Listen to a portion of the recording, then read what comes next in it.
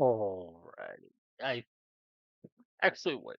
Is the stream live? I honestly don't know. Yeah. Yesterday when I started the stream, I either misclicked or something went wrong and things didn't actually go live.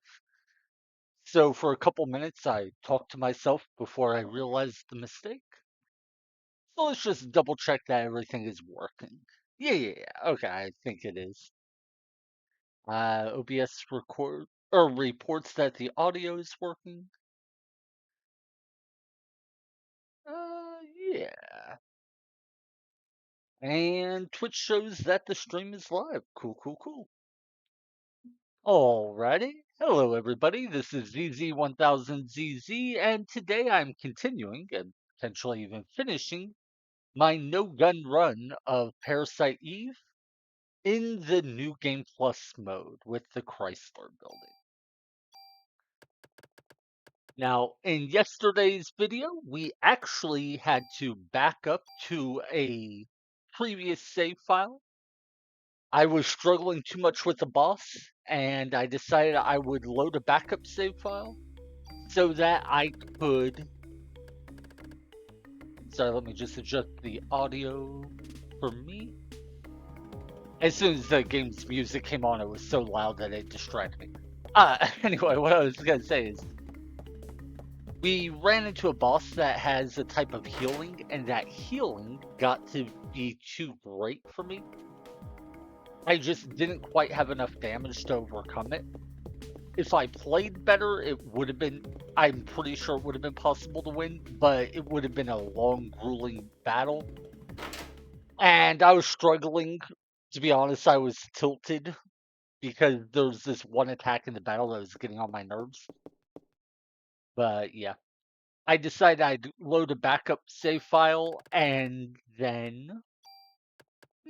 Didn't realize I had so many revives. Anyway, I decided I would load a backup save file, and in that one, I would just go ahead and redo some of the floors of the Chrysler building. That way, I could actually. Maybe I should keep a super tool with me. I'm not sure. Anyway, if I did, I figured if I loaded a backup save file, I could grind a little bit of bonus points. I don't like grinding as a way to overcoming obstacles, but I think it's the right decision in this case. The idea is basically if I get like 30 more damage on my attacks, then I should be able to overcome the boss's healing because the margins were that close. Basically, every time I hit the boss, I was hitting for like 235 damage. Unless it was a crit, which deals extra damage. But then every time the boss healed, it would heal for like 220. So I was getting like 15 to 20 points more damage per attack than it was getting per heal. If I can increase that margin from, 15 to 20 to say 50, then it'll be much easier to overcome the boss's healing. Funny thing is, I didn't even really go out of my way to grind. I basically just redid the previous 10 floors. And because I had more experience and knew how to fight the enemies there, I got a lot more bonus points. Oh, wait, I just realized I forgot to check my weapon. Oh yeah, let me go back to the police department. I messed up.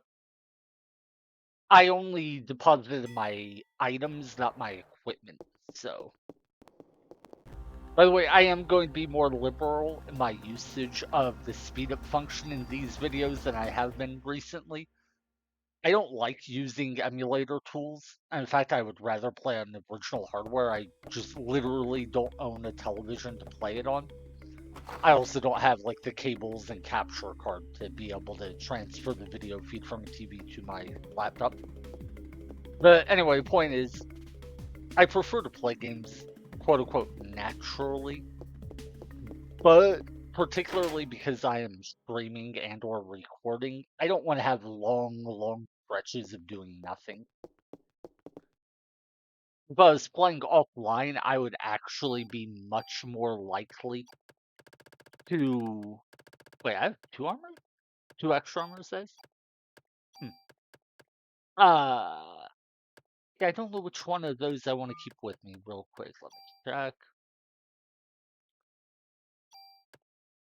Tribute bonus points. Which armor do I want to keep? Oh, yeah. If we use our super tool, I can transfer that thing over. That is plus attack power. It's only plus 2, so it won't increase our damage by much, but it might be worth doing. Or I could, no, I'm going to save the super tool that we have until we get the club. Club 5, that is. Anyway, so we want to move this CM armor over for now. Anyway, when I get for either 69 or 70, I will get the last of these collectible items called rare trading cards. That'll give me the ability, if I come back to this guy, to unlock what is called the Super Toolkit, an item which will let us modify items however we want, total customization, basically. There's some technical nuances, but yeah, basically I'm going to save some of my items until I get that. And then I'll be able to mod everything over and get my ultimate armor and, well, kind of club for the game. Oh, what was I saying though? Oh, anyway, about emulators. To me, I get the appeal of them, and I just don't enjoy the idea of playing most games with features that the game wasn't intended to have. Not saying people can't do it, though I do think using save states in most games is cheating. And to be clear, cheat codes have always been a thing. If you want to cheat in a game, you can. It's not the biggest of deals.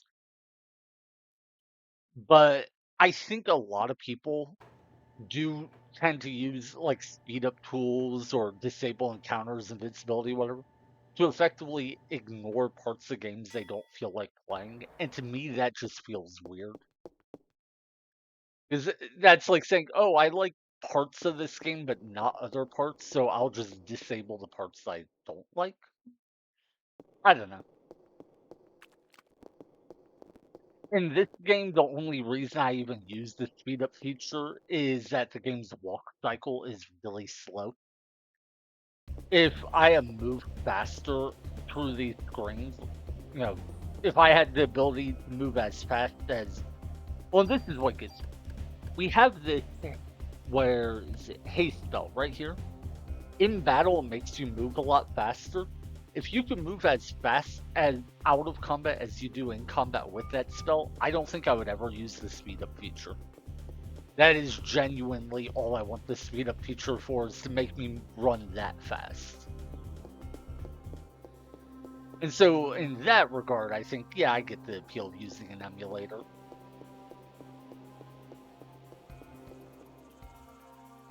But if it's just like, oh, I want to grind the, I want to spend a couple hours grinding, except I don't actually want to spend a couple hours. So I'll use like a speed up feature so I can do a couple hours grinding in, say, 20 minutes instead. Then I'm like, how is that right? Like, I don't get the logic there. Like, why not just hack in the stats or whatever you want to get from the grinding? How is it functionally different? I think, and I guess that's a big part. To me, I think grinding in games is fine, but I think it's actually designed to be like a downside, a cost. That if you want to grind, you have to, give up real life time. It's the trade-off. And that's why I usually don't grind in games, is I don't think the real life trade-off makes good sense most of the time. Oh, wait. Okay, so completely ignore everything I was just saying. I don't want to focus on like philosophical game design, anything like that. What I want to focus on there is we just hit a dogman as he was doing that purple AoE attack. I've long said I've never been able to figure out how to dodge that attack. We hit him as he was using the attack, and the attack missed. I think there must be like a specific timing window where if you hit the dogman while he's trying to do that attack, the attack will miss. And I think that's the only way you can actually dodge the attack. because the attack can hit you from anywhere on the screen. There's no like range limitation or anything. Sometimes it'll look like it missed because your character doesn't have like a hit animation from it, but you'll still take the damage and get the defense down debuff it applies. But in this case, no, I'm pretty sure, and we did this yesterday, I thought I saw the same thing, but I'm pretty sure there's a specific timing window during the attack animation where if you hit the dogman, you will effectively negate the attack. You won't stop the animation from playing, but it won't deal damage and it won't apply any debuffs. So that's actually really cool. I think we've pretty much confirmed that's how it works. Oh, that's yeah. God, these snakes are annoying because it's hard to get close enough to the bear to be able to attack with these snakes just milling around. Okay, this is not great. Oh, contact damage. God. Okay, we just burned the medicine 4. I didn't think we were going to get contact damage, but the collision box must have been a little bit larger than I thought. That or I just messed up my movement. But anyway, on the topic of grinding, to me, grinding is a thing that you can do if you want. There's no shame in it.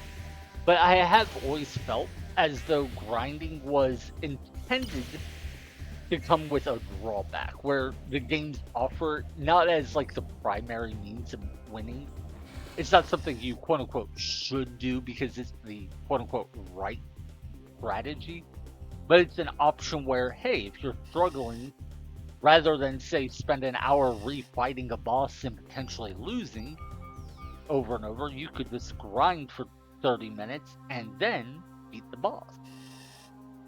And then also, hey, maybe you just enjoy grinding. Sometimes I do it because I find it relaxing. That's totally cool too.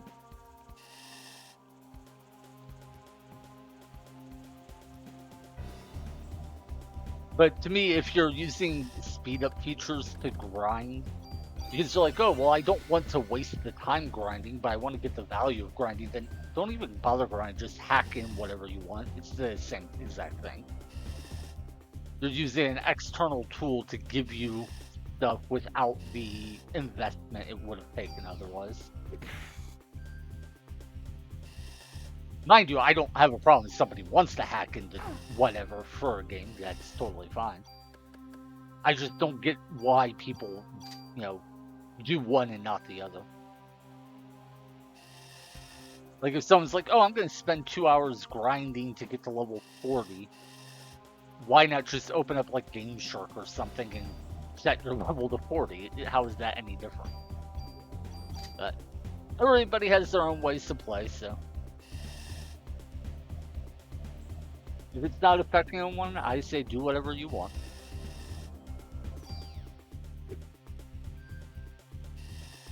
I think the biggest thing though, and the reason I even bring it up at all today, and the part that always gets me is I think people rely on grinding too much.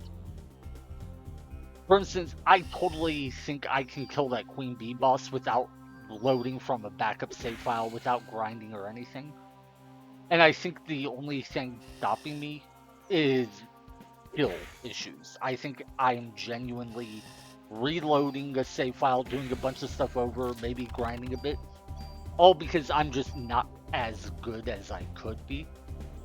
And I accept that, like that's the trade-off. It's like, okay, I'm using grinding to make up for a skill gap. And that's totally fine. What gets me, and the only reason I bring this up is so often I see people tell other players who want help, like, oh, how do I beat this boss? I'm struggling. They're like, oh, just go grind. And it's like, yeah, you can grind if you want. That's totally fine. Where I kind of draw the lines when you tell other people that's how they should play. Like, instead of giving them advice on how to get better at the game, it's, oh, just go grind until you don't have to be good. Anyway, I should shut up about the topic. I don't think it's very relevant. Someday I think I'll actually like sit down and write out my thoughts in like an essay or something. Or like a script I can read off if I ever want to talk about it while playing. That way I can explain my thoughts more coherently. Yeah, Parasite Eve is very much a game you can play without any skill at all. You can just mash the attack button and win as long as you're willing to grind. And to me, that's just not fun. Like, the biggest reason I wanted to do this no gun run is to test myself in terms of skill, like to try to get better at the game. Hmm.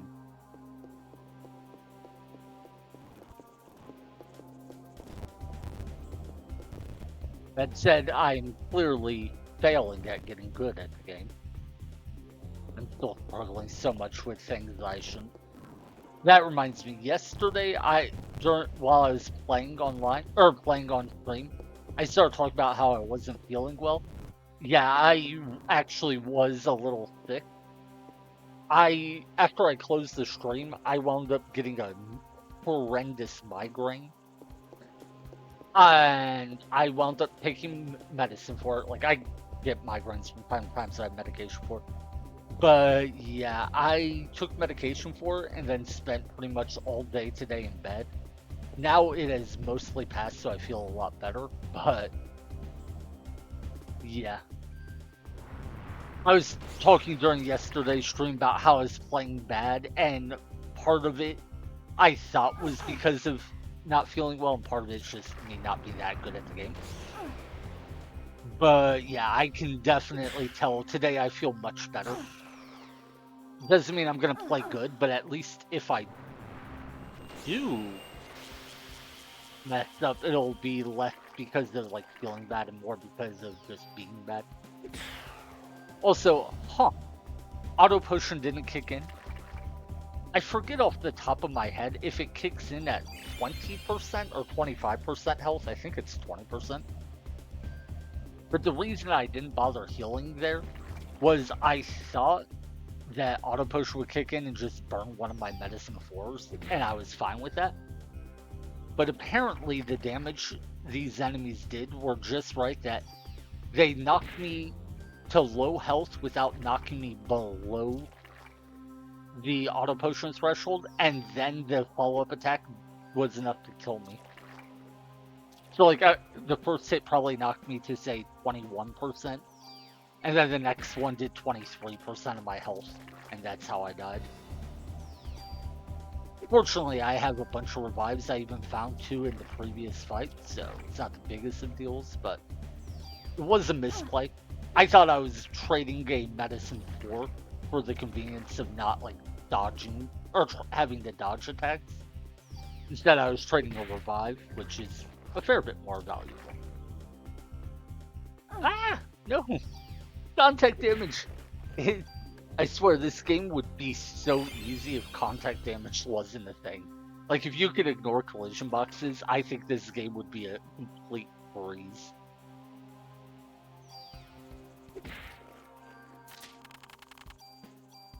Of course, that's why you can't. I'm not saying they should change it or anything, but yeah, I've had so many times where I found an enemy and the enemy beat me up just because of contact damage, either because I took tons of damage from bumping into it, or bumping into it staggered me, and then because I was staggered, I got hit by something else. Yeah. Learning to dodge attack can be a little tricky. And with some enemies, it can be very tricky. But that's a much more straightforward thing. It's like one task.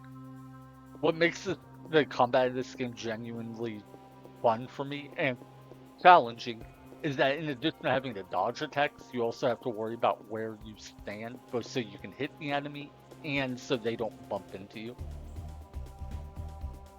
So contact damage being a thing is good. I don't want it removed. I just think it would be fun to play the game with it removed to see how different the game would be. Anyway, you might notice we're not getting in many fights. Reason for that is we've already done, I believe, floors 60 to 65. And what that means is, or was it only 64? I said 65 in my stream title, but I'm not 100%. Anyway, what that means is because we've already done a lot of fights on floors like 61, 62, 63, the encounter rate will be much lower on those floors now. Once we get to floor either 65 or 66, the encounter rate will go back up to its normal starting values, and then we'll have a lot more fights. That is also why we're doing floors 61 through 70 in multiple trips. It's so we can reduce the number of fights we need to win on any given trip. Yeah, like leaving and going back to the police precinct to save takes a while. But, yeah, we can liberate here. But being able to go through like 5 floors with only, maybe 5 fights or some relatively small amount means the risk versus reward as we go up the floors to try to find better items goes down. The last thing I would want to do is try to do floor 61 through 70 in one trip, get to floor like 69, die, and lose 9 floors of progress. I wasn't keeping track of where Liberate hit, so it should be interesting.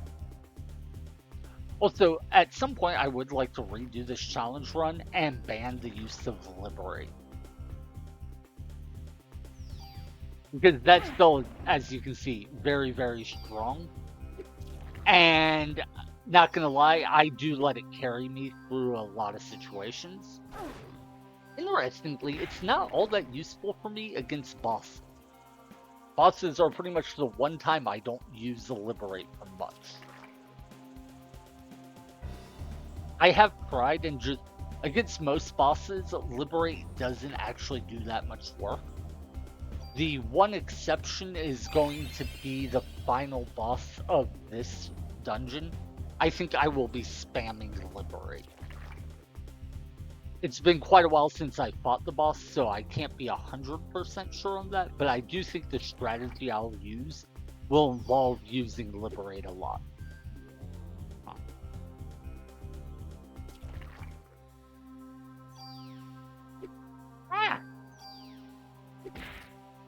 Oh, cool. We stole another medicine 4. Nice.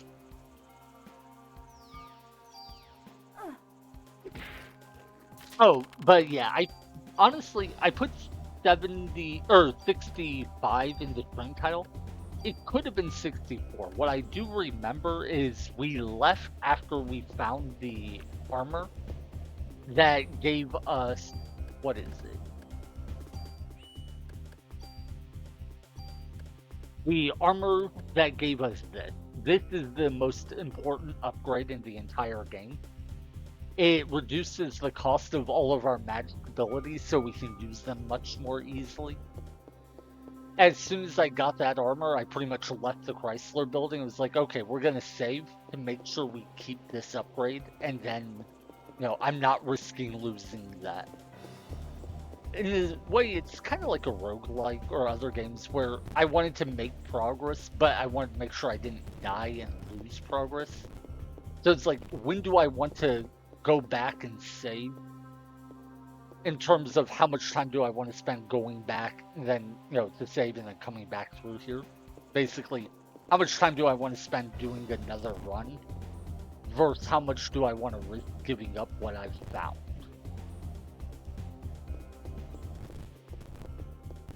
And that armor upgrade is just genuinely incredible.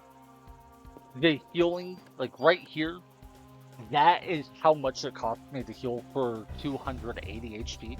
When I was one level lower and I didn't have that armor upgrade, healing for 270 cost what felt like double that amount. I don't think it's double. I think it's actually only like, it was probably like, I don't know, 70% or some portion. But what matters is in terms of like the feel, it feels like my spells just got 2 times as effective.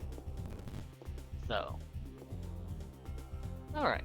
Wait, are we really on floor 65 already? Dang, 1 second. I want to check. Oh. Which isn't showing me when ads will run, and it's bugging me. I don't like that ads run. I've genuinely been tempted to start a second streaming channel where I don't become an affiliate, or maybe look to see if there's a way I can disable being an affiliate. Because once you become an affiliate, Twitch forces you to run a certain amount of ads on your stream. And I didn't know that when I became an affiliate. Okay, so we have gotten everything from 65. Cool. But yeah, I didn't know that when I became an affiliate. So a part of me is like, man, would it be worth like not being an affiliate just so I didn't have to run ads and I could stream without that headache? I don't intend to be like any sort of content creator in terms of like making money or anything. So what's the point? That said, the point does so far seem to be twofold. One, I can make my own custom emotes that even if nobody else ever uses, I can use. I really want to do that. I just need to actually figure out like how to make the emotes and what emotes I want. Because then I can have like emotes that nobody else in the world will have, and I think that would be cool. But then two, being an affiliate could, if I wanted to, maybe lead to a small revenue stream.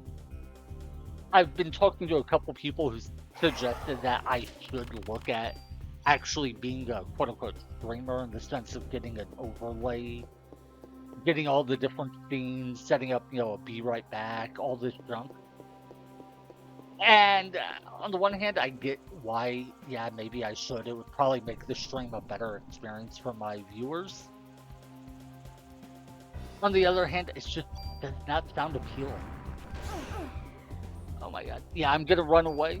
Reason I'm running away is I don't have the energy for Liberate, and those dogmen kick my butt so often if I don't have Liberate. So my hope, yeah, cool. My hope is I can build up my energy before I have to fight dogmen again. Alright, so now we're on floor 66. Sweet. Now this floor is where I expect that we'll start having a higher encounter rate. So we'll probably start getting into a lot more fights soon. A small part of me is like, wait, did I actually maybe make it to floor 66 and get the armor there? But I thought it was on 65. I didn't know. Anyway, we were actually pretty lucky in that last fight because we were able to escape on our second try. Sometimes it can take like 5, or I think it can even take more tries to escape from those dogmen, so.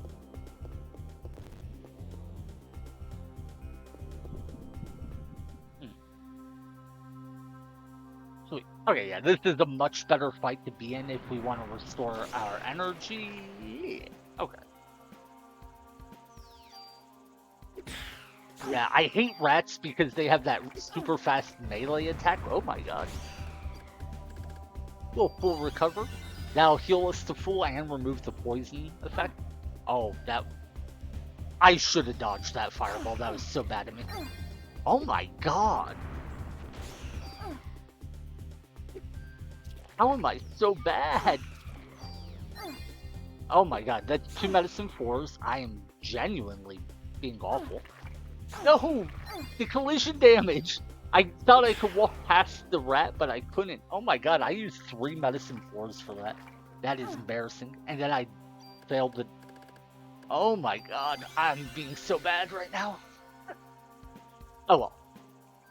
We used 3 medicine 4s, but we stole 1, so really, as bad as this fight has gone, the net cost to us is just 2 healing items. So it's not like some huge deal. Once I kill 1 more, I'll do the armor swap trick to reset our energy regeneration rate. Actually, I don't even know that I need to. Yeah, I probably do. God, contact damage.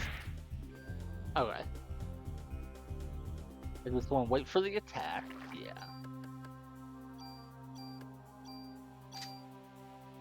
For anyone who doesn't know, I talk about this all the time, but your energy regeneration rate goes down as the battle progresses.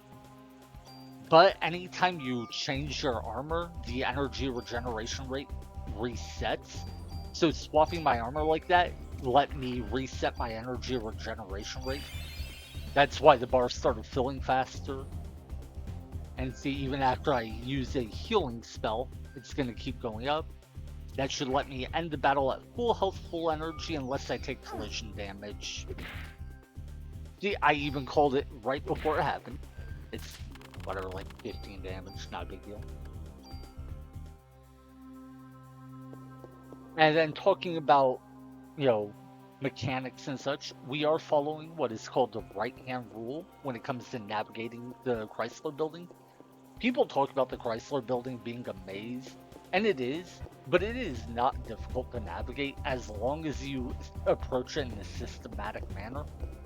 The way I found that it's incredibly simple and straightforward is imagine you were Aya and take your right hand, put it on the wall to the right of you. Now walk forward. And that's all you have to do. Just keep walking forward, don't take your hand off the wall. Eventually you will find everything you want. It's actually a real problem solving technique used for mazes in general. The idea is if 2 points are connected by walls, then no matter how complicated the maze is, as long as you just follow the wall, you will eventually go from one point to the other. Alright, so this is a 2-3-1 distribution of hits. 2-3-2. Ah! Wait, yeah. So one dies and the other two are one hit away from. Look at how much damage we took from that. Oh, I'm so glad I decided to dodge instead of carrying out my attack like I planned. I died. Oh my god. And see, this is what I mean about Dogman, why I value Liberate against them so much. Ah. Fortunately, I have a decent number of revives, so it wasn't the biggest of deals, but yeah. It sucks that we burned a revive there just because of how hard they hit. But that also shows exactly why I am as cautious in these floors as I am and why I keep backtracking to go save. Because enemies, like even regular enemies, really can kick your butt if your stats are as low as mine are right now. Okay, that's an interesting armor to get. I think that was a triple command gun. If so, that's one of the best guns you can possibly find. Let's look at this new armor. First thing I notice is it has no bonus stats, so we can't transfer any stats over. Resist poison, resist stiffness. I don't even know if anything will face can even apply stiffness at this point, so we don't care about that. Decreased attack power is obviously a downside. The idea is it's like a nerf to the armor, so you need to use the super tool to get rid of it if you want to use the armor. I don't really want to use the armor. We have better armor already. So I guess the question is, do I care about either of these status protections? Stiffness is really annoying, so having resistance to it could be nice. I believe what resistance does is reduces the duration of the effect. That said, we have another armor back at the precinct, which already has this, so we could transfer it off of that item instead.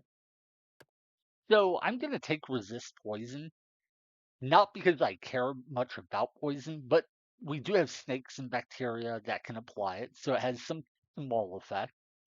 And we have no stats to take. So keeping this armor has no value. We might as well just take the poison resistance and get the item out of our.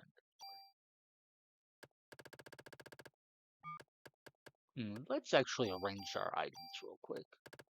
Looks like we have 10 medicine fours and 3 revives. That's not too bad. Okay. So yeah, that's a pretty decent item room, honestly. And by the way, I think we found the best weapon to find. Real quick, just to show what I mean. Oh, I can't. Well, we can just look at. triple command there is incredibly good. The stats on this aren't the best, though I think they're serviceable for a gun. But the main thing is triple command effectively lets you queue up 3 turns worth of actions in every time you get a turn. So the most common thing is, you have rate of fire 2, well then you'll just hmm, let's try fleeing. With rate of fire 2, you'd be like, oh well, I get 3 turns with 2 bullets, I can just fire 6 times. And that's fine. It's not like a bad idea. But what's way more interesting is you can do stuff like uh change your armor. The armor swap trick, how we have to change our armor and then change it back. You could do that as 2 of your turns and then still have a third action. Similarly, you could do something like, say, use an energy ability which consumes all your energy, take off your armor, put it on a different one, then swap it back. I believe that. I haven't actually done it in a long time, so there may be some reason that wouldn't work. But the idea is basically you get a lot of flexibility, so it's not just about the raw damage output of getting more shots with your gun. It's also the ability to do a lot of just varied things.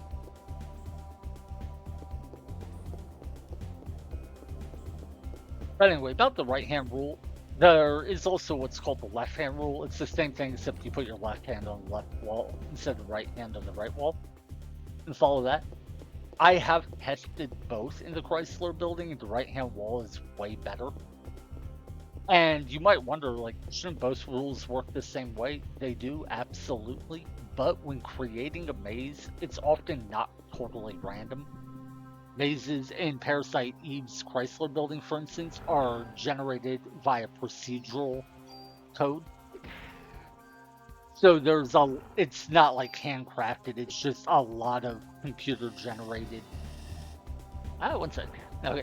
Uh, all of the floors are generated through computer programs. And often when people use computer programs to design mazes or anything else, the program design will introduce patterns. And that very much happened in the Chrysler building. The potential floor layouts you can run into have a lot of clear patterns. And once you learn them, it can help a lot with navigating the maze. I think I swung at a snake instead of the bear there. But yeah, for whatever reason, the way they designed their code to generate the floors of the Chrysler building greatly favors the right-hand rule versus the left-hand rule. Oh god, that's a... Wait, I resist poison. Oh, wait, yeah, I think it actually stopped us from getting poisoned there. I thought it just reduced the duration, but no, I think it actually stopped us from getting poisoned at all. By the way, these snakes are a lot more of a threat than they may seem. They may seem like, oh, they're so slow and easy to kill. Why would you ever struggle with them?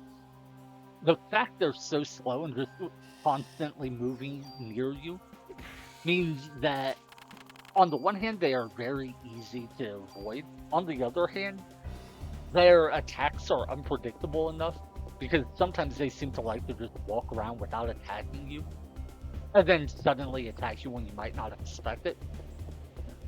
But yeah, they're the easiest enemies on floor 61 through 70 by far, but they pose this constant like area control effect where you don't want to walk into certain areas because they're there. So if you're trying to get close to, say, the bear to attack it, they can actually be quite a pain. Of course, if you're using a gun and you don't have to worry about getting close enemies, they are the easiest enemies and the ones you want to fight the most. But anyway, we are on floor 68. Assuming I haven't messed up my count. Every now and then I do mess up my floor count, so... Wait. Is my floor count being displayed on the screen for you guys? I don't think it is. Oh my god, I'm so sorry. I must have disabled it at some point. There it is. Hey, let me just look and see if everything else is displaying. Yeah. Okay. Oh, yeah, I don't know why that. Hmm. I must have disabled it somehow. Okay. Yeah, I keep talking about the floor number and I haven't had the counter on screen. Anyway, the biggest things we want to find right now are the Club 5, the best armor that we'll ever find in the game. I forget the name of it. And uh rare trading cards. And I think all of those will be between floor 68 and floor 70. How many items do I have right now? 27? Okay, yeah. We won't use that medicine 2 just yet. I think that was tranquilizer rounds, which is actually pretty good for guns. Okay, yeah, this item is great for us. Wait, there it is. Notice that item plus 4 slot, that is really valuable. The problem with the armor swap trick that we've been running into sometimes is the main armor we use gives us plus 4 item slots. So we're up to like 34 available slots, I think it was. Yeah, 34. Well, if we say have 32 items and we try to take off the armor, we would drop to 30 armor slots, which wouldn't be able to hold the 32 items, so the game won't let us remove the armor. So now that we found another piece of armor with less 4 armor or item slots on it, we can actually do the armor swap trick even if our inventory is full. So that's a really nice pickup. All right. There is no real value to doing this, but just because it amuses me, I'm putting my plus damage, plus range, or plus bullet capacity items into Maeda's gun. It's basically a gun that you are only supposed to use at the very end of the game as kind of not a cinematic thing, but basically it is to kill one boss that is effectively immune to everything else. So you would never use it outside that one specific fight. And it just amuses me to buff the gun anyway. Anyway, we are on 68. Oh, right, about the rare trading cards. I think I may have missed one of the cards on an earlier floor, maybe as far back as like floor 32 or something. So once we find the rest of the trading cards on our current set of floors, we may have to run around some other floors to look for the stupid thing. Oh my god, I hate that attack so much. Alright. Okay, fortunately, we have the medic ability, which removes the defense down debuff. For some reason, until yesterday's stream, I completely forgot that spell can remove that particular debuff. So I'm actually quite happy to learn that. It's not the biggest of deals, but getting rid of it means we don't take huge chunks of damage from contact damage now. Uh, yeah, we'll do the armor swap trick. Yeah, also that armor we found is slightly worse in terms of stats than the armor we've been carrying for the armor swap trick. Interesting. By the way, the other downside to doing the armor swap trick is you notice my health dropped from like 879 to 765. The reason for that is the main armor we have equipped increases our max HP by like 15%. So when we take it off, we lose that 15% HP. So it's a small drawback, but not a big deal.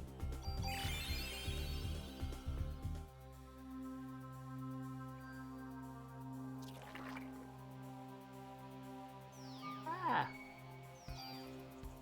Anyway, about that rare trading card that I missed, I know I did miss one. What I don't remember is if I... Seriously? took contact damage twice. That's embarrassing. But anyway, what I don't remember is I don't remember when I realized I missed it and when I went to go find it. Because we had to load from a backup save, I don't remember exactly what got undid and what didn't. So, eh. Yeah, we really haven't been using the speed up function that much. And we have still made pretty good progress. So I don't think the Chrysler building takes anywhere near as long as people say, as long as you go about it in a systematic and efficient way. That said, I do think the game's run speed should be a lot higher, so I get people being frustrated. But I think a big reason people struggle with the Chrysler building and how long it takes is just they kind of wing it. They're like, oh, I'll just kind of walk around and take it as it comes. Whereas if you come in with like a systematic approach and you keep track of what you're doing, I think you can avoid a lot of the headache people run into.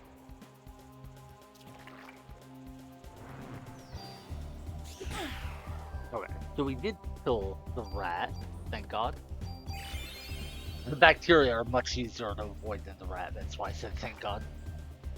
And I made sure to use a heal there so we don't burn any more healing items if I happen to take a tiny bit more damage.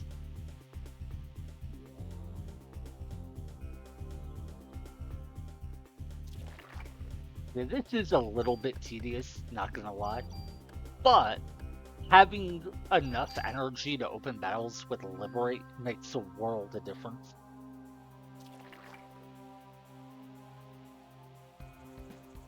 Alright, yeah. In retrospect, I should have just used full recover instead of medicine 3, or well, heal 3. The reason being, heal 3's base cost is 500, full recover's base cost is 1300. So if you have to use medicine 3, or cure 3, whatever it's called, that'll 3 times, it'll cost you 1500 energy. If you only use it twice, then it costs 1000. But if you use full recover, it costs you 1300. So effectively, full recover costs less than 3 heal 3s does. That's just not going to heal the full. I think we're fine. No, we don't want more junk. It's interesting, I forgot that these floors actually give a decent amount of experience. We are not too far from level 37. That's actually pretty cool. Hitting the 37 will get us what I've been calling a super level. Basically, when you level up, you normally get like +1 in each stat.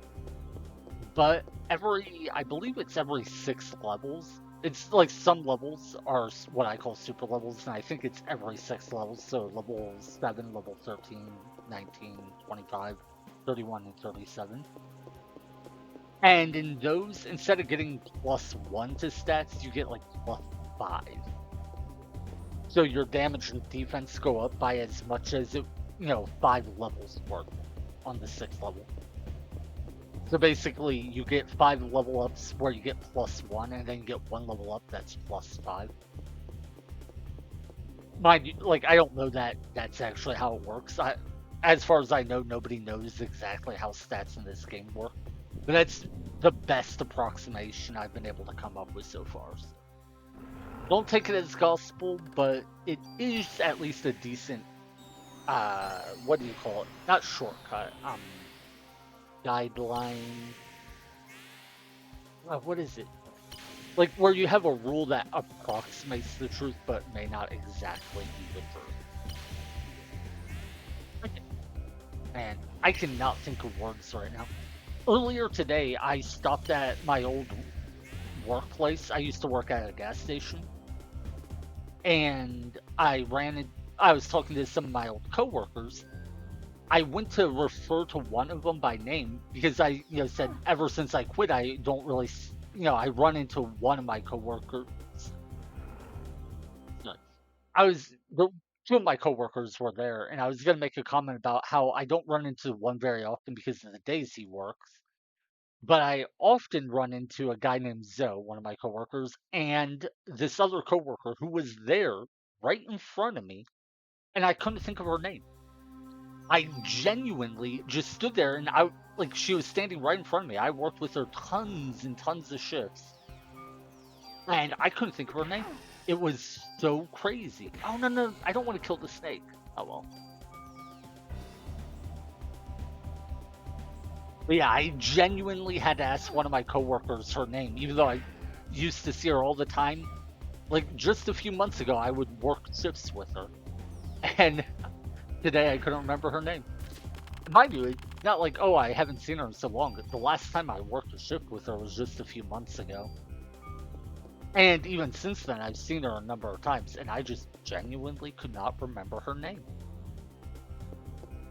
But that's what I meant when I said I had a horrible migraine yesterday, this morning.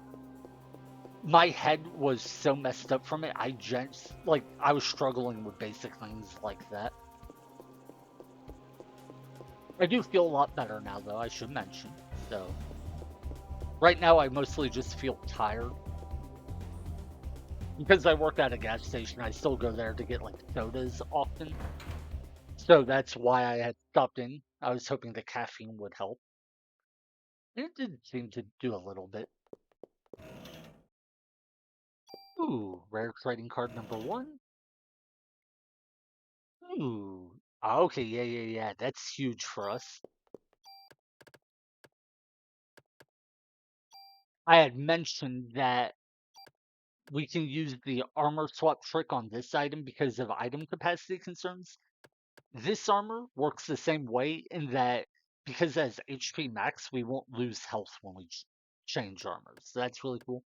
It also has way higher stats than any of our other alternatives right now. As you can see, 100, 700, 451 instead of like 79, 70, 49. So, if I'm not mistaken, that is not the best armor in the game. The best armor will be one we find on the next floor. Oh, no, not yet. But it is a very good armor. Also, this magic defense +3 item is really good. Whenever the Chrysler building rolls stat gain items, I believe they can spawn +1 to +4. So +3 isn't the best we could find, but it's pretty up there. Also, thank God we found the Club 5. Wait, do I have a super tool on me? I Oh shoot, no, I think I need two super tools. Yeah, I may not be able to switch clubs just yet, unfortunately. Okay,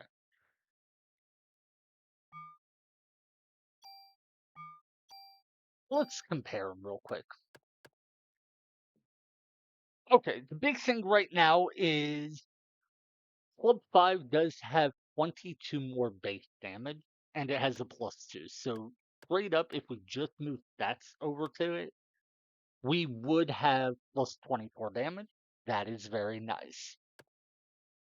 Heal during attack, we already have, so I'm perfectly fine with keeping that. The main thing is, ooh, quick draw. Yeah, we want that. Hmm. Okay, yeah. No, I think this is totally fine. Quick draw gives us our first turn a little bit sooner. We're more likely to start the combat with like a full turn meter.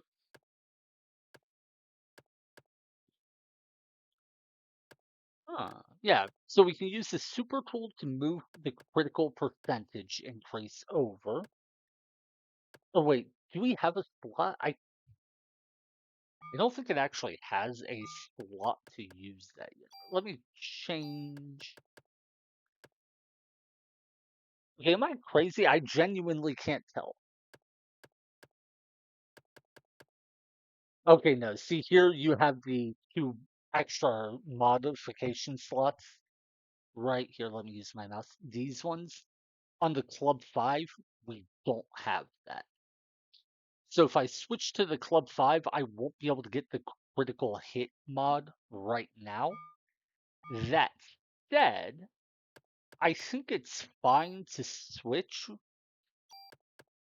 And what we'll do is we'll use the super tool to move our stats over. But because we're using the super tool, the Club 4 won't be destroyed, meaning we'll be able to hold on to this modification until we get back to town and can upgrade this item or the Club 5 to give us an extra modification slot. So yeah, right now we're going from 322 attack power on the club to 346. So yeah, we did well, we gained 24 damage on all of our attacks, and we got the quick draw effect, which lets us take our first turn faster. In exchange, we did lose the critical hit increase from this item. I don't know how big an increase that is, but it's a little sad. But once we go back to the police precinct and can turn in some of our rare trading cards, we'll be able to put the critical hit mod onto Club 5, and it'll be a total buff. Yeah, basically we lower our crit rate, but get plus 24 damage. And then once we go back to the police precinct, we'll get the crit rate bonus back.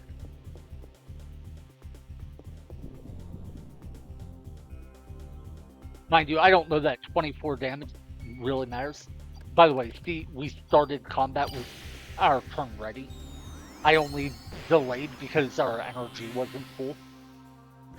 But yeah, quick draw is pretty cool.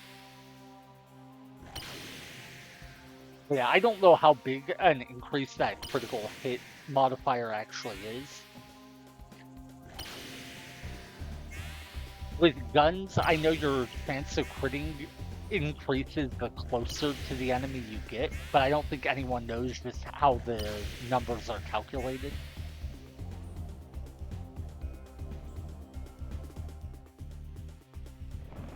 Alright, so we kill one, and I think at least the one on the right is one hit from death. Yeah. Ah! Ooh, juke that attack. Oh, sweet, they were both one hit from death. Alright, we get a revive. Anyway, with the Club 5, we have found one of the most valuable items in floors 61 through 70 for our run. But there's still, I believe, one armor, one rare trading card. I'm trying to remember if there's anything else. I think it's just one armor and one rare trading card on floor 70. The armor we want because it has the highest base stats in the entire game, and we'll move all of our buffs over to it. The rare trading card we need because we need to trade in 14 of those to get the super toolkit, which gives us infinite customization of our equipment. Now we're on floor 70. Real quick, I just want to look at something. By the way, we do still have 6,000 bonus points. The reason I'm not using it is very simple. Okay, yeah. With 6,000 bonus points, we could put 60 more points into, say, the attack power of this club or the physical or magic defense of our armor. But in the last playthrough, I believe we had the exact same amount of damage on our club. I believe our club, when we got to the floor 70 boss before we had to load a backup save file, was plus 246 for a total of 346 power. And that was not enough damage to kill the boss, at least not with the skill level I had at the time. So my goal is to get that number higher by at least 30, preferably 50 more points before we fight the boss. And we have 6,000 bonus points, so I haven't invested them yet because I don't know how many of those points I actually want to put into damage and how many I want to put into defense.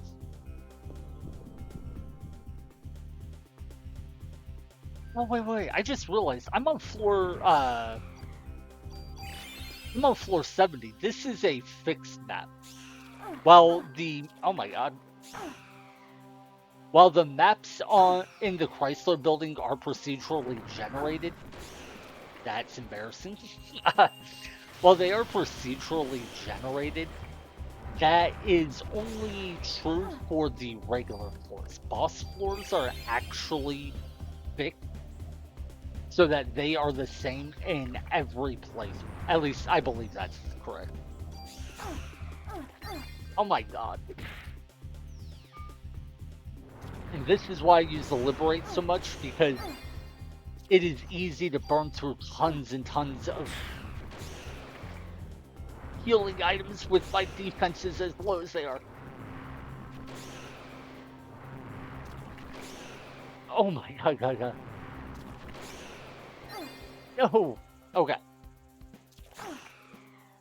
Yeah, you haven't seen fights like this so far because I've been relying on Liberate so much. Yeah. No. I've used like what, 3 medicine floors and 2 revives.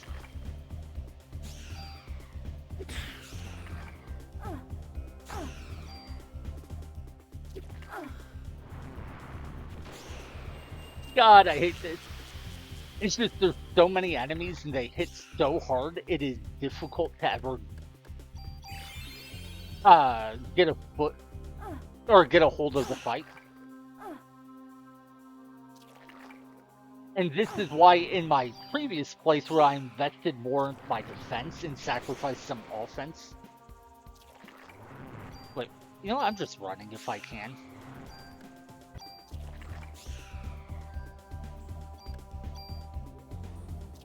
It's embarrassing to have to run away from fights, but oh my god.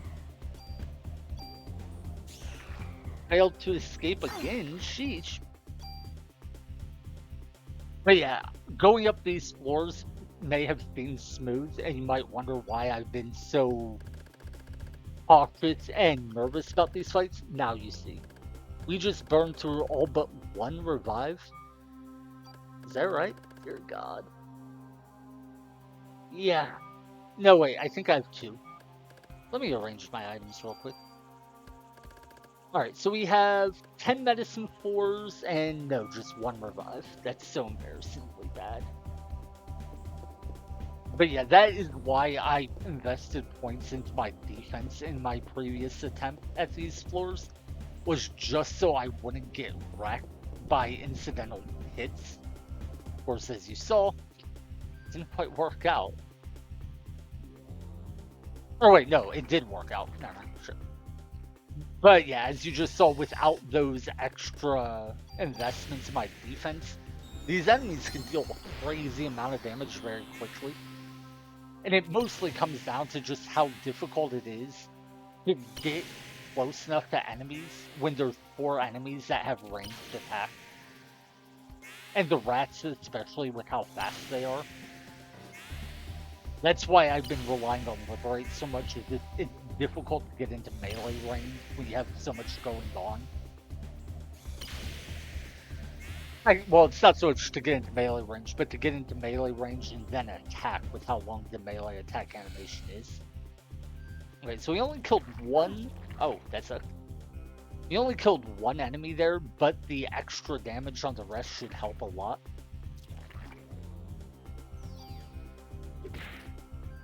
Alright, so that's not a kill, but we stole an item, which is huge.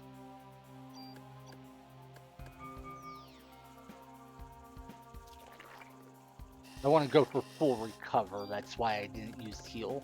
Yeah, okay. But yeah, the enemies I fear the most on these floors are by far the dogmen.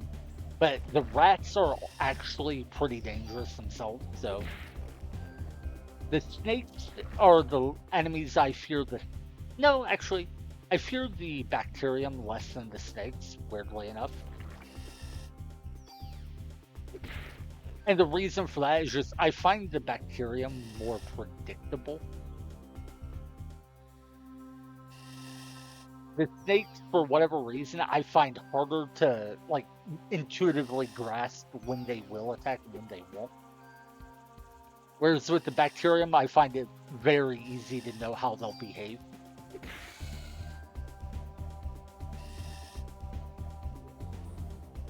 All right, let's do the armor swap trick real quick.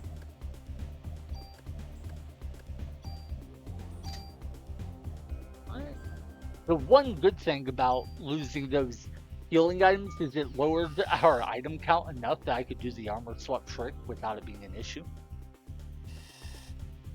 Not a benefit I really care about, but trying to stay positive, look on the bright side of things.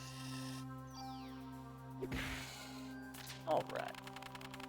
But anyway, as I was saying, I believe every 10th floor of this dungeon is a fixed layout. So if I can remember the layout of this floor from having been here, I might be able to go through it a little bit faster. But I think if I remember right, I think I actually found this floor layout confusing. So I don't think it's going to be of any help. There's a real argument that I should just run away from every fight I can instead of going on the offense. And the reason I mention it is we are on floor 70. If I die here, that's like 10 floors I've climbed, plus the items I got from it, the progress that I lose. So right now we have a lot, more to lose than we would usually.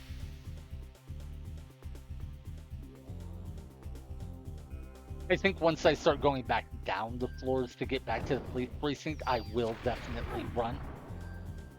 Ah!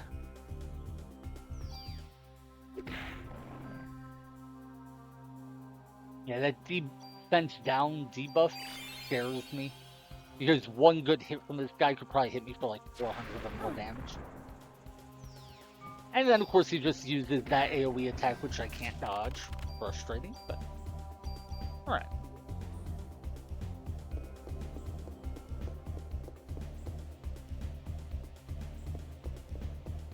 I think this is a dead end.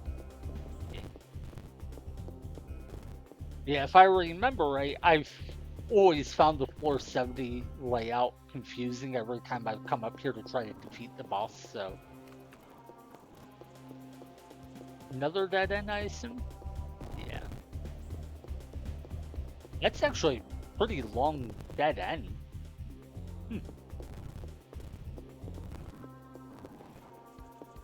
Yeah, okay. If I'm not mistaken, going back one screen, then going north would take us toward the boss. Maybe not immediately, but that's like where the boss area is, the direction of it. Only one magic defense, that sucks. That's a decent gun, I believe, if you want a shotgun. Another one that we don't care about. And a full recover. Okay, wait. Is that all we get? Let me check something real quick. Not weapon armor.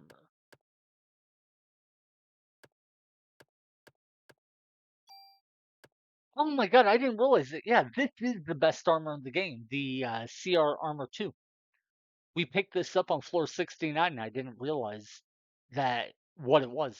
Yeah, that 106, 102 base stats are the highest you'll ever find. And then it even has +1, +2, +3. So yeah, this CR2 armor is the best armor in the game. It is the armor we were looking for. So, okay. Yeah, we actually found everything we wanted.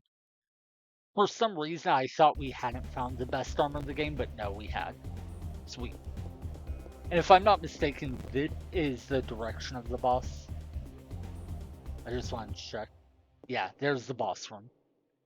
So that is where the queen bee is. And we are definitely not fighting it now because we need to go back to the police precinct and upgrade our equipment.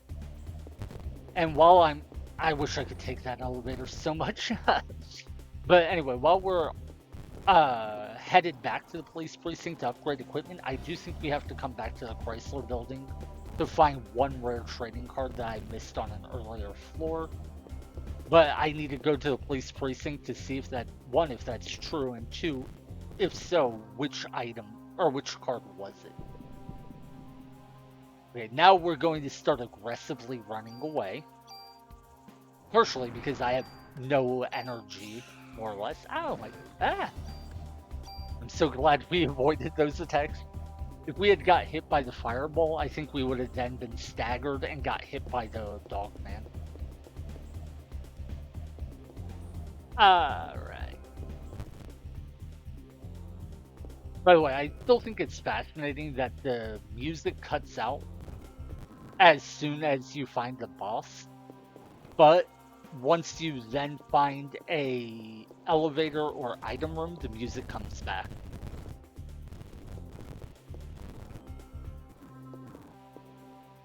Hopefully I'm navigating this kind of right. Is that another dead end, or is it the way we need to go? Okay.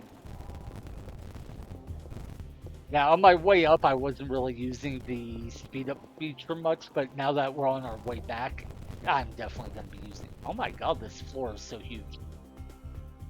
Oh my god. Please let me get out. I don't want to die.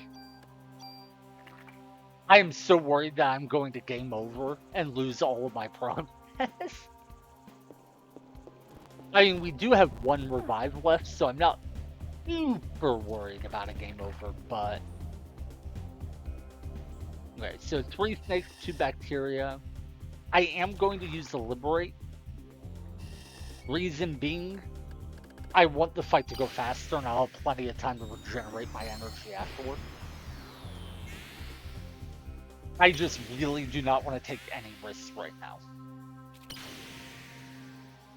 Also, a big thing to note is because we found better armor, our defensive stats will go up a decent bit, which should help a lot with these fights. Because we haven't upgraded our armor in quite a while. That's part of why we're taking as much damage as we are.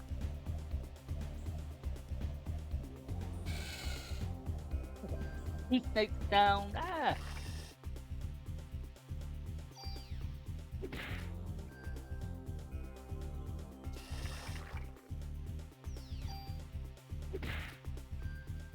Sweet. Healing medicine 4 is very welcome. No! Wait, did the snake miss me? I think it did, but I don't know how. I didn't dodge it.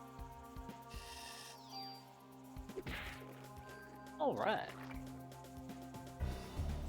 By the way, I think the extra damage for the club may have changed how many hits it takes us to kill some enemies, but I'm not positive. Alright, you do need to heal. Okay, so this fight is just great value for us.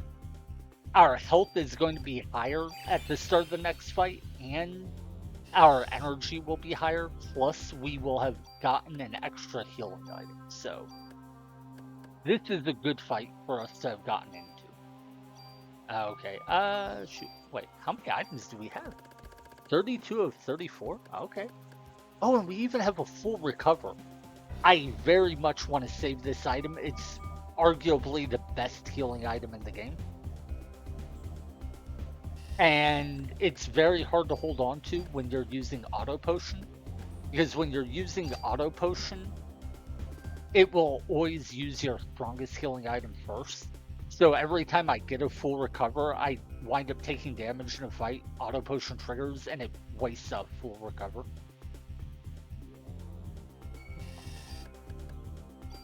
Anyway, because our inventory was full enough, I couldn't swap to the armor that had max HP on it, so I actually lost the 15% bonus HP when I swapped my armor. That's why I wound up needing to heal again. Ooh, another medicine 4. Cool. Oh, right. I forgot. We did find a... stat boosting item. I didn't use it.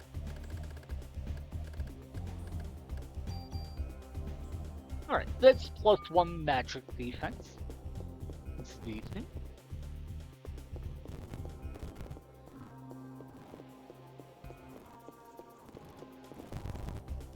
Oh my god. I really don't want to fight these guys. If my health and energy weren't full, I would fight them just to regenerate those, but I don't really want to take the extra time.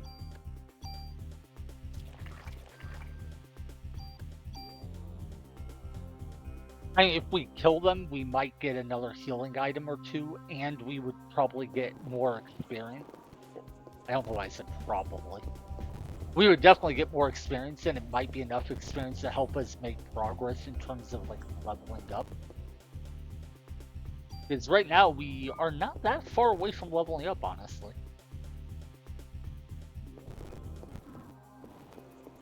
I hope I didn't screw up. I feel like I might be going the wrong direction. Okay. Oh yeah, I'm going the wrong way. I'm pretty sure. Oh, that was unfortunate. Ow! So much damage. Please let me out. Thank God. Okay, so we're trying to follow the left-hand rule. I have talked about using the right-hand rule to navigate the maze. That is to go up the floors. The left-hand rule is the inverse, so if the right-hand rule took you up the floors, you want to use the left-hand rule to go down the floors. Unfortunately, when I turned around, I was following the right-hand wall instead of the left-hand wall, I believe. So...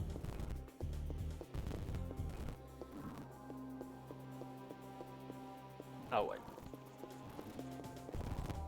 No, wait. I'm totally going the wrong direction, aren't I? Well, let's find out. Well, there's the elevator. I think that's a good sign, maybe? Yeah, so it should be this way if I'm following the left-hand rule. Wait. Okay, my left hand would be on the south wall. So I would go here, follow. Oh, ha! Okay, yeah, I've totally screwed this up. Here you just have this square that's disconnected from the rest of the maze. That's why I went in a loop. So yeah, I'm just going the completely wrong direction.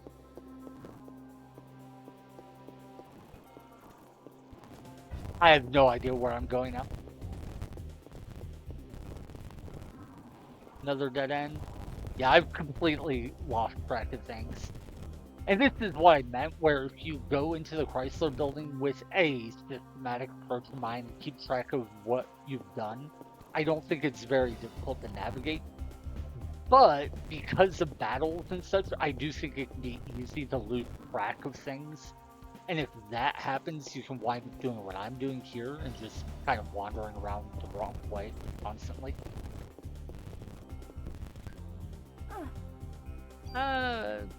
Let's heal real quick and then try to flee.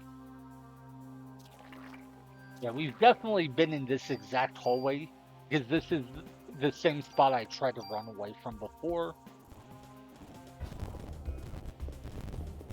Yep, dead end. Okay, so my left hand would be on the right wall, the east wall. Turn one direction, so now it should be on the south wall. It should be on the east wall. That takes us this way. There's the elevator.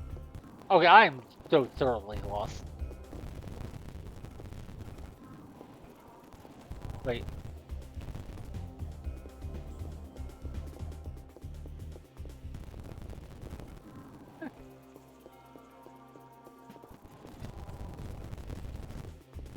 I'm genuinely tempted to go all the way back to the item room and go that way now. This should be a dead end. Yeah, okay.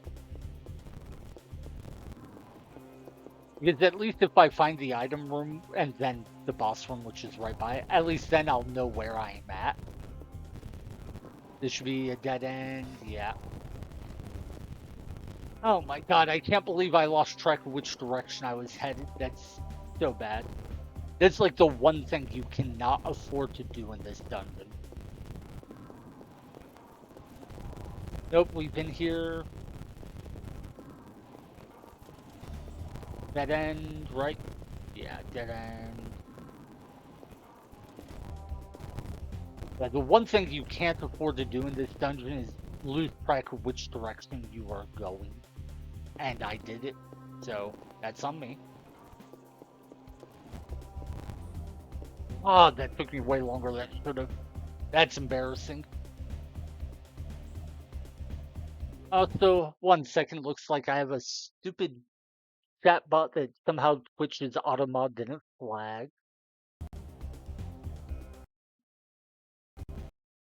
Okay. Yeah, unfortunately, because I'm not using a capture card, whenever I alt tab to do something like ban chatbot or spam bot rather, the game pauses. No, I don't want to fight any enemies if I can avoid it. Ah, look how much damage they can still deal.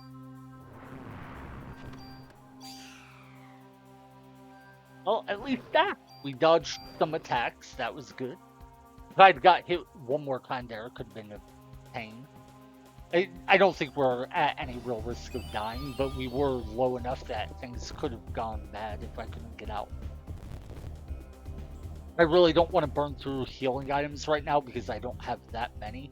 And then after the floor 70 boss, I still have the final boss on floor 77, so I'm trying to conserve my healing items since I have 2 bosses right now. Oh my god, no.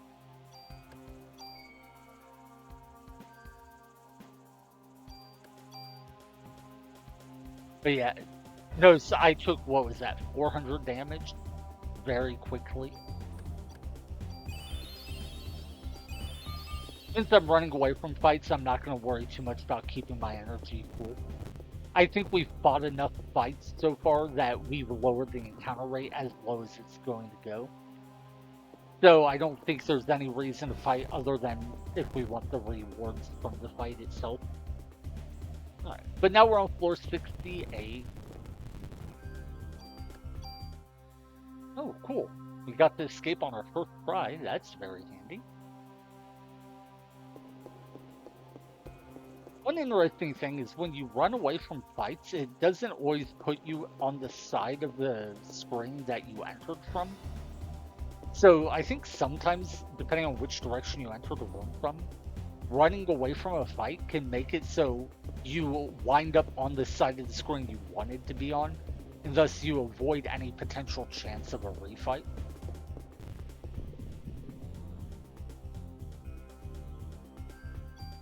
I don't want to fight you guys. That purple AoE attack. Ah!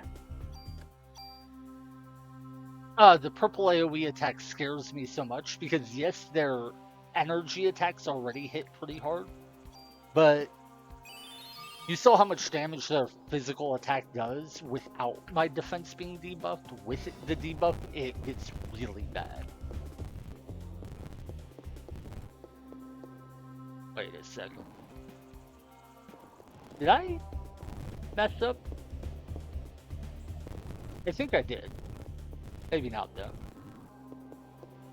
I'm only half paying attention, and I'll be honest, that is partially because I'm using the speed up feature. I do think using emulator tools like the speed up feature make you a worse player. I think you pay less attention, you focus less, you play worse. And I mean, that's whatever. Not like you don't have to play your best, but I do think if you don't have these tools to make things easier, you do focus more and try harder. And so using the tools do lead to mistakes that you want to make otherwise.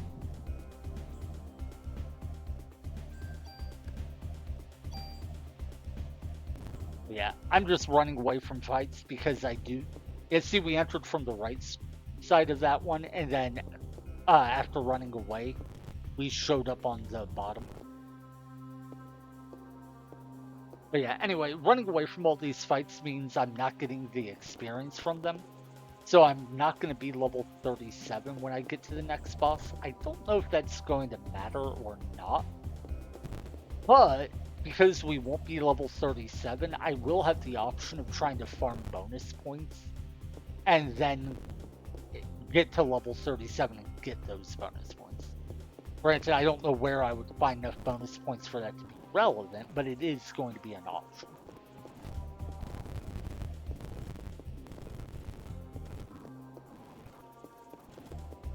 Oh, wait, this is the wrong way. I think. Oh.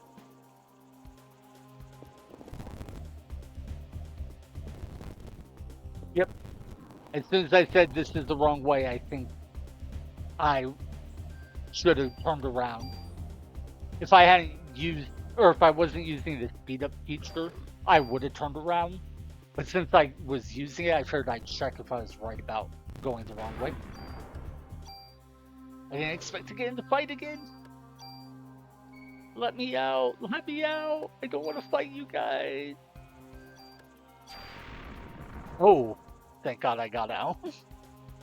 With that AoE attack about to hit us and two guys on either side, I don't know that I could have gotten out of there without taking a crazy amount of damage. Because I could have easily got staggered by the AoE attack and then just got like hit by both melee attacks or something like that. Yeah, I should have gone this way. Yep. I said I went the wrong way, and as soon as I said it, I should have turned around and went the right way. That was on me.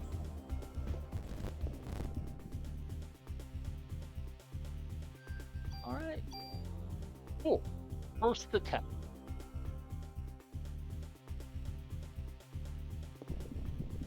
Alright, but we get another fight. That sucks.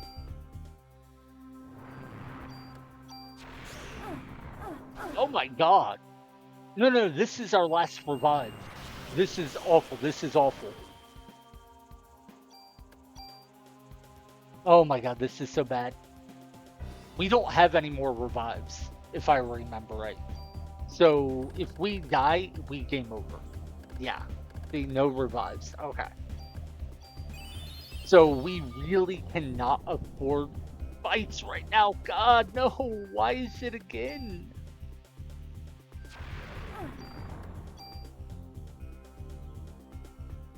I swear, if I get in another fight here, I'm going to be so tilted. I'm actually manually using a medicine 4 to get us to full health. Oh my god. I just need to get down 5 more floors. But yeah, that was our last revive. So any death now is a game over and we lose everything we've done so far today. Alright, no, weird as it may seem, I think we actually fight this fight.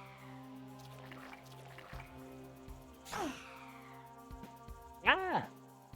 One sec. No, we're not gonna fight. I was thinking we might be able to get a healing item from it, but no, I think all I really care about is that we got our energy to full.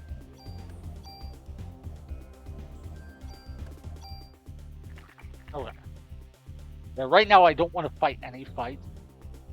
Fights like that one would have been okay. Like, I can win that without much, if any, risk. But ideally, we just don't get in any fights and we get out. Oh, let me go. This is like the worst fight I could possibly run into. Because it's the one with the most going on, thus the easiest one to screw up. So, I'm so worried that I'm going to die and lose like an hour. No, it's like 90 minutes of progress. God. If I game over now, I lose 90 minutes of progress. That is a nightmare. Oh, no, no, no. Let me out.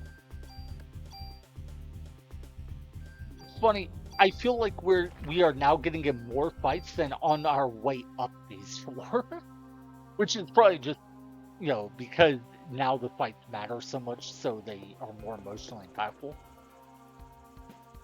But oh my god. No, it's a dead end, so we have to come back through this room. Yep. As soon as I turned around, it's like we're gonna get another fight, aren't we? Okay.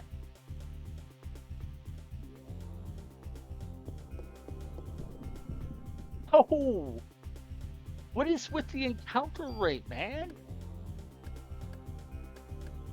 You know what? I'm killing them. I think these enemies, the rats, I believe, have a chance of dropping revives. So I am going to fight them. Ideally, liberate only kills 2, and we can let our energy fill up on the 3rd.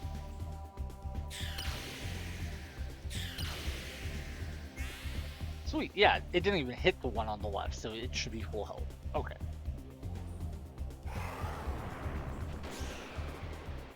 Okay, we were staggered there long enough that I couldn't dodge. I honestly thought we'd be able to dodge, but...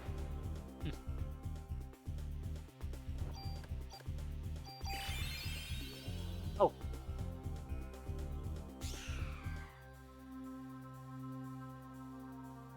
Yeah, weirdly, I actually think the ranged attack is the easiest attack to deal with when there's only one.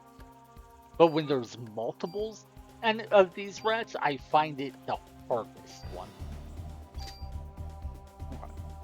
Like, did I even need to? Oh no, I could have swapped to my HP max armor instead of the item armor. Oh well.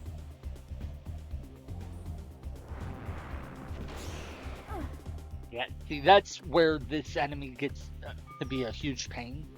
When it runs into melee range. Ah, like there. Because it can, at that point, it can either use its melee attack, which is very difficult to dodge because of how fast it comes out, or it can use the fireball attack at close enough range that it becomes difficult to dodge. Okay. Fireball? Oh, okay, that was embarrassing. I genuinely walked into the fireball. I was clearly in a safe spot, and then I just moved into a not safe spot. Also, what is going on? Why am I so bad?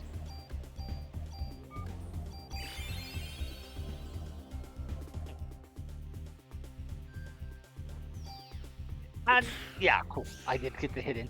I was so afraid that I wouldn't get hit to hit it before it hit me. Okay. Oh, we narrowly dodged that.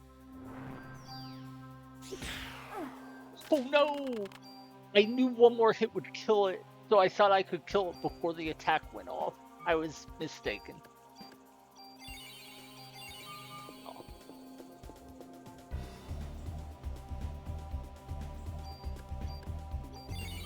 Okay. So that, I believe, cost me 150 energy minus whatever I saved from my armor's effect. Because it does reduce the cost of spells. Wait, floor 64. We're more than halfway down. I'm so nervous. Not having at least one revive as a backup makes everything feel so different. Yeah, here's a fight I could definitely win if I felt like it, but we're at full energy and basically full health. So the only thing we get from winning that fight is experience and then bonus points and items. And I just don't care much about those right now. Granted, hitting level 37 wouldn't be the worst of things in that it would get a increased stat.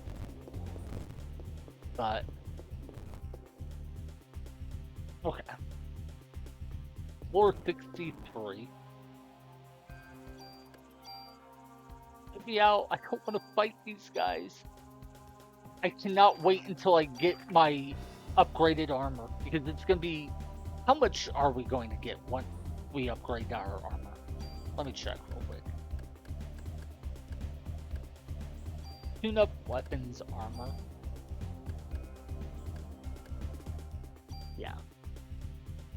So 75 base armor goes up to 106, and we have a +1, so that is 32 points. 69 goes up to 102, plus we have two more. So that is 34 points. And then 32 goes up to 48 plus 3, so that's 19. So we're getting more than 30 physical and magic defense, 19 critical hit evasion, and that's just from that armor.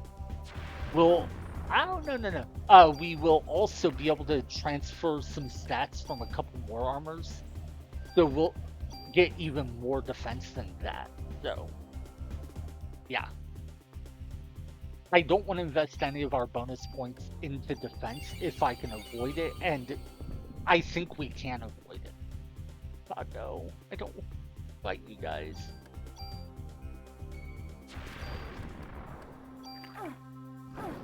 Oh god, no, no, no, no, no, no, no. I am actually burning full recover to get us to full health and remove that defense down debuff rather than try to flee. Specifically because if we try to flee and fail, and then get hit like 2 times, we die, and we game over. So, that is how narrow the margins are in that fight. God, I don't want to fight dog then. Why is it the enemies I want to fight the least are the ones most likely to spawn? Okay, how much damage did I take there?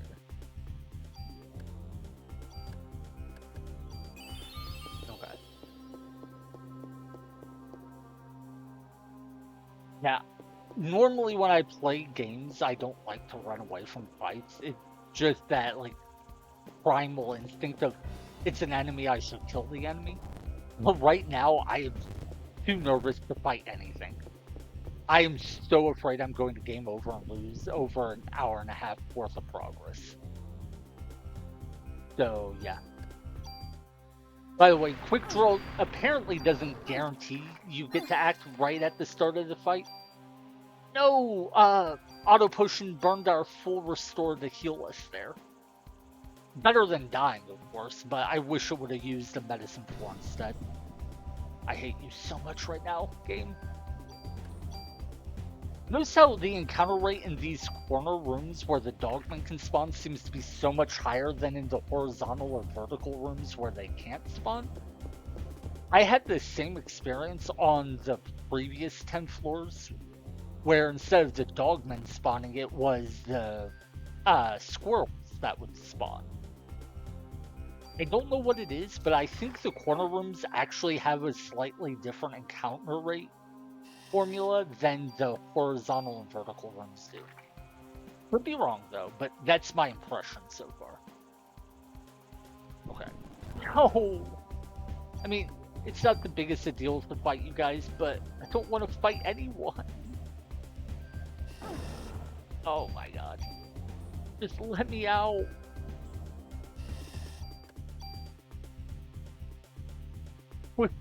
One thing I do think would be nice about the Chrysler building is if you could take elevators down from any floor.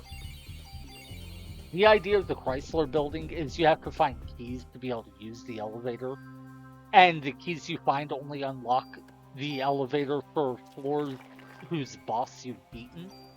And I think that's good for going up the Chrysler building. I do, however, think it's bad for going down the Chrysler building.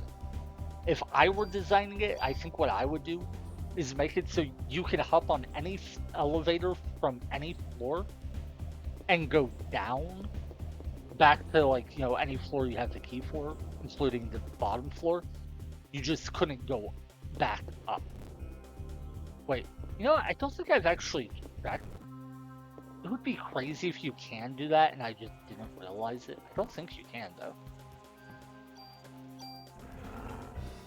A small part of me is like, wait, am I wasting tons of time because I just made an assumption about how the elevators work that's not true? God. Why is the encounter rate so high now?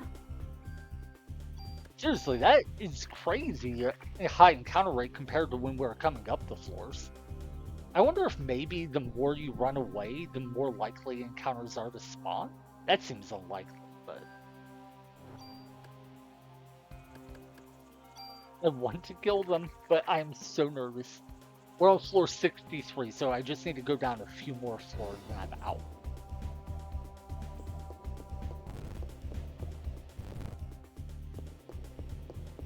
Let's just check. Yeah, I don't have the keys for that elevator yet. Okay, that is terrifying. Ah, I mean, partially it's because I was using the emulator speed up functions, and I didn't disable it when the fight started, so that's on me, but still. I don't want to fight 4 enemies because trying to dodge that many attacks. Wait, I didn't even hit a button. What was that? I genuinely didn't hit a button. Well, I mean, I was hitting the menu button. Did I somehow bump a movement arrow, or did it just automatically throw me into the battle?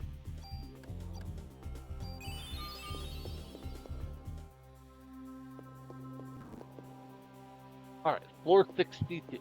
We're almost there.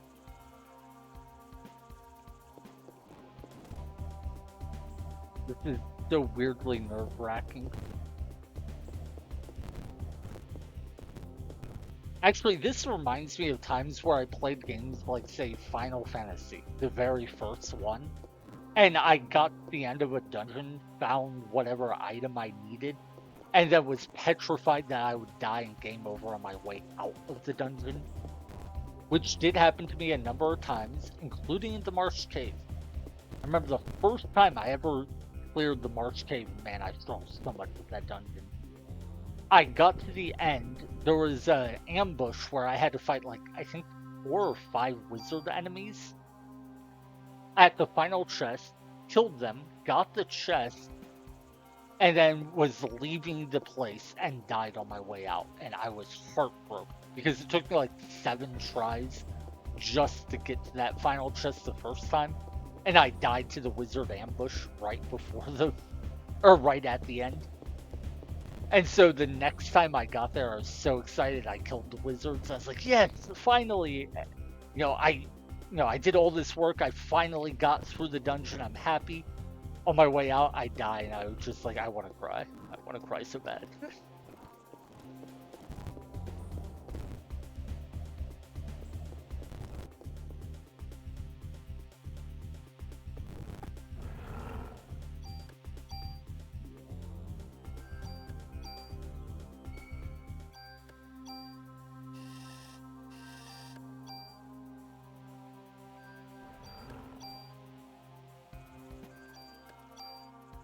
Alright, we get out.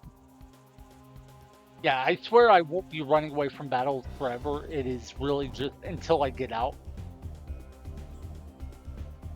There's just no way I want to lose. God, we're at an hour and 45 minutes. So if I lose this much progress, yeah, it would be too much for me. So we're on floor 61. I don't know why, but going from floor 62 to 61 has consistently caused the music to cut out and make me think, oh wait, did I miscount? Are we maybe on floor 60 where there wouldn't be music? It's done it to me every single time I've gone from 62 to 61. I mean, that is in the last 2 days, so it's only like 3 or 4 times, but still, it's a weird coincidence. Oh. You just need to get through this floor and then we're safe.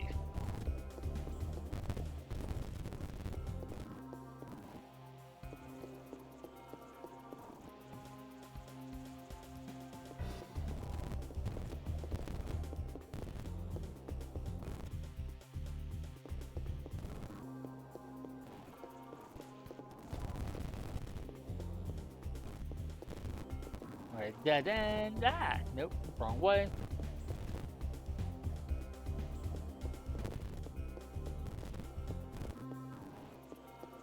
That is a long dead end. Yeah, that whole area is the dead end, but there's a lot of branching paths, so it takes a while to go through. Look at that. We just went through all of floor 61 without a single encounter. But then, like, we wound up with 4 fights on one screen on previous floors. I don't get that. So weird. Oh well. Oh yeah. Okay, maybe I should stop using the speed up function. Oh well. Thank God.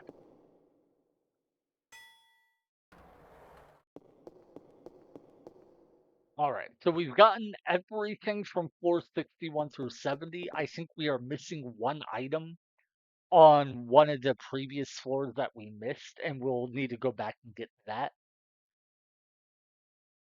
I could be wrong, but I think that is the case. And if so, then we'll need to come back for that one item, and we won't have to fight enemies to get it.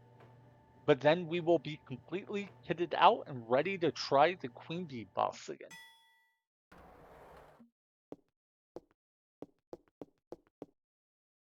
And honestly, I think we do just invest our remaining 6,000 bonus points into offense.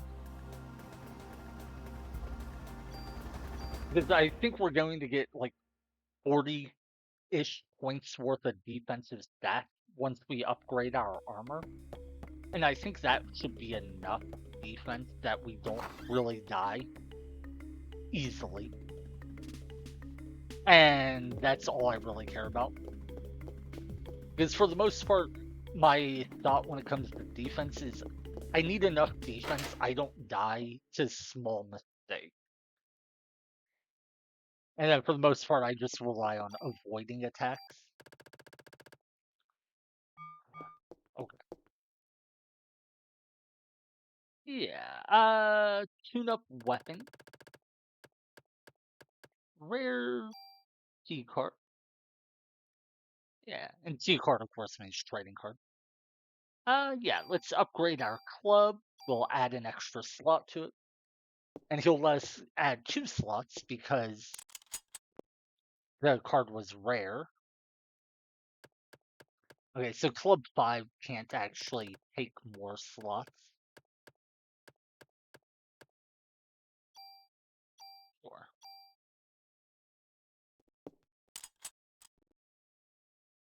Okay. Store item. We need to pull the trading card we have in here out. By the way, the reason I wasn't super worried about burning the revives is we do have a ton of backup ones. We actually have, well, we have more medicine fours than revives saved, but I am more concerned about keeping our medicine fours than the revives just because I don't use a ton of revives in most fights, but medicine fours I can use in every fight. Oh, here's another revive, another revive. Oh, yeah. A bunch more revives. Okay.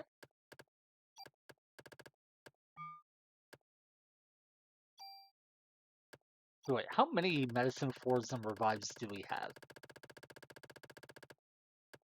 Okay, that's 1, 2, 3, 6 medicine threes, which we don't care much about, if any. 4, 8, 9, 10, 11, 12, 13. So 13 medicine fours. 1, 2, 3, 4, 5, 6, 7, 8, 9, 10, 11, 12, 13, 14. So yeah, I think we actually have one more revive there than medicine fours. Anyway, my thought process was I want to have enough healing items in my dash.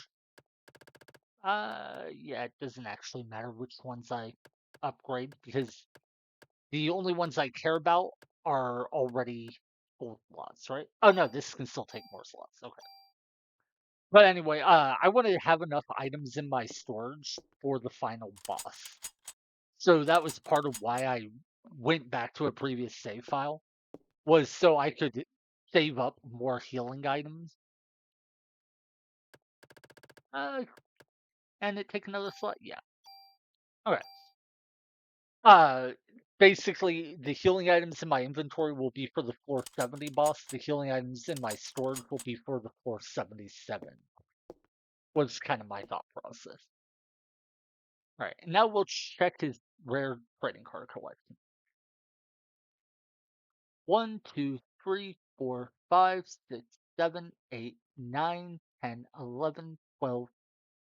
Wait, only 12? Oh, shoot. This isn't good. I think I've missed two, not one. Let me find a list of the rare trading cards.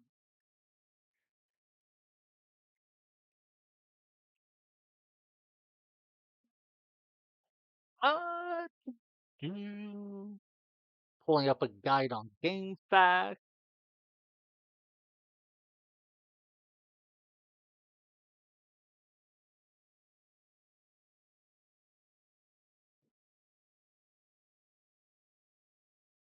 Hold on. Select 10 or 12 rare trading cards and give them to Wayne and then ask him to see his, and he will give you the. Okay, that's not correct.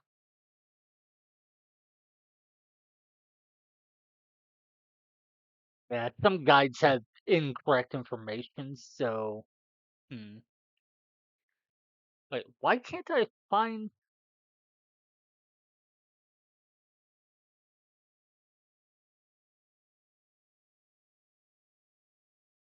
Okay.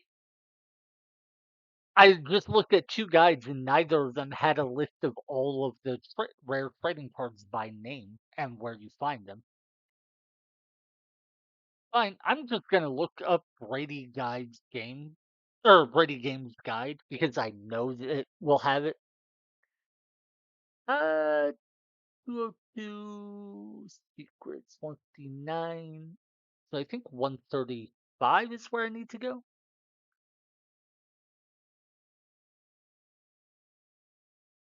This game, Chrysler, yeah, well,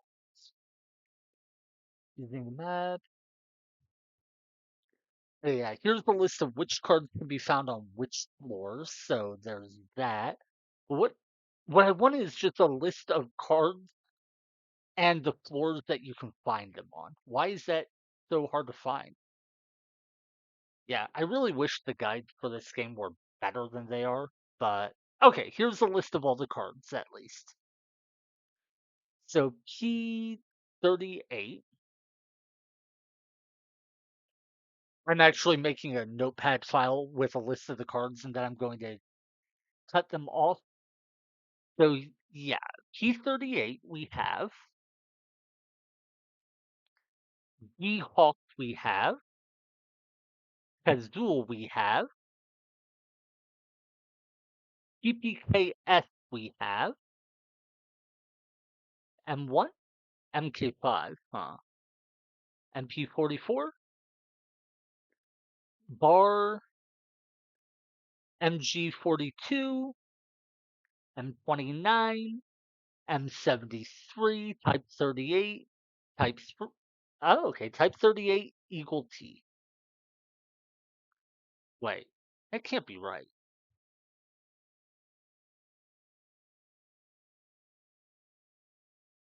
My list says there should be an M1, GSP, and Type 3. What? According to this list, I'm missing three. That can't be right. 5, 6, 7, 8, 9, 10, 11, 12, 13, 14, 15. Okay, this guide on GameFAQs says there's 15 rare trading cards. Everything else I've seen says there's only 14. What is going on? Why can't I find just good information for this game? Uh, okay. It's bad, but I think the Brady Games Guide is actually maybe the best source for information on this game. Let's see. 6, 12.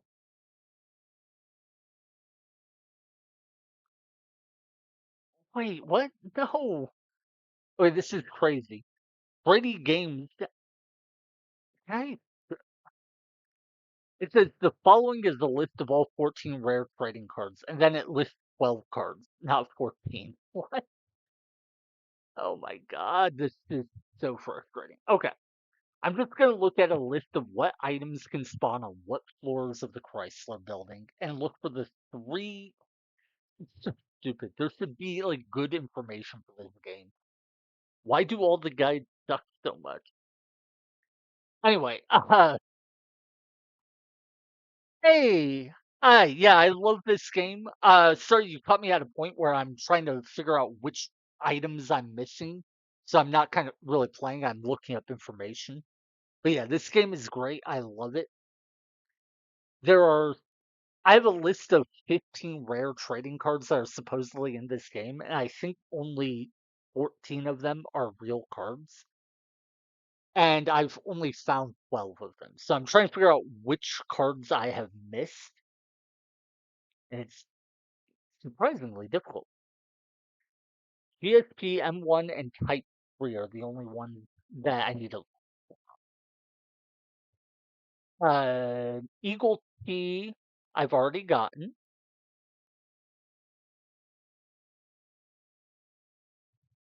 Wait, is there? Okay, there's the Type 3 card. So I should have found a Type 3 card somewhere in floor 71 through 70, or 61 through 70, sorry. GSP and M1, are they somewhere? I don't think the M1 is a real card, or is the GSP not the real card?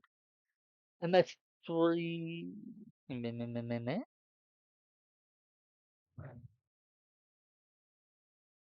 Huh. Yeah, so not floors 41 through 50. Floors 31 through 40 have MG42, MT44 cards, and an MK5 card, but I already have those three. Oh, this is frustrating. Maybe I should go full screen just so I can show people what I'm looking at. M79. Oh no, that's a gun, not a card. M1 card is somewhere from floors what? 21 through 30. So I'm missing the M1 card, apparently. So I need to go back to floors 21 through 30 to find that.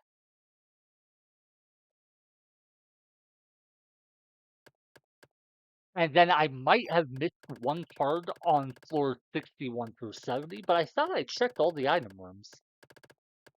It's going to be so embarrassing if I just walked past the chest and didn't realize it. I bet that's what happened. Yeah, I don't have any more in here, so that must be what it is. 1, 2, 3, 4, 5, 6, 7, 8, 9, 10, 11, 12. Yeah, I'm missing two rare trading cards. One appears to be on floor 21 through 30, and the other is somewhere between floor 61 through 70. I thought I checked every chest.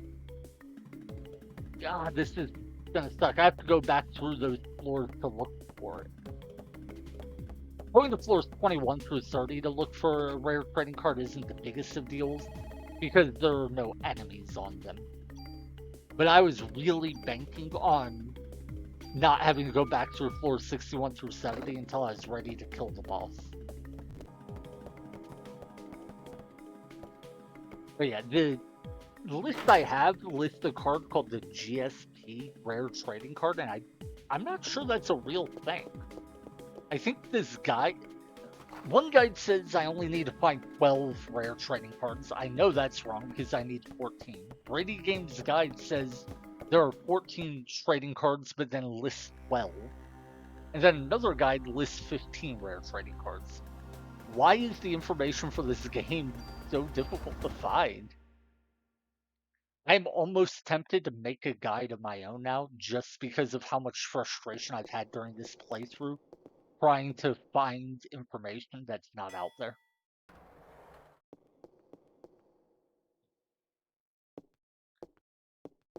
There's no way I'm going to do it because that would be too much work, but I am tempted. All right. So floor 21 to 30 is where I need to look for this item I missed.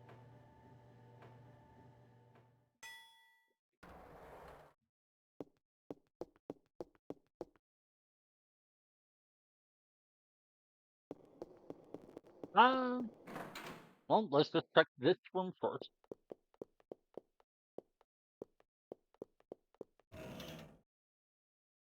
Sure. M. What is M anyway? Okay, so not either of those. Those are items I dropped into chests to clear up inventory space in the past. Okay. I'm using the speed up feature to make this a lot faster. I guess we are on floor 22 now. Let's update our floor counter. Ah, okay. Yeah, the speed up feature is nice, but it does make it hard for me to follow what's going on sometimes.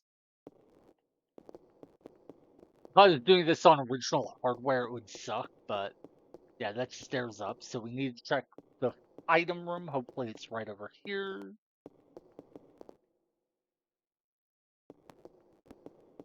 Yeah, okay. God, it sucks. There's 70 floors, and apparently I have missed exactly 2 items that I care about on them.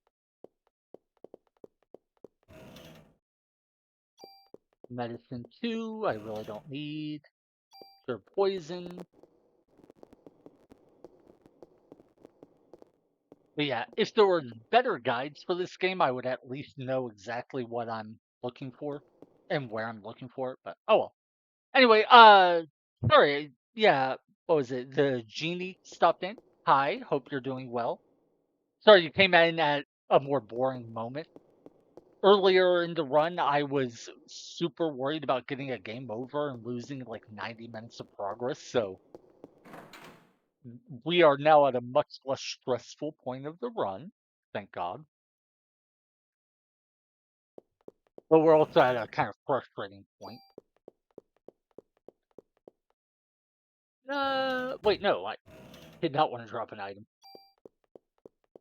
Okay.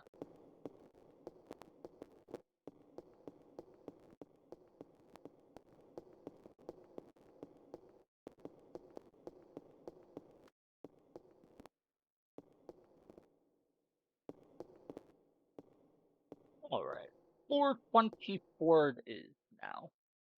Man, it's so frustrating. I think what happened on floor 61 through 70 might be that I found the treasure room with the item I'm looking for, a rare trading card, and then just didn't see the chest. Like, opened the other chest in the room, but not that one.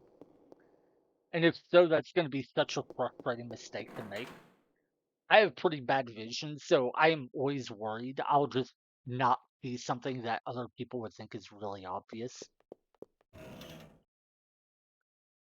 You know what?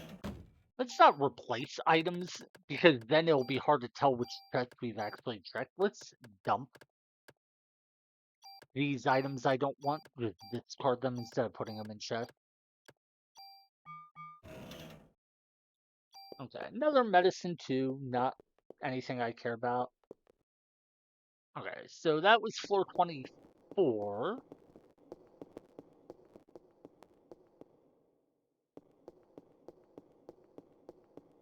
Need to find stairs up, and then we'll check the floor 25 chest.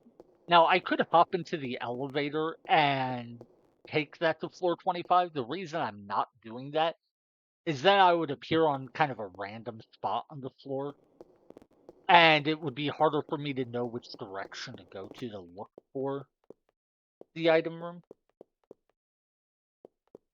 Ah, okay.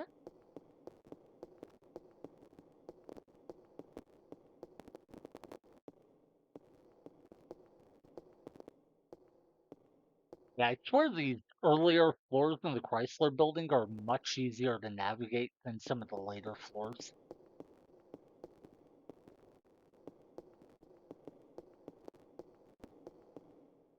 There's the elevator.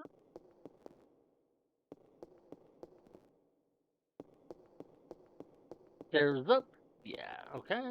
So we don't want it there yet. I'm looking for the item room still.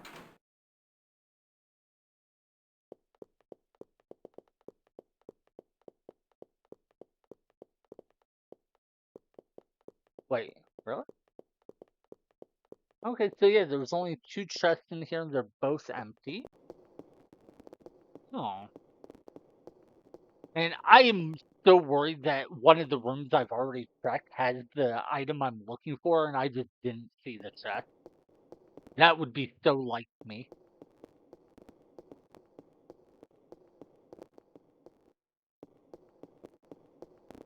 Elevator. Wait, no, we want to go down.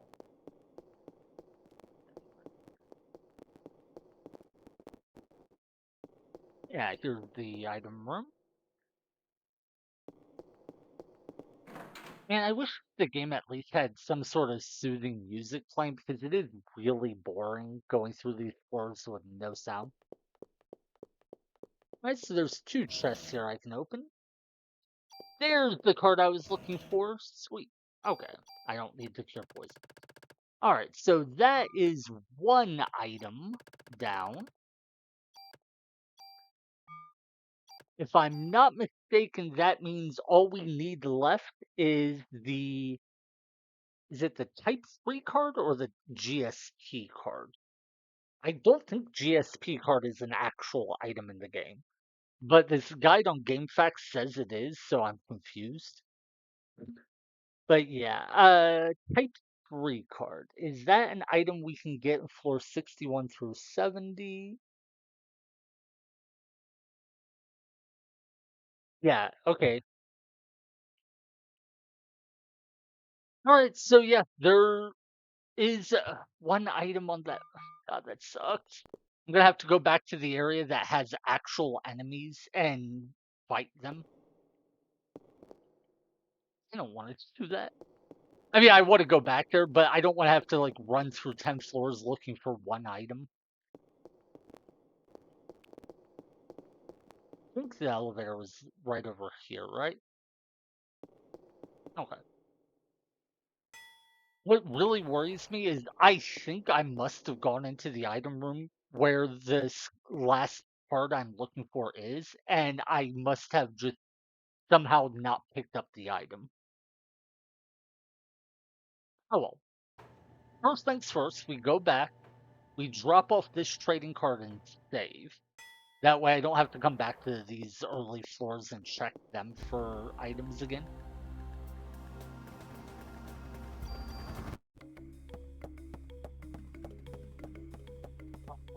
Uh, no. To be honest, what's making me annoyed about this, other than the tediousness and the difficulty, blah blah blah, is just that I know this is all my own fault. I probably walked past an item room thinking I had already checked it when I had not. And so that's probably all that happened here. Is I probably either walked past an item room or I walked into an item room and just somehow didn't pick up a item. One, 2, 3, 4, 5, 6, 7, 8, 9, 10, 11, 12. Okay, yep.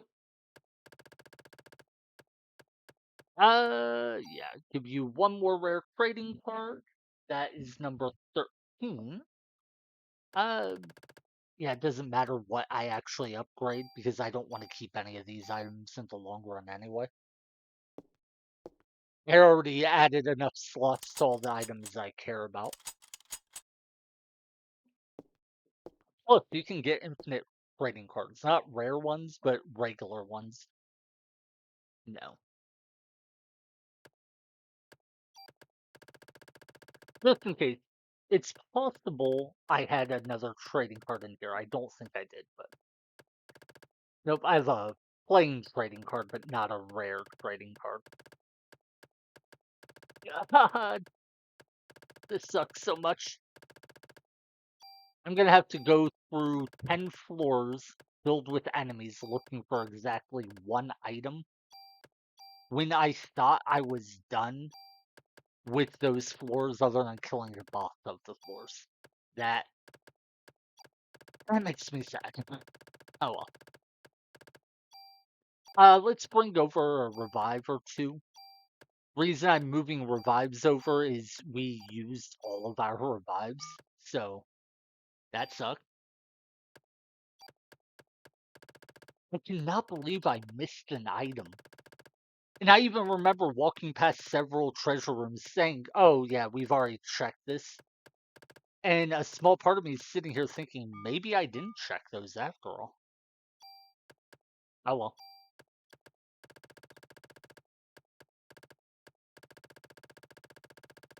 Look at all of those items that are just sitting in my stash, waiting for me to do something with them. If I was doing a normal playthrough where I could use guns, I would actually be using those items, but since I am not, I don't even which gun or which armor do I want to keep? I want my armor, my HP max one. So Seer and SP, I want the SP2 I can put in my storage. All right.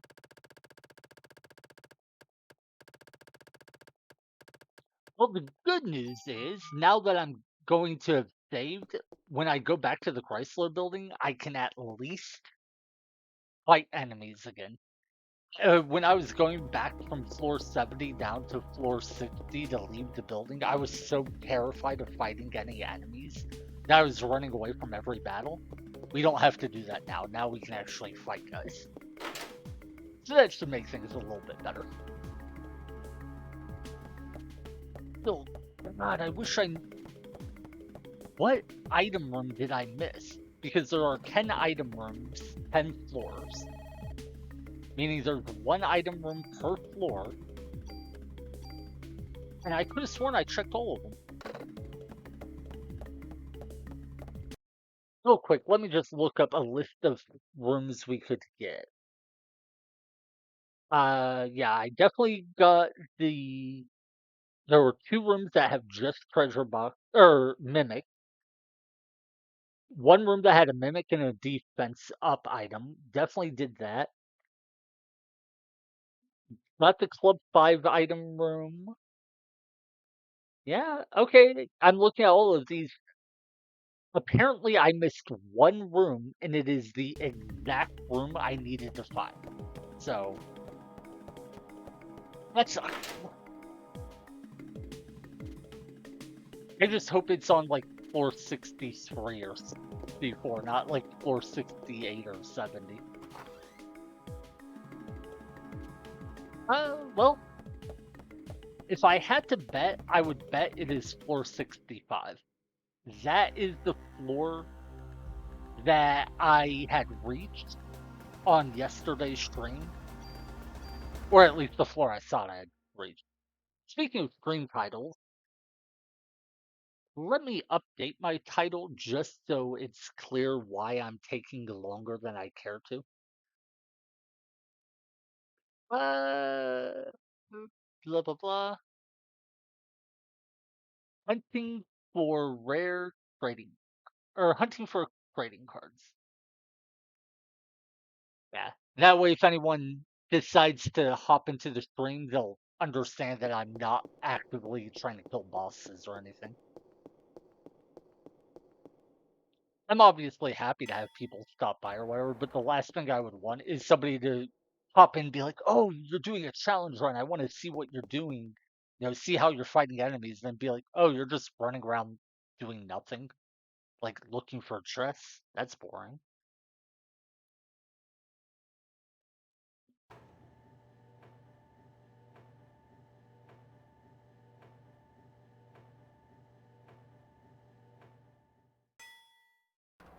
Anyway, the room we are looking for should have one mimic and a type 3 trading card. So,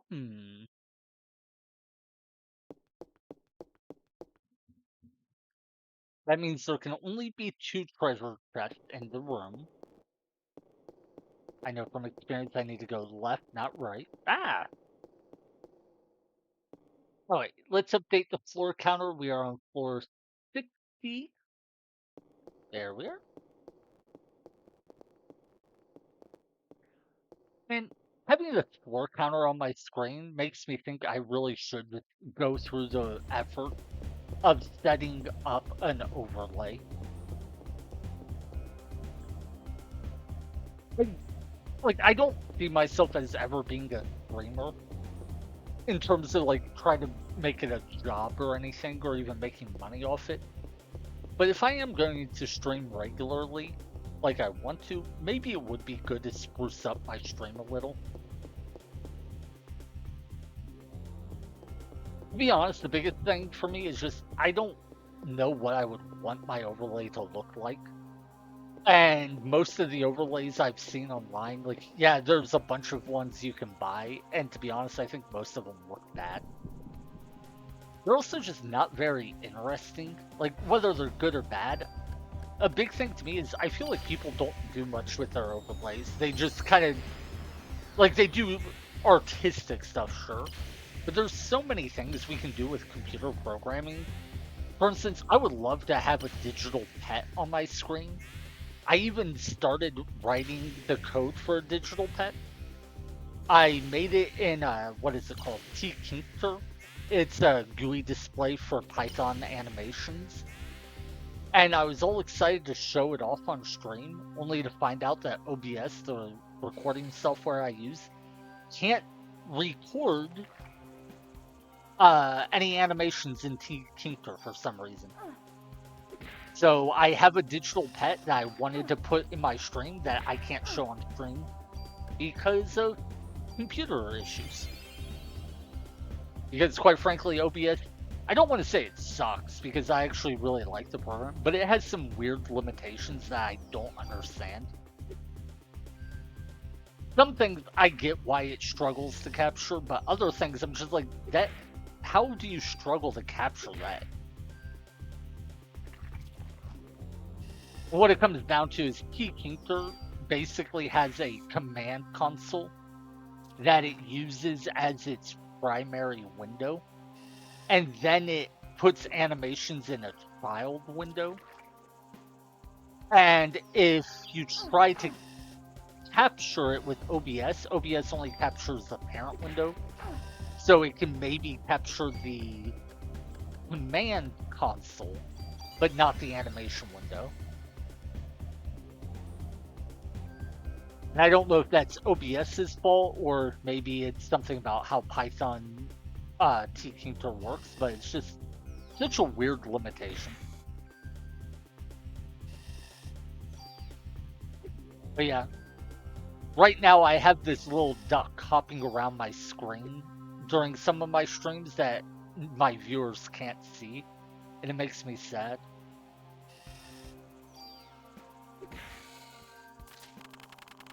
I don't have it turned on right now just because I didn't turn it on. I didn't think about it.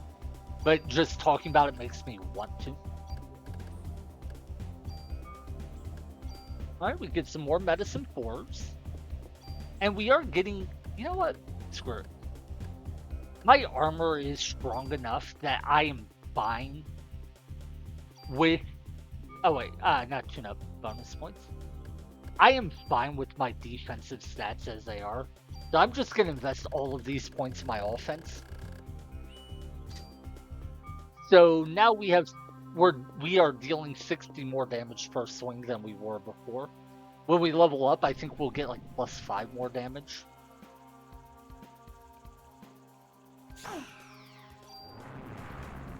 Ah. Wait, did we just one-shot a rat? Okay, that was huge. I've never one-shot these guys before. Okay, I want to check if that was right. Yeah. Okay, well. We won't one-shot them if we miss. Now, I was going to run away from the fight, but I wanted to see how much damage we deal. I think we only one-shot on a crit, but still. Okay, yeah, that was a critical hit, so... I don't think our regular attacks will one-shot these rats, but apparently critical hits will. Yeah, regular attacks don't one-shot, critical hits do.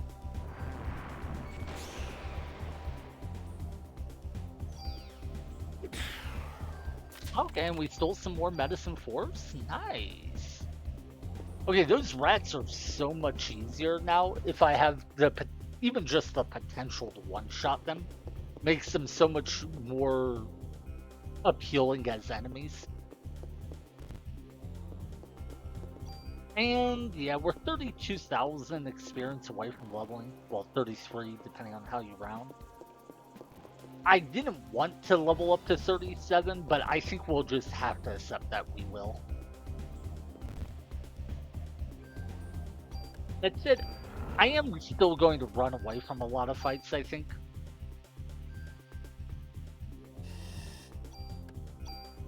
Ah, okay. The reason I'm still running away from a lot of fights is simply for time.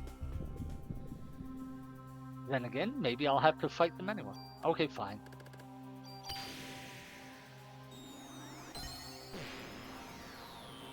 Because we have 10 floors that we have to look through for one item, and then we'll have to leave and before we can take the boss down.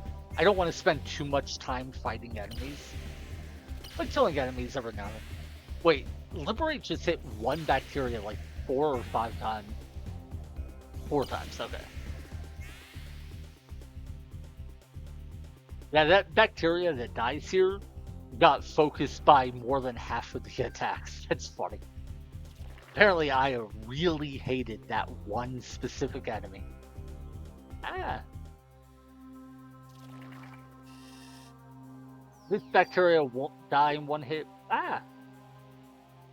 Because it didn't get attacked by Liberate. The snakes are just getting in the way. Okay, I think this guy dies. Yeah, okay.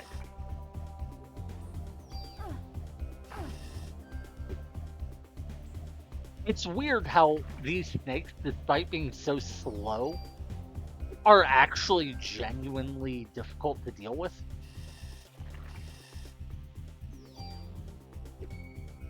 Because, like, they keep... Basically, they're almost like bodyguards in that I can't get near the enemy I want to get near to attack them. Because the snakes are there ready to attack if I go for it. Yeah. Well, we did just use the medicine 4 with auto potion, which is whatever. Oh god, I get hit again? No, okay. I thought I would, but... Ah. One more hit kills the bacterium. There we are. Okay. Now there are no ranged attacks, so that makes this fight a lot simpler. That said, I did take a lot of damage still.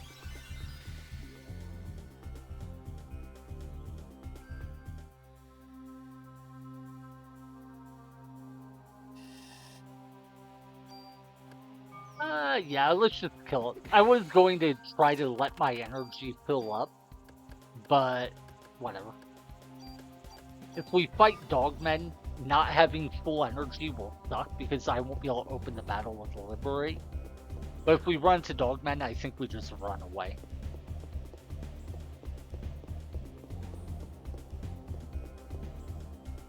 So yeah. I still wish that the club attack speed was faster. I think it's so funny that the melee attack in this game increases how, or having a melee weapon equipped increases how fast your turns come up, but it also makes it so your attacks are very, very slow. Okay, so yeah. I see 2 chests, they're both open, so this can't be the room we're looking for. Basically, we're looking for a room that has 2 chests where either neither is open or one is open and the other is not. And that will be how we can tell that it's the right floor. If we see 2 open chests or if we see more than 2 chests, then we know it's not the right floor. I cannot believe I missed an item. This sucks. Yeah.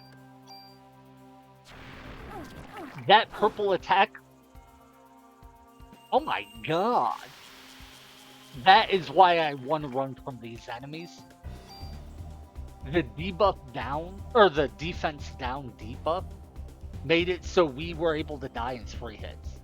The purple attack hit us, and then I think it staggered us into getting hit by one bacterium attack and one melee attack from the dogman. And that's all it took to just take us out. Oh, it's so frustrating. Like, we had the revive items, so we didn't game over. But, like, ah! Oh my god! What the? I think that's all the revives we had, too. We might have one more.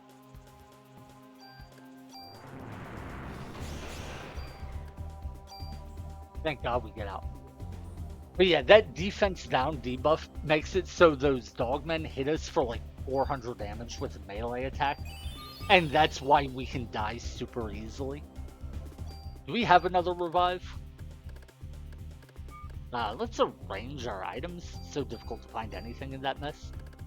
I have a couple medicine twos I could use. Oh my god, we already burned all of our revives. That is horrendously bad. Well, the good news is if we do die in game over, we don't really lose much, because right now we're not, like, accomplishing anything, we're just looking for an item. So until we find that item, it's not like we have anything to lose. Now this should have 2 open chests, I believe.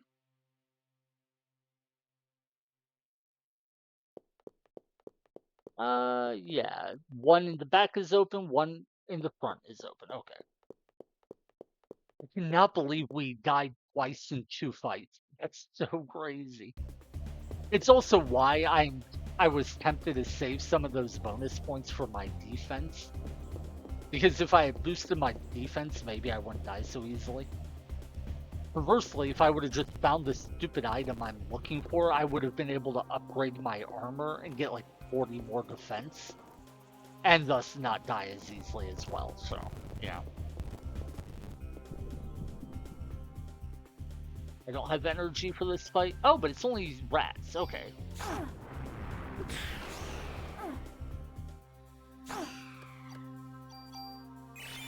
Let's heal. Yeah, because this is only rats, I'm willing to fight that. If it had been dog... Wait, did you see that? It used fireballs, and they like flew over our head and missed us. That's crazy. I've seen it one other time, and I thought I imagined it when it happened, but no, apparently the rats, if you stand in the right spot, you can actually have the fireballs like fly over your head and miss you. That's so cool. Okay. But now we want to let our energy refill. And to do that, we will swap armor. That resets our energy regeneration rate.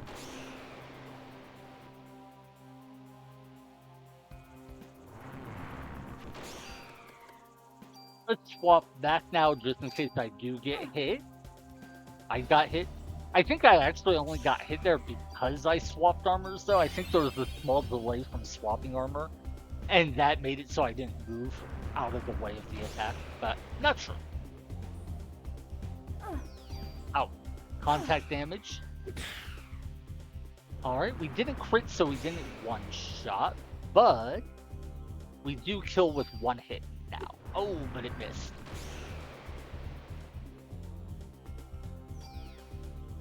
Ah! And a miss. Okay, there we go. We didn't pick up any revives. I can't remember, it's either those small rats or the big dogmen. One of them can potentially drop a revive when you kill them, and we would like more revives, so... Oh well. Right now our goal is just not to die, because if we die, we game over. Okay, nope. I am navigating via the right-hand rule, which means I put my right hand on the wall to the right of me, and then I just follow that, walking forward. Every once in a while, I'll divert from it to check a side path real quick. Alright.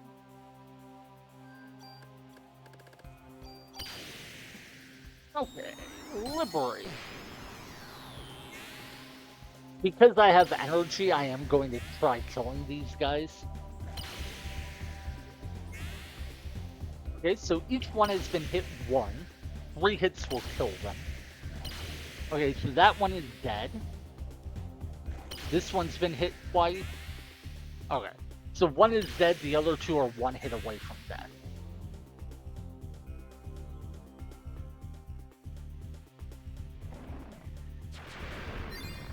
Oh my god. Yeah, we were... I guess we weren't at full health, but we just took enough damage. We dropped like 800 health in 1 round of attacks, and they were undodgeable attacks. That's so crazy to me. Oh well.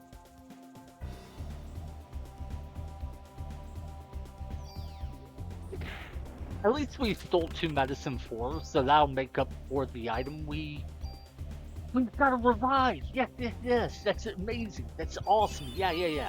Okay, okay, okay. Okay, we have a fallback item now. So yeah, we burned 1 medicine 4 with auto potion in that fight, and then we stole 2. So we wound up plus 1 medicine 4, but most importantly, we found a revive. Revive gives us a kind of a bit of safety. It's like a safety net. Yeah. Nope. I see chest here. It's open. Chest up front is open. This is not the floor we're looking for, and there's more than 2 chests. So okay, have to go check floor 64 then. But anyway, having just 1 revive makes me feel so much more confident because I know no matter how bad of a mistake I make at any one point, no matter how much I screw up, it won't be a game over. I'll always have another. Oh, well, that was embarrassing. That said, I still don't want to fight enemies too much. So I'm letting my energy refill right now, but I think I will go ahead and run away from this fight. Now that I know it's the dogmen that can drop the revive, they are the main enemy I actually want to fight. Which is funny, given they're also the main enemy I'm afraid of. Like, we have an inventory filled with quite a few medicine 4s. So fighting these enemies and getting more medicine 4s has relatively low value. But we don't have many revives, so killing the dogmen actually has decent value.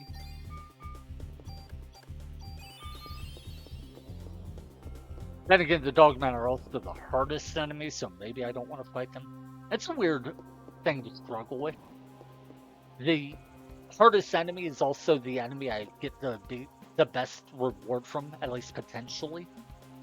So, I guess it makes sense.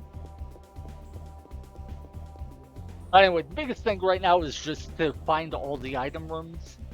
We're going through it systematically, making sure we check every single one. That way we don't miss this stupid item again. I cannot believe I have to run through these floors again because I missed an item somewhere. Like, just me being stupid is all this is. Don't tell me. Oh, nope. Okay. I was afraid that was going to be the item I'm looking for, but no, it's just a mimic. Well, I guess missing this mimic earlier, not fighting him, was not the biggest of deals.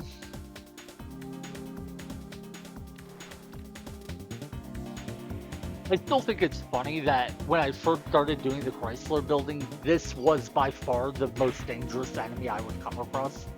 And now it's the one I actually look forward to seeing. Because it has a very predictable attack pattern, and more importantly, it can potentially drop revives. So, no. Okay. It's funny, we actually missed the chest on this floor, but it wasn't the chest we're looking for. I thought I had fought 2 mimics on floor 64, though. I don't That's weird. I thought I remembered fighting 2 mimics in 2 treasure rooms. Wait, can they respawn? That's what it is. Mimics can respawn. I didn't know that. That's cool. So you can actually farm mimics if you want. I'm not sure that's really something I want to do, but because they drop revives, at least I don't know how often they do, but they drop revives. This is a way you can actually farm revives. Huh. I had no idea that worked. Okay. I learned something new. I mean, the odds of them dropping revives are pretty low. I think it's like 20% or some fairly low thing. But like, this is an infinite grind spot, isn't it? Yeah, see, it respawned again. Oh, I didn't know that was a thing. Oh, I'm actually really happy to discover that. Real quick, I just want to see, what do you actually get from fighting mimics? They give experience. I think it's only a couple hundred, but I'm curious about the bonus points. I wonder if it's a potential grind spot. Like now that we know it's really easy to fight them over and over, are they worth enough to make it make sense? Let's look up the bestiary. Oh no, they're not worth any bonus points at all. Well, that is sad. So they can drop medicine for or revive, and you can steal revive. They're worth 255 experience, but they are worth 0 bonus points. So nah, unless you're farming for items, there's no reason to grind there. Still, it's really cool to learn that I could grind there if I wanted. That's really neat. I genuinely had no idea that was a thing.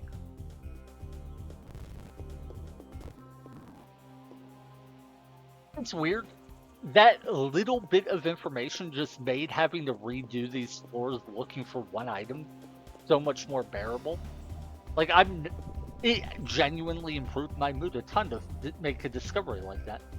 Just because, like, it's not important information at all, but it's really cool to learn new things. This game is 25 plus years old, I think, and there's so much information about it people don't know.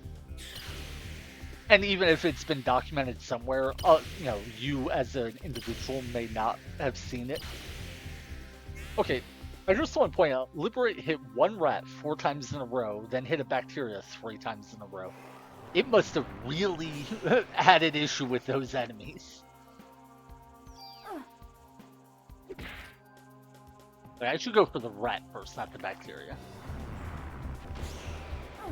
Ah, yeah, I messed up the dodge there. Crit, crit. Ah, no. I was hoping we'd crit and one-shot him. Oh well. Fine.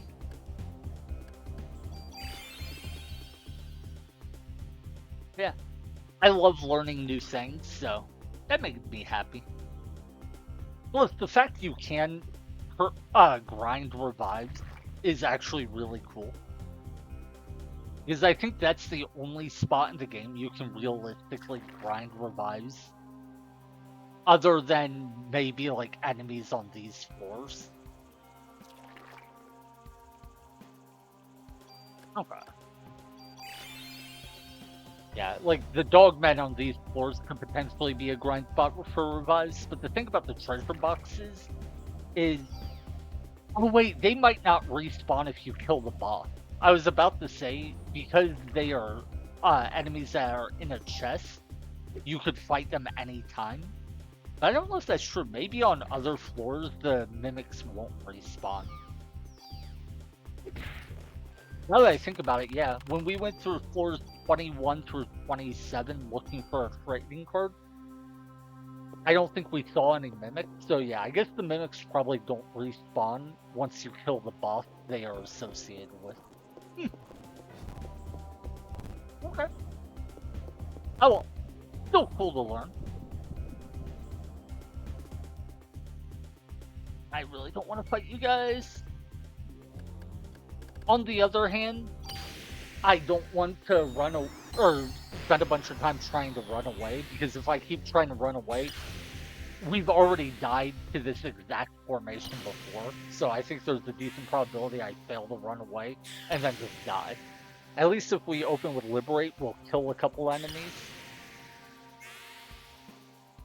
And then that greatly lowers the chance we die in one big burst of damage.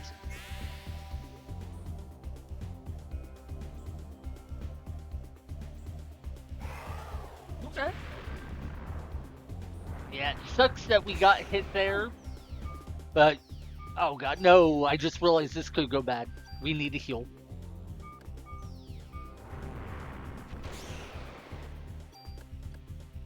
One melee attack from this dogman right now would kill us, I believe. Because our health is high enough, auto potion didn't kick in, but it's low enough that he can one-shot us with the defense down debuff, I believe. God, I have to heal again.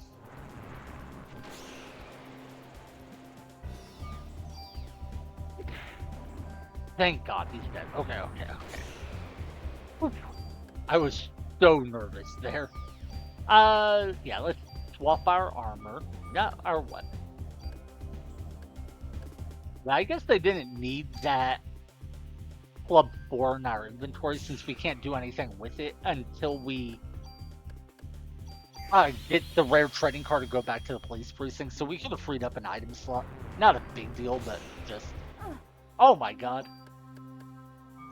I hadn't changed my armor, so we took a bunch of extra damage from that fireball.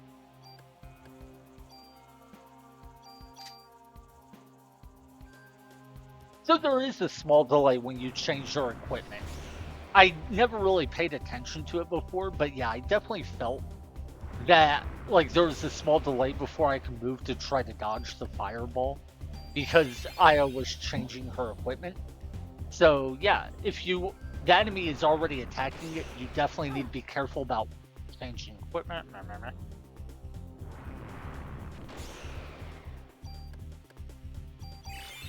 I really do want to figure out how I managed to dodge the enemy attack by making it like fly over my shoulder. That was so cool.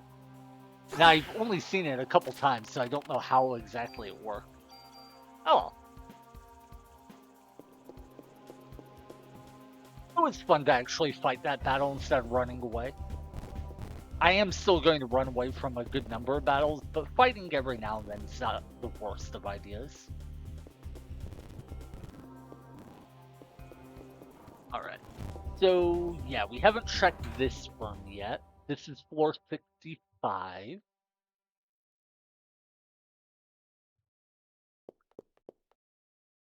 Now, check that.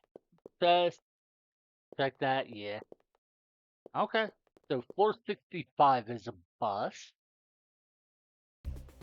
Man, I could have sworn we checked floors 66, 67, 68, 69, and 70. I don't know. How did we miss this rare trading card I'm looking for?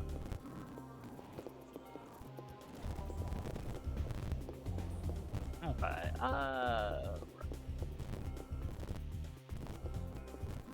well, by the way, one thing I did double check is that there could only be one item room on these floors. In one of the sets of floors, I think is it 51 through 60 or 41 through 50? One of those two, I believe. You can actually have 2 item rooms on a single floor. By the way, the reason I ran away there is you could see I already got hit a couple times. I was afraid if I didn't run away immediately, I might get hit more and just get beat down super fast. If we didn't get hit right away, I would have gone ahead and tried fighting them by opening with Liberate. Oh wait, this is not the way I wanted to go. Okay, now it's the way I want to go.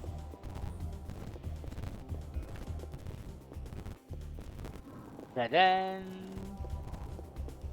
Thank God for that emulator speed up function right now. Dead end?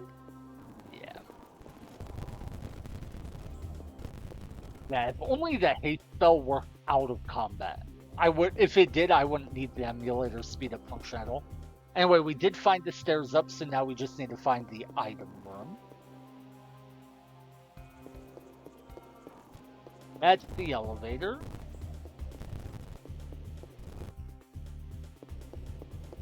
Alright, there's the item room.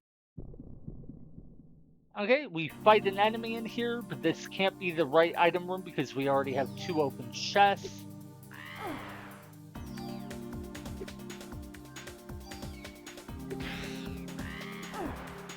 Oh god. The pair doesn't deal much damage, but it actually hit us a couple times. Sure, I'll take a medicine too, just so I can use it to heal the damage we just took.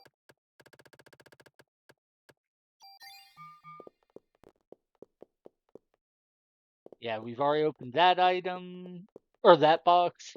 2 open boxes in front of it. So definitely not the floor we're looking for. That means we have floor 67, 68, 69, and 70 to check. One nice thing is at least the encounter rate is lower now because we've already been to these floors and killed a lot of enemies.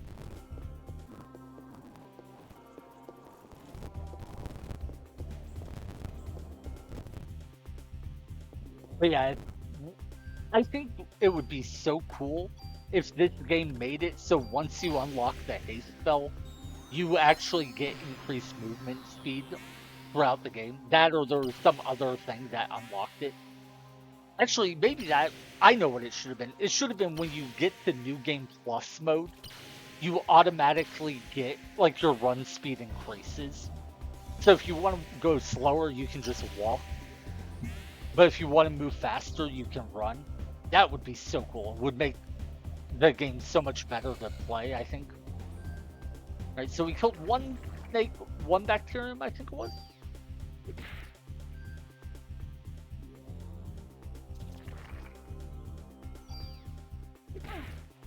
Alright.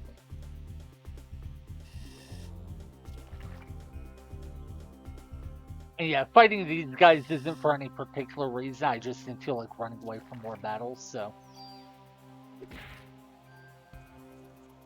Alright. By the way, I wish we could tell how many bullets we have collected throughout this run. Because I know our our ammo box back at the police station is filled. Our ammo box on us is filled. And we've still found probably thousands more bullets. I wouldn't be surprised if we would be able to hold like 5,000 or more bullets right now. Or we would have 5,000 or more bullets right now if the game would let us hold that many.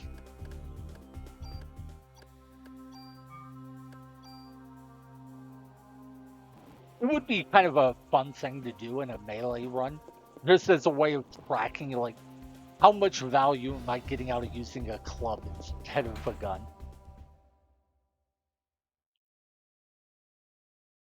Alright, floor 67. I see 2 chests, neither is open. This one, this might be the right floor. Yeah, because here's one mimic. Yeah, I think this might be it. Okay. May not be, but I think this may be the right floor for us.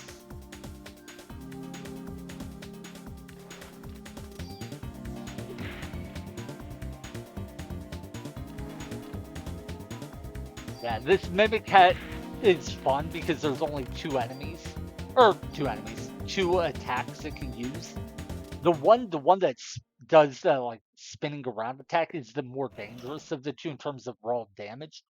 Thank God, here it is. Yes, thank God we found it. I cannot believe we missed this item on our way up earlier today. I could have saved myself so much time if I would have just found this item room on my last trek up this building. Oh well, whatever. But anyway, the mimics have 2 attacks. That attack that spins around seems to deal more damage, and it also takes up a larger portion of the screen. But it cannot hit very far away. So as long as you don't stand near the mimic, it can't possibly hit you. The other attack the enemy has is one. Well, I'm trying to figure out how you say it. It's not exactly a dash attack because the enemy doesn't dash as part of the attack. Instead, what it does is it dashes, then it can attack separately. Oh my god. What am I doing? I'm so busy talking I didn't pay any attention to the screen. So anyway, the other attack the Mimic does is it dashes, then after a delay, it'll do an attack in one direction. So for that attack, all you need to do is move to one side or the other, and you should be fine. So basically, to avoid getting hit by the Mimic, all you need to do is stay far enough away that the AoE attack can't hit you. Then if it ever uses, or then whenever it moves quickly toward you, move to one side and you'll dodge all of the attacks. Wait, were there only 3 enemies in this fight? Huh, I thought there would have been 4. Okay. Oh my god, that was bad. And then I missed? Oh my god, I got so busy talking about the Mimic that I started this fight off miserably and I have not recovered. Oh. The good news is we got the item we came to the Chrysler building for. All we have to do is go down 6 floors and we are set.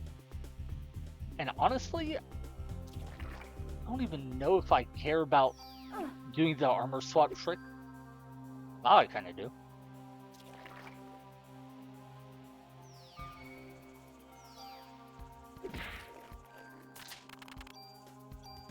Yeah, and we're close to leveling up, so that's pretty cool too.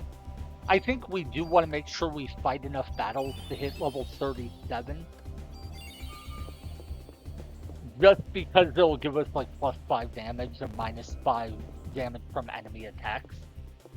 In other words, +5 attack minus, or +5 defense. And it'll increase our energy. So we'll be able to hold more energy points, and our energy will regenerate a bit faster to cast more spells, so.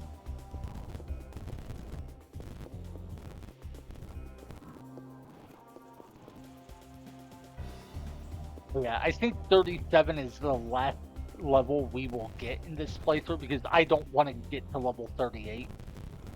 I mean, I wouldn't mind reaching it in the sense of, hey, cool, level up is nice. But I don't want to get to 38 in that it takes nearly 200,000 experience to level up to it. 38 is supposed to be kind of the hard cap for your level in this game. Then what's weird is once you hit 38, if you do grind the crazy amount of experience it takes, all the experience requirement for any levels after that goes down a ton. It goes down to 4,500 points per level. So you can level up in 1 or 2 fights. And I think the idea was the game devs wanted to make it so you wouldn't accidentally overlevel. The only way you would overlevel in this game is if you actively grind. And so basically they said you have to be willing to really grind experience in this game if you want to, just grind levels. But once you've shown you're committed enough to doing that to hit 38, okay, yeah, it's free. We'll just give you the rest of the levels with very little effort. Basically a way of saying, we don't want most people to grind, but if someone is crazy enough to grind, we aren't going to punish them by making it harder and harder for every little level. Which I think is kind of cool if that's what they were doing. By the way, we did break from the left-hand rule there because I thought it would be faster to go the other way. The left-hand rule or the right-hand rule for navigating mazes is effective in the sense that it will basically always work. There's a few nuances to it, but basically if you put your left hand on the wall or the right hand on the wall and just keep following that wall, you are guaranteed to find your way out of the maze. Basically, there's a little bit of nuance to it. But The thing is, while that will get you out of the maze, it's not guaranteed to be the fastest way out of the maze. Sometimes there will be faster ways to navigate. And when I said there's some nuance, the actual proper way of looking at it isn't that the left or right hand rule guarantees you will navigate from one point to another. It guarantees that you will navigate from one point to every other point that is connected to it by a wall. Now, if the entrance and exit to a maze are both on the outer edges of a wall, then they have to be connected by a wall unless the left and right hand rule are guaranteed to work. If, on the other hand, you have an entrance or exit that is not on the outer edge of a wall, it may not work. And because we have elevators and stairs, the entrances and exits aren't always guaranteed to be touching the outer wall. I just want to check something. Yeah, see, when we go from floor 62 to floor 61, the music cuts out for a moment and then resumes. Every time that happens, I wonder, did I mess up my floor count? Am I actually at floor 60 where there wouldn't be any music? I don't think it does that on all the floors. I think it was specifically floor 62 and 61. Hmm.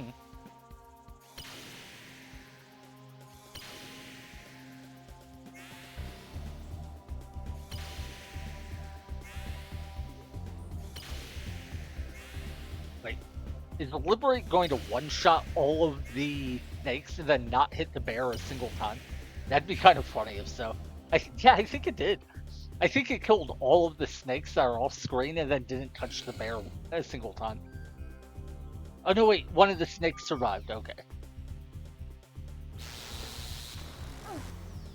It would have been genuinely funny though if it had killed everything that was off screen and then didn't even touch the one enemy that was on screen. Ah, he moved just in time to avoid getting hit.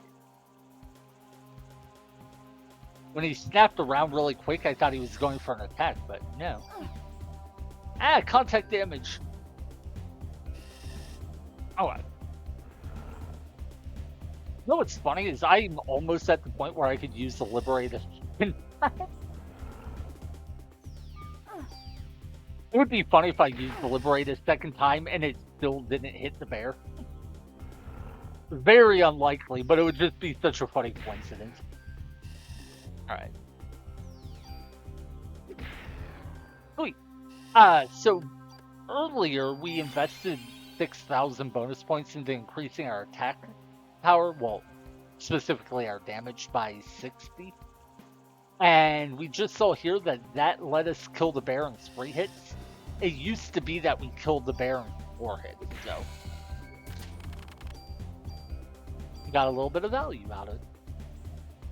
Yeah, the main reason I increased my damage wasn't for regular enemies like the bear or the snakes.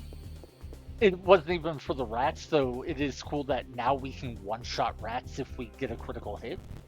The whole reason I invested those points was so when we get to the next boss, we deal more damage to her. It's a Queen Bee boss, and that boss has healing. And the biggest threat in that fight is that the boss can out-heal our damage. So if we get our damage higher, that threat, or the risk of that threat goes down. Anyway, floor 60, and we are out. Was it right? Yeah. Okay, so we found the last item we will ever find in this game, at least from treasure chests. So all that is left is to turn it in and then upgrade our equipment. And then we can try fighting the stupid boss that I kid you not, I actually thought about it. I think I've spent over 10 hours fighting this one boss in previous attempts. Like so far in this challenge run, I genuinely think we have spent 10 hours trying to beat one boss and failing over and over. And that's just the time fighting the boss, not the time spent like trying to reach the boss by going through the floors. So if I can kill her I'm going to be so thrilled.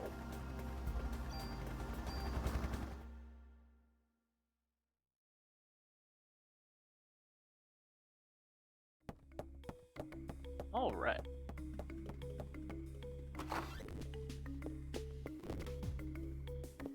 I am really curious how our stats will compare in this run to my previous run before I loaded the backup save and redid things. I wonder what causes that chest to respawn. This chest seems to respawn more often than it, and I don't know why. Yeah, we'll give you the last trading card that we have. Uh, yeah, I don't actually care about upgrading this item at all, but it's funny. You apparently can't give him a rare trading card without upgrading an item. So if you don't have any items to upgrade, you can't give him a rare trading card. Such a weird little thing, but 1, 2, 3, 4, 5, 6, 7, 8, 9, 10, 11, 12, 13, and 14. Thank God. Not too many gun freaks with a rare collection like this. Still would be nice to collect real guns though. This here's my special toolkit. With this, you can tune up your equipment without losing any of it. Well, I am so happy to get that. I've wanted it for so long. No, wait. We want to keep the super toolkit. I don't really need a regular toolkit, but I'll keep it for now. The difference between a super toolkit and a regular toolkit is the super toolkit doesn't destroy your equipment when you use it. So you might think, oh, well, you should keep your regular toolkit for when you want to get rid of items. Not really, because you can always just manually throw away any items you don't want. God, so many guns. All right, so we have 4 armors. Not a ton, but oh wait, I don't have enough space for them. Huh. Oh, first things first, we tune up our club storage. So our old club 2, I didn't even realize it. We could have moved these 2 points over a long time ago. I never did, so don't know why not. Since the weapon is already in storage, though, it doesn't really matter. Club 3 doesn't have it. Hmm. Yeah, okay. We already have quick draw, so we don't need the quick draw from Club 3. I do want the critical percentage increase. Now, I don't actually need to keep the Club 2, 3, or 4. I'm just doing it in case I somehow messed up and there is some reason I would want it later. Okay. So we don't want to actually use this in the long run. The long run, I believe we want to use that one. Yeah, yeah, yeah. This is going to be our main armor. So we want to upgrade this. Huh. I'm just looking at what all we have. Okay. I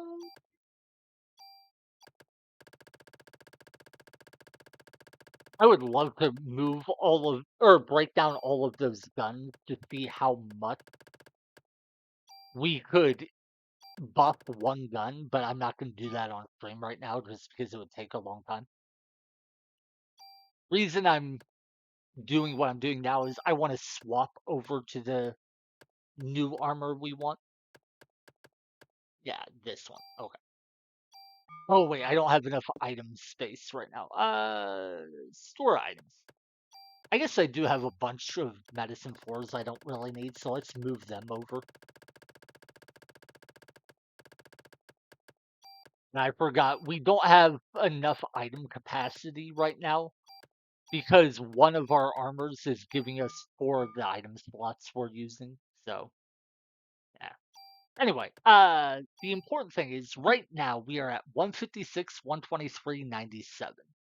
Or 158, sorry. I'm actually going to write this down just so I know for the future. One second. 158, 123, 97. I want to see how much of an upgrade we really are getting for upgrading our armor. Okay.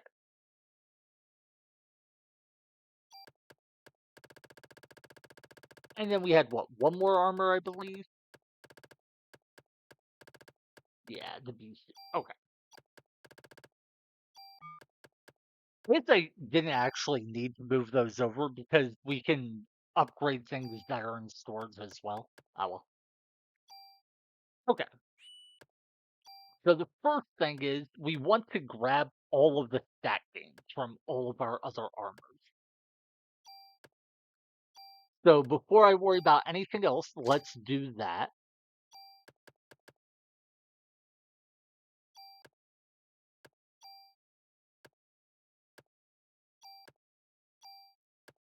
And we're going to keep using our super toolkit. Gives us infinite super tools and it lets us transfer stuff without losing anything. We do also have one regular super tool, which, you know what? I should just get rid of so it's not sitting around. So yeah, we're going to use a regular super tool, which will consume it, even though we don't like we have infinite super tools. So using it didn't really matter, but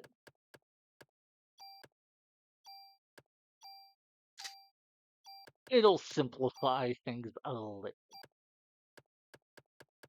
Yeah. Okay, the rest are +0 now, so we move the main stat line over. Yeah. And now we are at 193, 163, 120. So we were at 158 physical defense. We're now at 193. That is plus 40. No, wait. Plus 35 physical defense. We went from 123 to 163, so that's 40 magic defense. So 35 physical defense, 40 magic defense, and critical hit evasion went from 97 to 120. So our stat gain is 35 physical defense, 40 magic defense, 23 critical hit evasion. That's what we get for getting the super toolkit. Plus, we also got the critical hit increase on our club. And we'll be able to move some mods around. So, yeah, all in all, very pleased with that.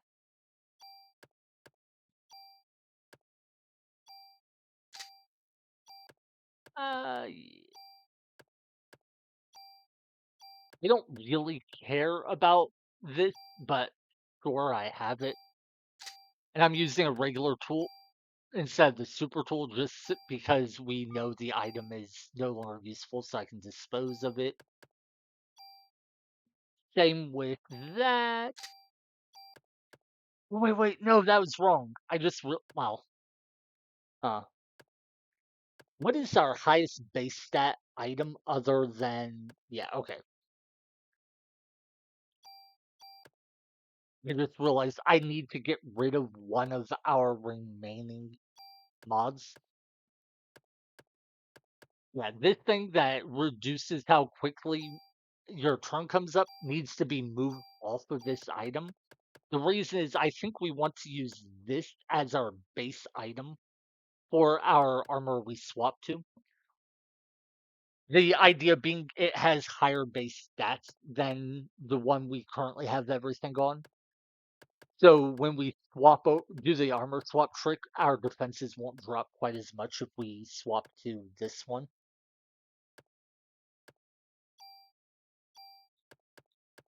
Okay, and increased attack power won't do a ton for us, but I like it. A little bit of extra damage can't hurt. Uh, Yeah, I don't think we need any of these mods really. So for now, what we have auto potion, HP max, item capacity, attack power, and now we have our energy cost reduction. So we've gotten every mod we genuinely feel like we need. Everything else is just whatever. Like right now, I'm just gonna get some status protection on my armor, even though I don't really care that much. I don't think we're really going to get poisoned very much. Confusion actually does matter against the next boss because one of the minions it summons can confuse you, so that might be useful. I don't know if we'll ever run into anything that can cause stiffness, but in case we can, we'll take that. So we are basically fully kitted out on our main armor. Now all that's left is to upgrade our backup armor.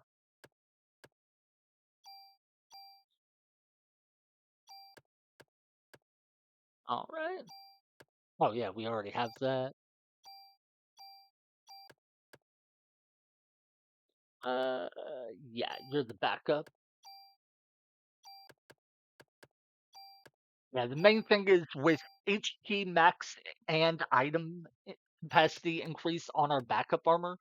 Now, when we swap to this backup armor, we will not lose any HP, and we don't have to worry about not being able to swap because of how many items we hold. So with that done, oh yeah, I don't think there's ever a time we would want to attack while we have our backup armor equipped, but we'll give it the attack boost. And I mean, I guess we'll also give it. Oh shoot, yeah, we have darkness resistance. I didn't realize that was an option. Okay, can our main armor equip that? Sure. To be clear, a lot of these effects we're moving over are probably never going to be relevant. I am moving them over more because we can than anything else. But the boss we're going to fight is genuinely difficult, so it can't hurt to be cautious. So we want CR armor 1, CR armor 2, the rest we can throw away.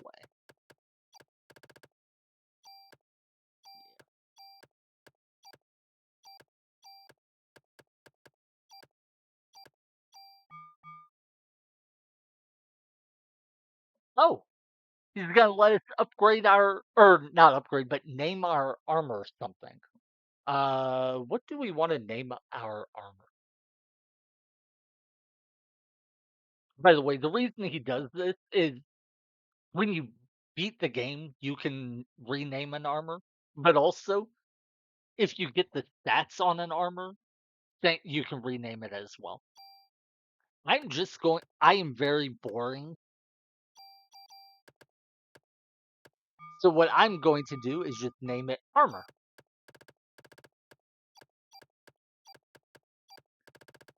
Yes, I am very creative.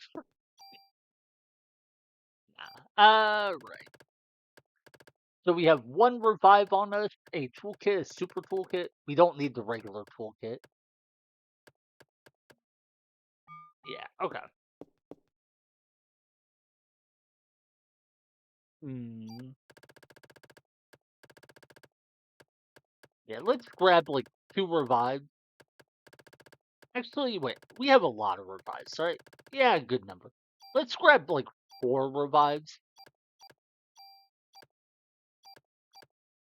I do want to have a bunch of revives for the final boss, but let's see. One, two, three, four, five, six, seven, eight, nine.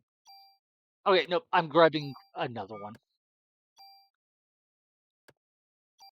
We do want to move the regular toolkit over because I never need it. Actually, I don't even need the super toolkit because we're not going to find any more weapons or armor. So, yeah. Free up some slots. Wait, how many revives do we have? One, two, three, four, five, six, seven, eight. Oh, yeah, eight. Six revives over here and a ton of medicine floors. Okay. Now we're pretty much ready to fight the next boss, except that we are not level 37 yet. We need 10,000 more experience, but we can get that as we climb the building. So let's go save first, and then we can go. Actually, no. I know what I want to do. I want to save, and then I want to check what my stats are now compared to what they were the last time we came through here and couldn't beat the boss. How much stronger are we? Are we even stronger? Okay. Yeah. So I'm going to quickly jot down some stats. Yeah. We have 408 offense. Oh, wait. Yeah, 408. And then for armor, we are 193, 163, 120. With that done, let's reload our old save file and see what we're like in that. I think it was this. No, wait, was it? Oh yeah, it has to be this one because it's level 37. So yeah, our weapon in this save file was 336 attack power. In our new save file, it's 408. So we have 72 more attack power. For armor, though, we were 193, 216. What? That's how is that possible? What? We were 193, 216, 119? Where did all of those extra stats come from? Did I, like, oh wait, never mind, I'm looking at the wrong file. I was looking at the defense stats I wrote down before we upgraded our armor, not after. I was like, wait, were our defenses so much higher before? But yeah, okay, that makes sense. Yeah, our physical armor in both cases is 193. Critical hit evasion was 119 in our previous save file. Now it's 120. The only stat that is actually meaningfully different is our energy defense is 53 points higher in our old save file than in our new one. So we basically gained 62 attack power in exchange for 53 magic defense. But we also are one level higher, so when we level up again, we'll be able to get some bonus points. So we'll be able to make up some amount of that difference if we want to. So yeah, I didn't realize that we were 60 more damage up. That is huge. I'm really happy. Trying to without a gun, Queen Bee boss fight. So just updating the stream because we are no longer hunting rare trading cards. We are actually going after a boss.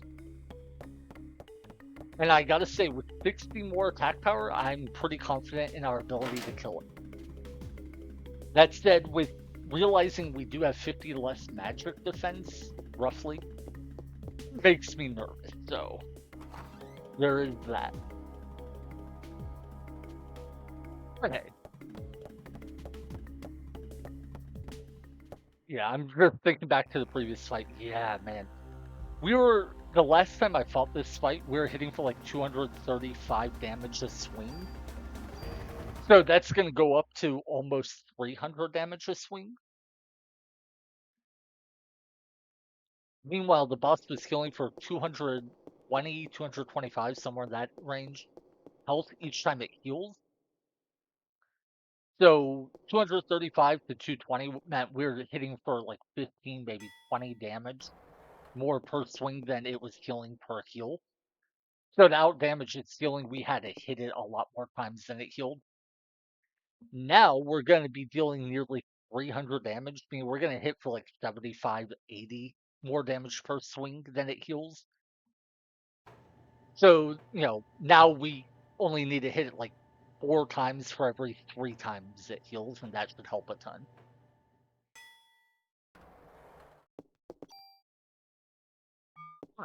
I do feel weird being level 36, not 37, but I think that's fine. I mean, we should level up on our way up there because it should only take 3 or 4 fights. Alright, back to floor 61. We've been here before. By the way, the map layouts do re-roll when you leave and come back if you haven't killed the boss, so we can't rely on remembering what the floors were like when we were here last time. They will have all reset. Oh my god, what am I doing?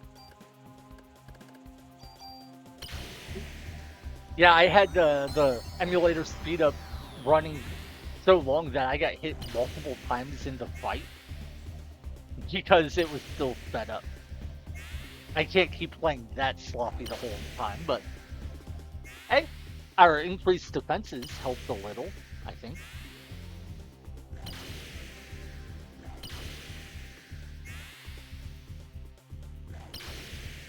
Wait, are we dealing more damage with Liberate now than before, or was it always hitting for 400 plus damage? Maybe I just misread it. I don't know. Yeah. Oh god. Well, we just burned a revive because I was a dum-dum. I thought I could get my attack off before the dogman would attack, and I was mistaken. Oh well. So this is a really sloppy fight. That's a bad start for our trek up. Fortunately, no matter how bad things go, we have our save file, so we're fine.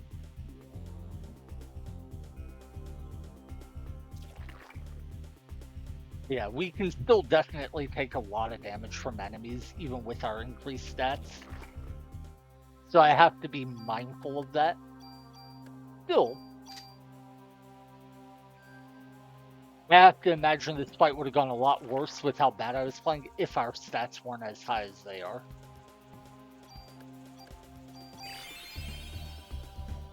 Alright, heal up. And I think this will give us like 3,000 experience, roughly, maybe 4.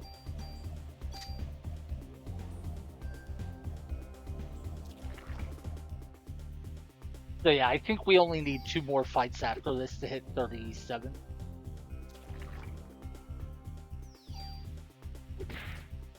Oh, apparently had not been hit by Liberate, so it didn't die to 1 hit. Okay, yeah, we got like 3,500 experience from that. That's cool. Also, hey, we actually got a Medicine 4 and a Revive. I think when the emulator speed up was running, we actually burned a Medicine 4 to Auto Potion. Not sure, but I think we did. So yeah, I think we just went net even in terms of items for that fight. I don't think we actually gained any, but not losing anything is plenty for me. But yeah, we're hitting for 420. I don't think our Liberate hit that hard before. I wonder if increasing our club attack power actually increased the damage we deal. Or if maybe there was some other factor, or maybe I'm just crazy and it was dealing this much damage the whole time.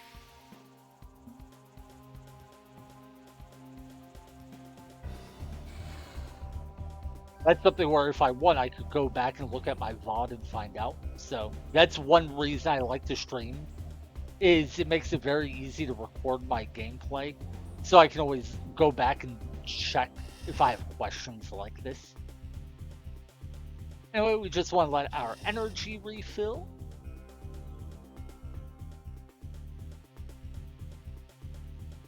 Come on, yeah. I like these snakes compared to the snakes earlier in the game. Back in the Central Park, the snakes had a tendency to run very far away from you in between attacks. So it could be a real pain to chase them down and hit them with the club. These snakes are much more cooperative in their fight. They also seem to be slower and have a shorter attack range. So wait, they may not have a shorter attack range than the snakes I'm thinking of. It may be snakes. Wait, which snakes are there? There's snakes somewhere in this game that actually have a pretty long attack range, and I don't think it's these. But and it's not the ones back in Central Park. Where else do you fight snakes? Huh. Maybe it was snakes like earlier on other floors of the Chrysler building? I'm not sure. I just remember some snakes that could hit you from surprisingly far away. I don't think that would have been back in Chinatown, because I think in Chinatown all you fight are cats. Do you fight any snakes in the sewers? I remember frogs and bats there, but not snakes. Huh. I'm not sure. I love the fact that snakes start off green. I think it's actually just a cool design. They zoom into Battlefield enough that you can't see the snakes at the start of the fight. So they kind of come in as a sort of surprise. So it's cool just in that sense of the design. But what I think is really cool is I love that you can hit them while they are off screen. It's so fun to like hit enemies you can't even see. Ooh, we stole a revive? I didn't remember that you could steal revives from bears. That's actually really huge. Come on, come on. Okay. We juke one attack. Wait a little bit longer for energy. Yeah, we only need 3,121 more experience. I don't think this fight gets us the level, but it'll be very close. Yeah, so we got like 2,500 experience. Oh god, we actually are filled up on healing items now? Nice! I didn't realize we had so many already. Nice, nice, nice, nice.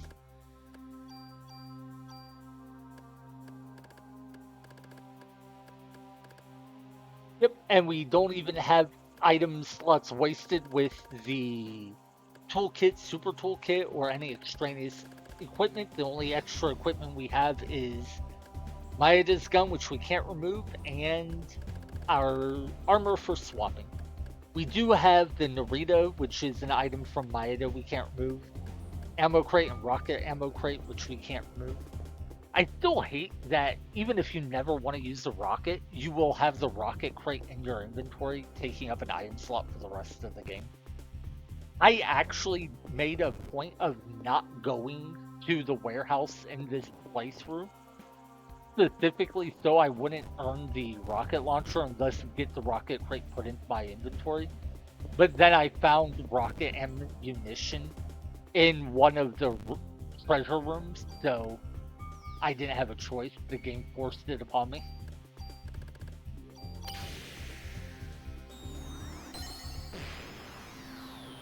But yeah, if I could not have rocket ammunition, it would be so nice. I could just have that extra item slot for whatever I wanted.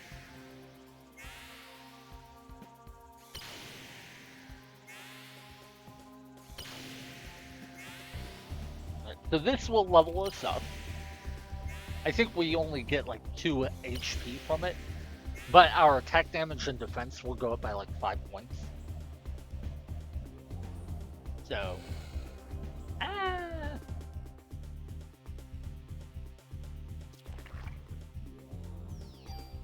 Dude, the snake hits us. As soon as I selected the attack, I saw this snake's movement change to indicate it was getting ready to attack, but it was a hair too late. Haha. Okay. Let our energy regenerate a bit more. But yeah, our energy and an energy regeneration rate will go up a bit when we level up. I don't know how much of a difference that will make, but it is a real thing to keep in mind.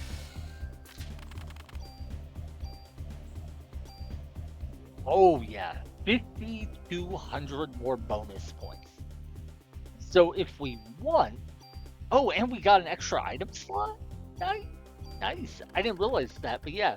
We have 35 item slots now, not 34. That's cool.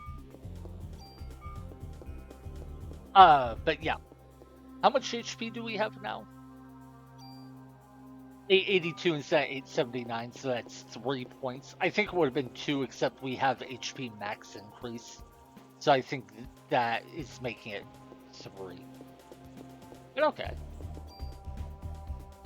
Yeah, we can't see how much it actually increased our damage or defense because the offense, defense stats like that just say 37, which is our level. But the value of each tier of those stats is not the same. So the effective increase to our damage and defense is greater than the status screen would suggest. And we now need 182,000 experience to level up again. I do not plan to ever get that. I am really curious if maybe I should go ahead and invest these bonus points into defense. In our previous playthrough, our defensive stats felt fine, and our magic defense was like 50 points higher. So if I invested all of our bonus points into our magic defense, we would be at the same defensive scores as we were in the last playthrough, which felt fine. And we would have plus like 16 more attack power. The alternative is we could let our defensive stats be a bit lower than they were in our last attempt and have our attack power be like 110 points higher instead of just 60 points higher. I don't know which is better. Actually, I do. Look at how much damage we took from these enemies.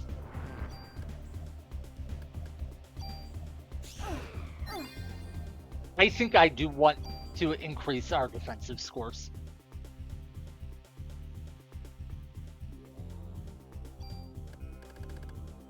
I think we go ahead and buff our defense by like 50 points. Our magic defense specifically. So yeah, we'll invest all of those points. Do we invest all? No.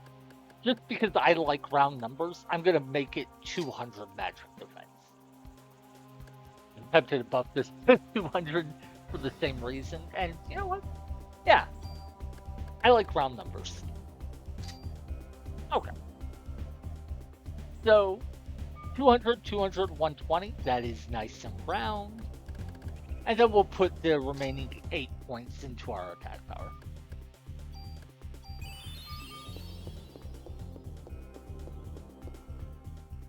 So yeah, that was what, like 47 more magic defense?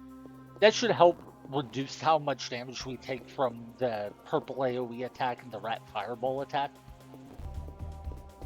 And we even increased our physical defense bit, so we'll take a bit less damage from physical attacks. So all in all, I think it's good. And worst case scenario, it was the wrong decision. We don't like how it plays out. We die to the boss because our stats suck.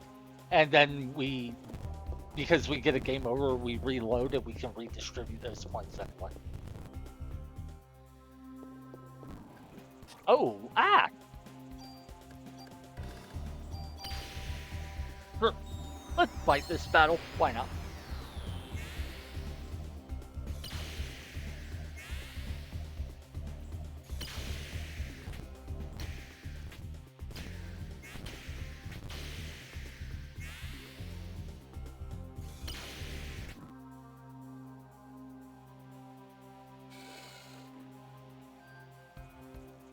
Well, I'm really curious how difficult the final boss of the base game would be if we could kill the final boss of the Chrysler building.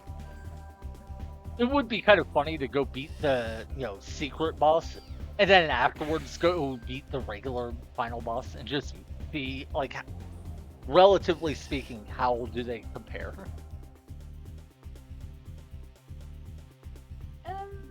Hi. Bye. Yo. I don't know where the collision box on the snake is, because you can walk over, like, the back of its tail. See there? A lot of enemies, you can't do that. If you even, like, touch any part of them, you will get hit. So, with the snakes, it always confuses me as to where exactly the collision box is. Alright, so, yeah, we have one item slot available. Ideally, we get revives, but medicine 4s are pretty good options too. Whoa, okay, right. I really do feel like Liberate is dealing more damage than it did in our last playthrough, and I can't tell if that's my imagination or not. It could be tied to your weapon attack power, at least to some extent, but I don't know.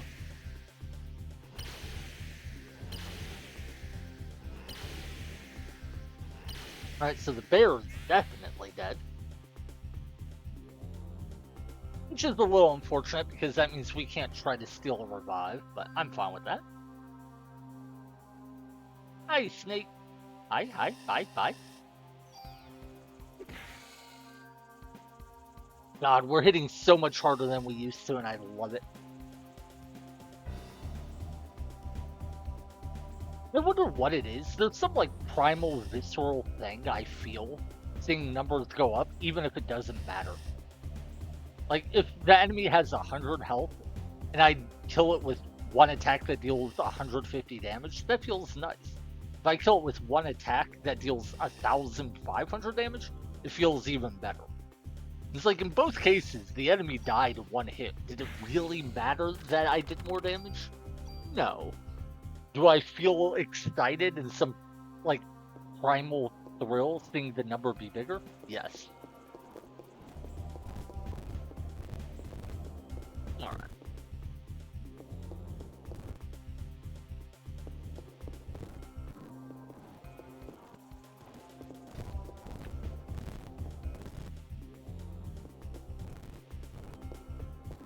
Alright. 464. Huh. Yeah, I'm feeling confident that we can get through the 10 floors reasonably well. I don't think we're gonna struggle too much with the fights or take forever doing it. But I'm still not super confident about the boss fight itself. That I'm still very nervous about. I do think having something like 60, 70 more damage per swing should make a huge difference. So I'm cautiously optimistic, but emphasis on cautious. A big thing I will say is because I've learned a bit more how the enemy attack pattern works throughout the fights with it, I do at least know we can avoid the scariest part of the boss, which is it summoning the Soldier Bee that can cause confusion. The Soldier Bee has an attack that isn't exactly the same as the Squirrel attack, but it is somewhat similar. And it does cause confusion like the Squirrel attack does. The main difference is it doesn't hit you multiple times and it is easier to avoid, but it's still an AoE attack that is pretty difficult to avoid and most importantly causes confusion, which once you get confused, dodging anything becomes a nightmare. So yeah, ideally we don't want to ever see that enemy, and I found out there is a way to ensure it never spawns, and that is the enemy can only spawn if there are... Actually, I think it can only spawn if there's only one bee left, but it might be if there's two. The boss starts off with 2 worker bees on its side. Once its health gets low enough, it'll summon a third. Once its health gets even lower, it can summon the Soldier Bee. The key is when a bee dies, it can re-summon another one. And so the Soldier Bee can take the slot of a dead bee. But it can't summon in if all of those slots are already filled. Oh god, that hurt. So, my understanding of the fight is as long as you don't kill any of the bees, the worker bee can't summon in. But I think it goes beyond that. I think the worker bee effectively takes up 2 summon slots, so you could potentially kill 1 bee, but not 2, and it would still not spawn in. That part I'm not super confident of, so like don't quote me on it. But I am absolutely certain that if you never kill one of the small bees, the Soldier Bee cannot spawn in. So that'll be my plan when I fight the Queen Bee. I'll never use the Liberate spell, because that might accidentally, well, not even accidentally. That would kill one of the small bees, or more than one, potentially. And thus, uh, ah, sorry, trying to talk and play. If I kill one of the small bees, then I could potentially let the big bees spawn in. Now, granted, I could kill the small bees early in the fight before the boss's health is low enough for the big bee to spawn in. That is an option. I just don't think I'll use Liberate at all. I think I'll just try to treat uh, Liberate as a no-go the whole time. That way I don't have to actually like put in the mental effort of thinking about when I can and when I can't use it. Plus, it'll be fun to kill a boss without relying on Liberate, because I'm already relying on Liberate a lot for these random encounters.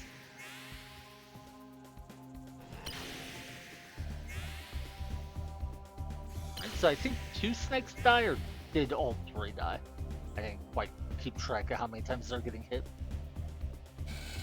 Yeah, just 2. Okay. The bear did get hit 1 time, so it... Ah, no! Okay, good. It defaulted to targeting the snake, not the bear, and the bear is the one I want to kill first. We did burn a medicine for there, which is a little unfortunate. On the other hand, I don't care that much, because I have plenty and I can get more.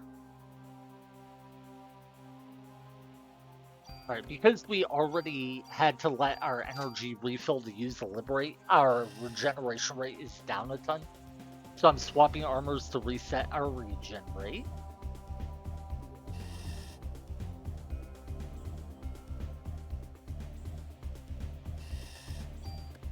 I wonder how close I could cut it on that snake attack to dodging.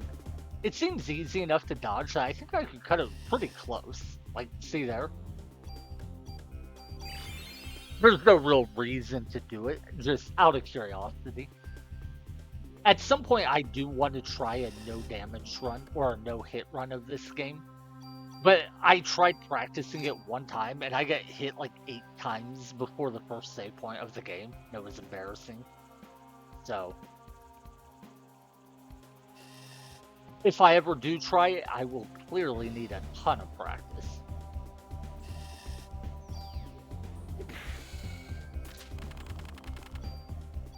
Alright. Oh, cool. So our inventory is filled up with healing items now. Nice. And we are at floor 66. We're making pretty good progress. It said, 169,000. Basically 170,000 after rounding. So yeah, I think we've earned like 18,000 experience since we hit level 37, something like that. So yeah, the enemies on these floors actually give pretty decent experience. I point that out because in the Chrysler building, pretty much none of the enemies give experience worth noting, I guess, until you reach floor 61.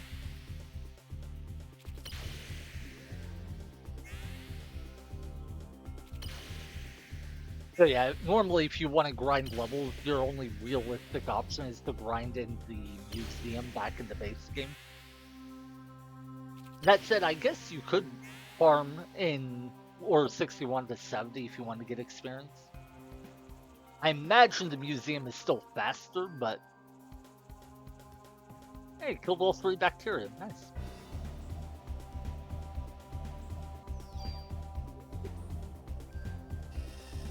You can at least get better items on these floors than you can from the museum.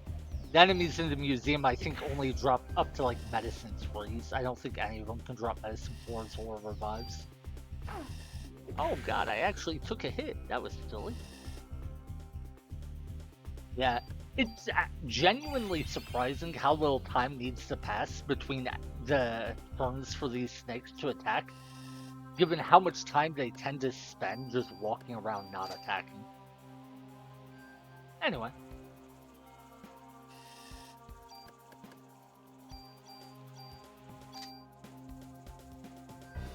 Now we're set to kill.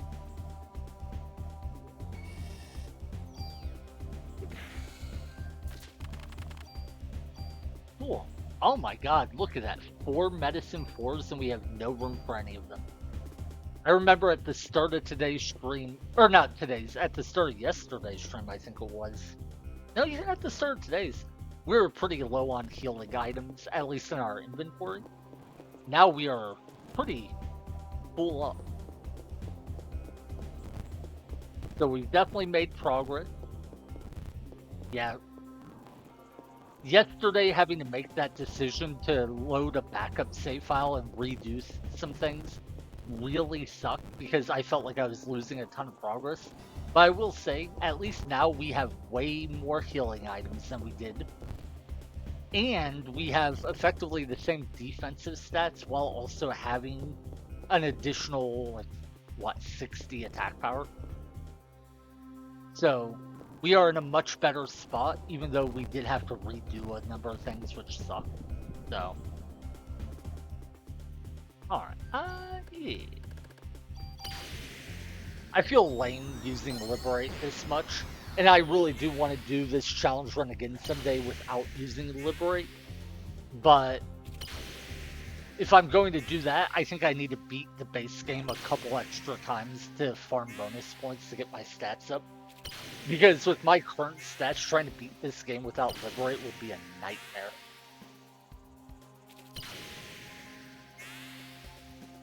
I could do it with a gun, no problem. That would be. But with a club, no.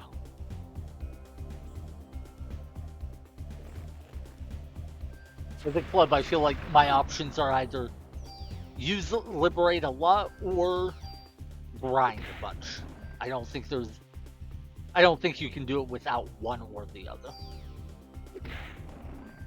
I mean, to be fair, I think actually... Ooh, a revive? Oh, I wish I could use one of my medicine 4s right now instead of just throwing it away. That way I could heal the full and pick up the revive. Oh well. But no, to be fair, I think if I played it really slow and careful, I do think I could do all of these fights without using Liberate and without taking too much damage or wasting too many healing items.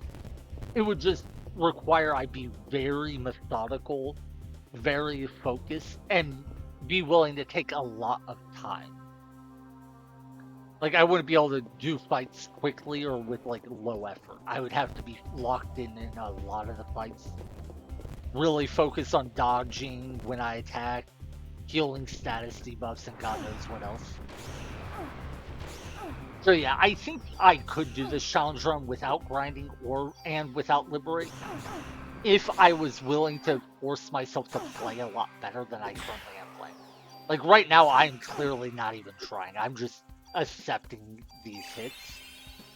But the reason I'm doing that is I buffed my defensive stats enough that I can get away with it. And to be frank, I've just had to do so many random encounters already that I don't have the motivation to play well when I don't need to. That said, this fight would go faster if I was playing better, so maybe I should. Oh my god! The one on the right is the one I already hit, so we'll kill him first. Cool. Okay. But yeah, the fight would go faster, so in terms of time, it would be better to be trying harder. But in terms of my mental stack, the amount of focus it would take to play fights like this cleanly is just, it would be too much to be doing this for hour after hour after hour. Oh, couldn't take the item I stole because I had too many. That's fun.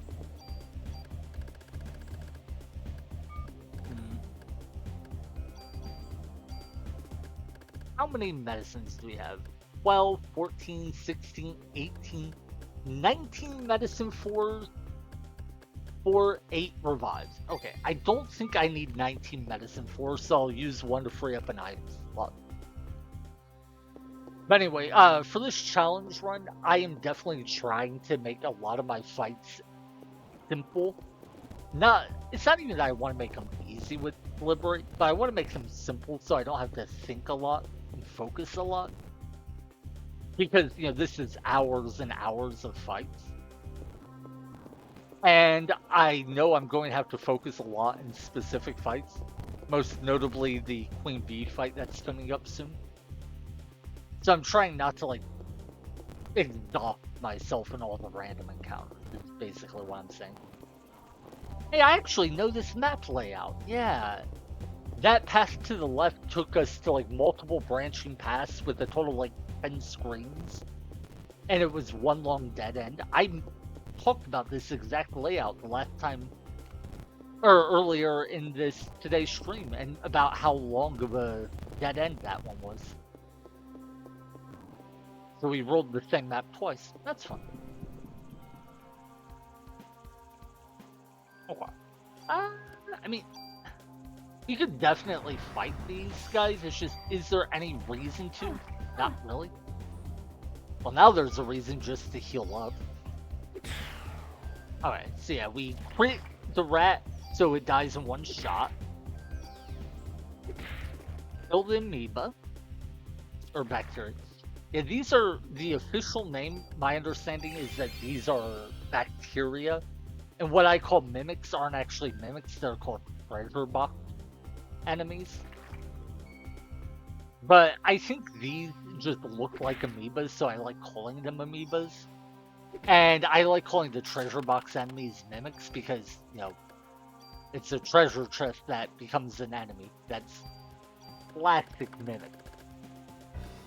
Yeah, I'm going to use the medicine force so we free up an item slot.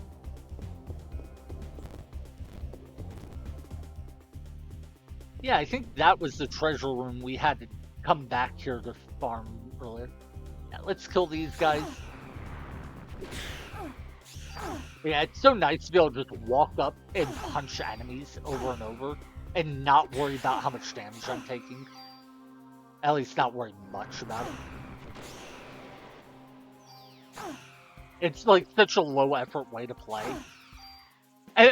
I just said that and now I feel bad because I know a lot of people play this way, like as their natural way to play the game. And I'm not trying to like insult them. You don't have to work hard or try to get good at a game to enjoy it. But this really is like the lowest effort way of playing the game I can imagine. It's just standing there and hitting the enemy. I couldn't steal from him because I had too many items.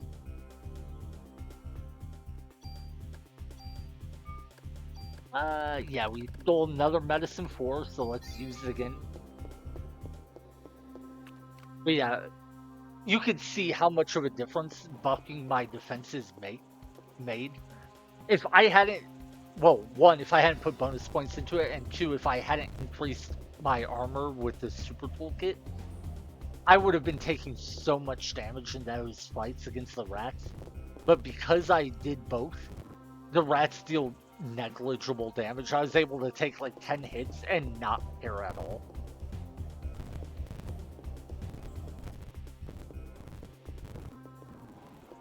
Anyway, I believe we are on floor 68. And now 59, which means we have one more floor to clear and then we're on the boss floor.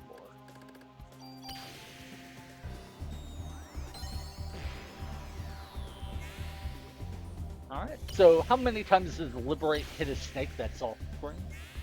By the way, I do want to mention, yesterday, at this point in my stream, like after streaming this long, I was feeling miserable, and that was part of why I played bad. I mean, I don't want to say it's the only reason I play bad all the time anyway,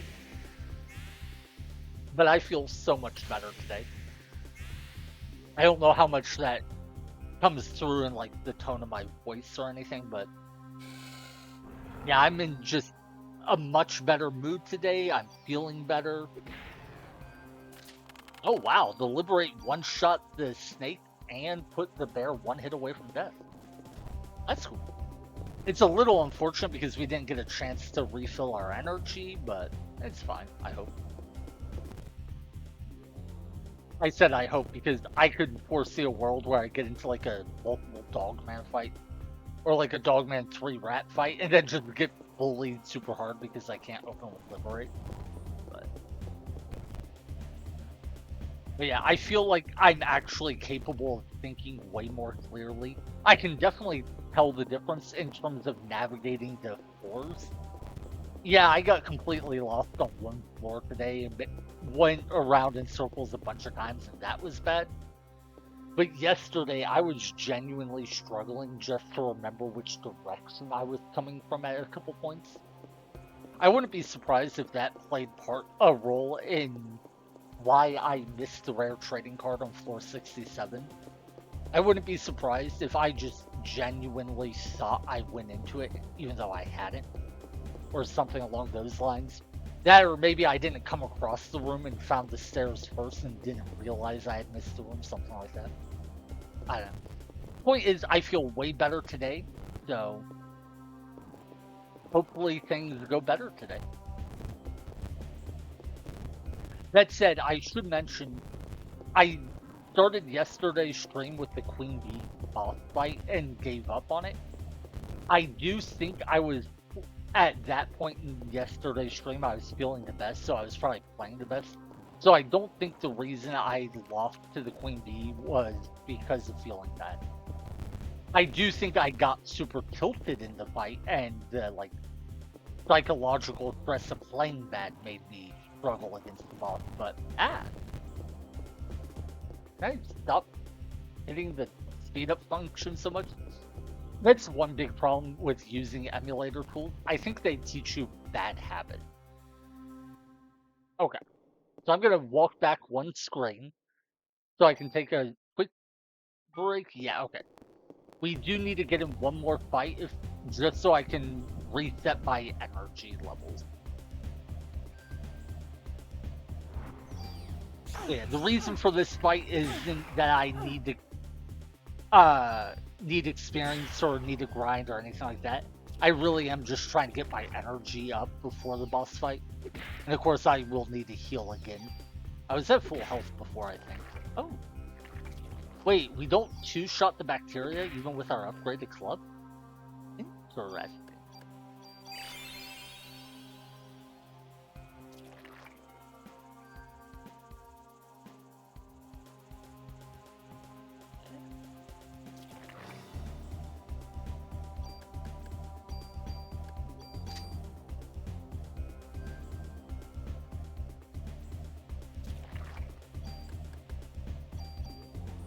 Yeah, I'd like that full health and full energy when I go into the boss fight, so taking one quick fight to do that is nice. Or is worth it. What's nice, yeah, sorry. Taking one extra fight to do that is worth it. And what's nice, my mind jumped ahead, is that we got in a fight with rats and bacteria instead of fighting wolf or dogmen. When I got in a fight in a corner room, I was afraid I was gonna run into dogmen. And I was a little nervous, but turned out to be okay.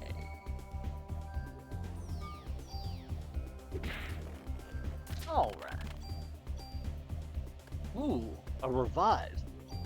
Yeah, I'll take that. So apparently the rat can drop revives, like I thought. So rats or dogman can. Earlier into the stream, I mentioned that I thought one or the other could, and then when a dogman gave me a revive, I was like, oh, I guess it's the dogman that can. Well, dark mages, I guess it would depend on what you consider more interesting games. I am going to play other games. As soon as I finish this challenge run, I'm going to start playing a different game. So, just comes down to like what sort of games are more interesting to you. Since you mentioned that, what kind of game would you prefer, or what kind of games do you like? Real quick, I'm going to go grab a soda just so I don't need to, or my drink doesn't run out mid-fight. But yeah, I am actually looking for other games to play because after this challenge run, I don't have any ideas for what I'm gonna play next. So I might play something you enjoy more, might not. I'm trying to remember. The games I played recently were what? Chrono Trigger, Chrono Cross, Parasite Eve, and Disciples 2. And I can definitely see, since they're all kind of turn-based or RPG slash strategy, they might not be the most interesting games for people. I do play a lot of Magic the Gathering on the online client, or what is it called, Arena. But I don't know that people would find a card game super interesting.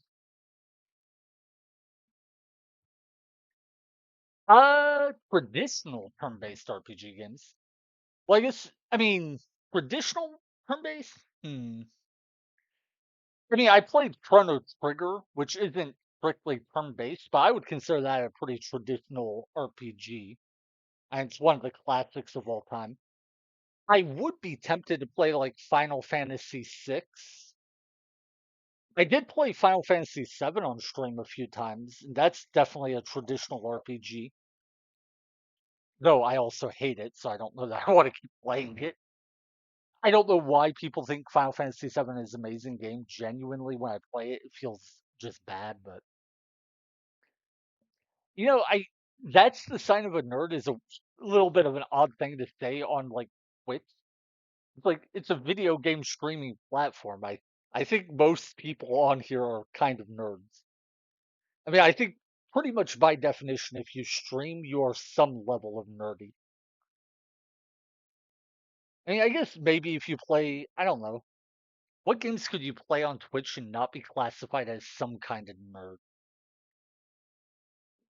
Maybe if you play like FIFA or games like that. Yeah, I'll be honest, I don't enjoy Magic the Gathering too much with the way the game's been going, so I don't play it all that much. That's why I don't stream it. And now, if you want to know what's really bad, is GTA. You're right, GTA isn't nerdy. GTA is just bad.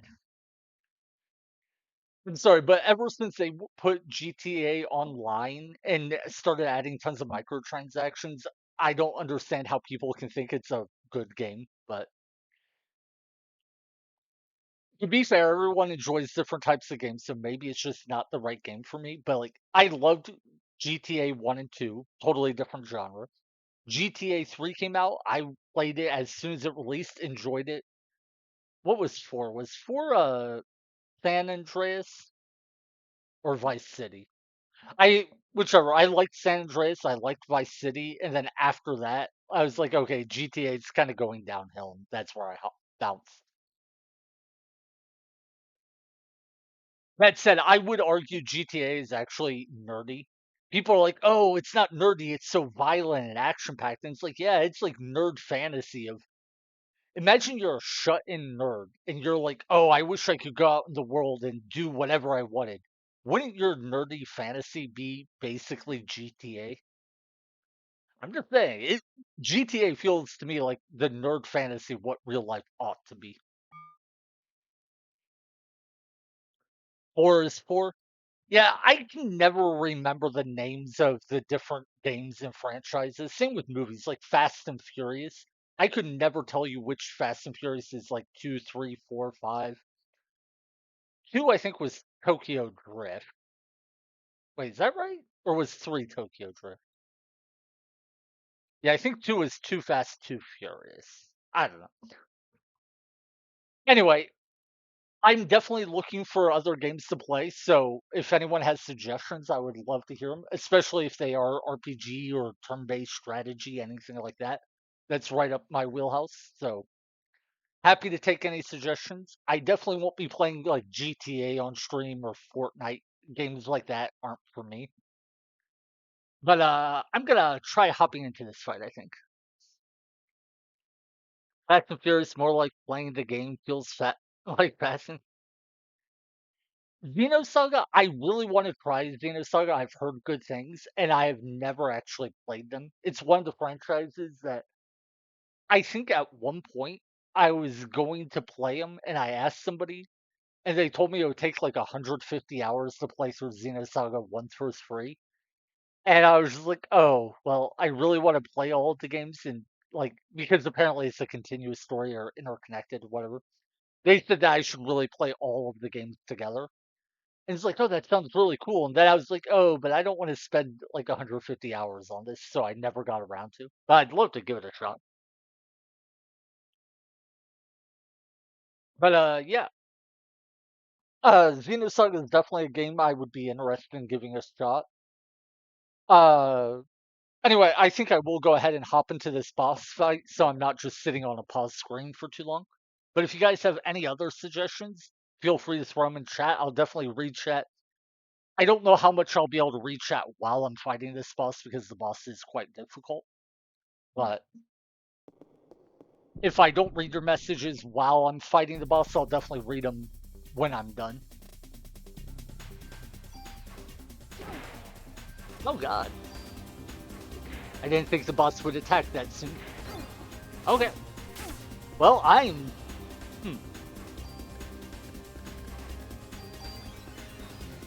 That's not the best way to start, but on the other hand, it's not the worst way to start either. Yeah, we got hit a bunch, took a lot of damage, but we got, what was it, 3 attacks in for free? And we're hitting for 318? Ah, shoot. I couldn't quite see. I think we hit for like 318, and the beads only heal the boss for 220. Okay, yeah, our critical hits hit for 477. The healing is for like 220, 230. So our non-critical hit the boss for like 80 more damage than the little guys heal it for, and our critical hits hit for way more, so like 200 more.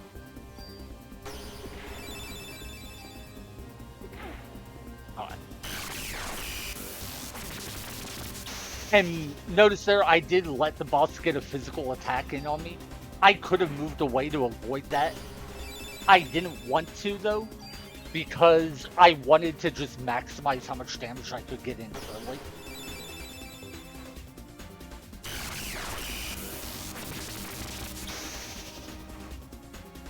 And right now, while the fight's still early, it's pretty easy to get a lot of damage in. So this is when I want to. Later, the boss will summon a third bee, and that will make it a lot harder to hit it. Plus, it'll start using this other attack that is completely undodgeable. So basically, I want to get as much damage as I can while it's still easy. And then when the fight gets harder, I'll have to play different. We bait the boss over to that side to use the attack. Ow, god. I was trying to bait the little bee into attacking me. I succeeded, but then when it attacked, it actually hit me because I didn't dodge right. Okay. I'm proud of that dodge. I stutter step to dodge both attacks. I get hit here.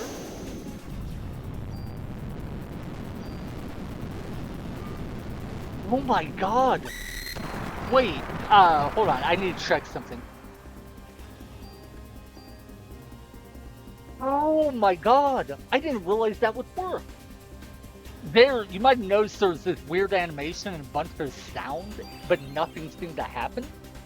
That was this boss's attack that up until now I thought was completely undodgeable. Okay, well, oh shoot, I never cast pre-raise. Okay, that's bad. Fine. Let's use haste so I can move fast enough to dodge this attack, then I can talk real quick. Okay. Pre-raise, and then let me pause so I can explain something real quick. There was a little bit of weird animation. I took like 5 damage. Then there was a sound like something was happening, but nothing actually happened. That was the boss using this attack that up until this point I said was undodgeable, that there was no way to stop it. But it turns out I was wrong. My armor right here, I think my mouse is showing, has a status protection on it that protects me against stiffness, which normally is like a slow. Normally, like, stiffness makes you move like at half speed. my old armor didn't have that equipped because I didn't think it mattered. I swore it on this armor because I was like, I can. There's no downside. Put it on there. Apparently, that attack that I thought was undodgeable actually can be avoided. If not the damage part, at least the paralysis it inflicts by having stiffness protection. Apparently, stiffness isn't just the slow effect like I thought. Apparently, stiffness is also a paralysis, so having protection against it actually makes this boss, like, way more manageable. Oh my god. I've tried beating this boss so many times without any luck, and if I would have just equipped that armor to have stiffness protection, I think I would have been able to beat it on my last attempt. But like, see here how I wasn't able to move? And because I was locked in one place, those little bees were able to hit me? That is what makes that attack so scary. It locks you into place, deals a good chunk of damage, and then the little bees can also hit you. But apparently, having stiffness protection on your armor can at least negate it once. I don't know how many times it would negate it. Like, maybe it's a one-time protection. Maybe it's a percentage-based thing, like you have a 20% chance to not get paralyzed. I don't know. Whatever it is, though, it's a total game changer. It genuinely makes this fight so much better than it was before. May bait that be into attacking.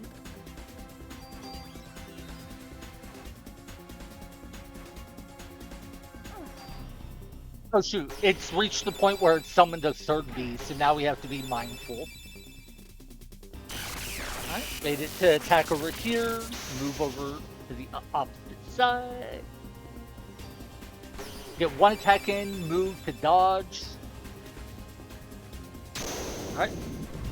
Yeah, okay, so we did avoid getting hit by this paralysis one time. Yeah, I don't know why it would have let us resist the paralysis one time and not any other. And wait, maybe it wasn't that the armor protected us. Maybe I'm jumping to conclusions and thinking it was. Maybe the actual explanation is something else. I don't know.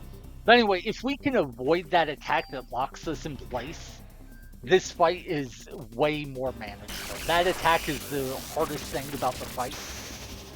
Other than one thing that we're just actually going to ignore completely. The attack that locks us into place and seems undodgeable is the second hardest thing in the fight. But the hardest thing is one of the summons. Real quick, let me swap. Like, see these little bees? They don't seem that scary, and honestly, they're not. But once the boss's health gets low enough, it can summon a different type of bee that is way stronger. The thing is, it can't do that if there's no summon slots available. So we're going to negate the threat of the big bee that is way more dangerous by simply never killing this boss. So with that part of the boss's strategy negated, if we could find a way to deal with the paralysis attack that seems undodgeable, then the fight would be actually kind of easy. Or if not easy, at least very manageable.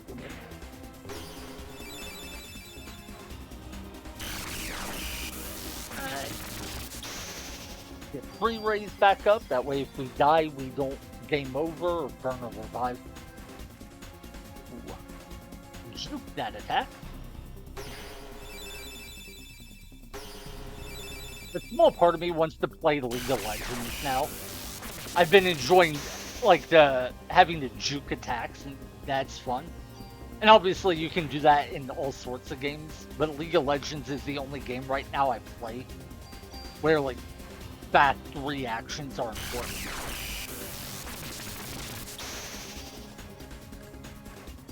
And yes, I play League of Legends, I know. In my defense, at least I'm bad at the game. I'm not one of those people who spent tons and tons of time getting like somewhat good at it. I'm just genuinely awful at it. I feel a little bit better knowing I'm not good at the game. But yeah, see, here, again, we're locked into place. I can't move. We get attacked by any little bees that come too close to us. At least we didn't die there. Because we didn't die, Auto Potion was able to kick in and heal us. By the way, one thing about that attack is it applies the defense down debuff, so we take more damage from follow-up attacks. That's why I used full recover. I didn't need the health from it that much, but I did need to remove that status ailment, so I wouldn't take tons of damage from follow-up attacks. I mean, I did still take a decent chunk of damage there, so.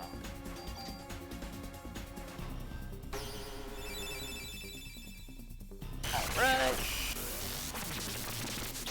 Yeah, normally fighting this boss would be a lot easier because I would have a gun and I'd be able to kill the little bees.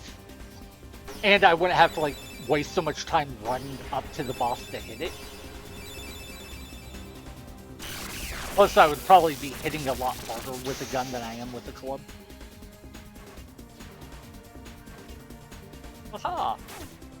Oh, I actually got hit there.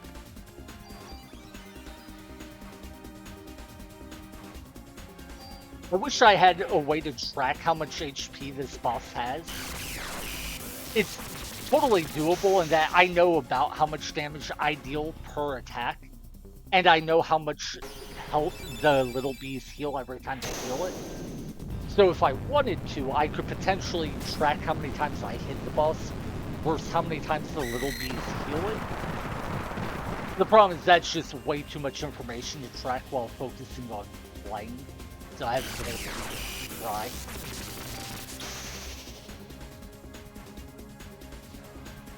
Haha, juke both. And juke a third. Get in for one attack, then try to free raise.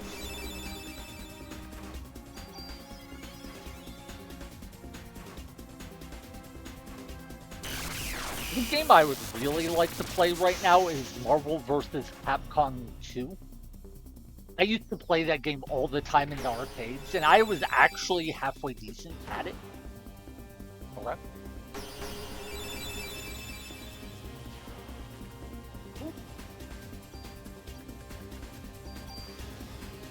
But I don't think that's the game I could play on stream, because I wouldn't be able to play for like long hours. No! We got locked into place again, and now we die, I think. Wait, oh, we didn't die. Thank God. Yeah, we didn't have pre-raise up, so dying there would have been really bad. Pre-raise, of course, resurrects us when we die. But yeah, Marvel vs. Capcom 2, if I was playing in an arcade, I could probably play for hours on end. But at home, I think I could only play for like 30 minutes at a time, and then I would need to swap off to something else.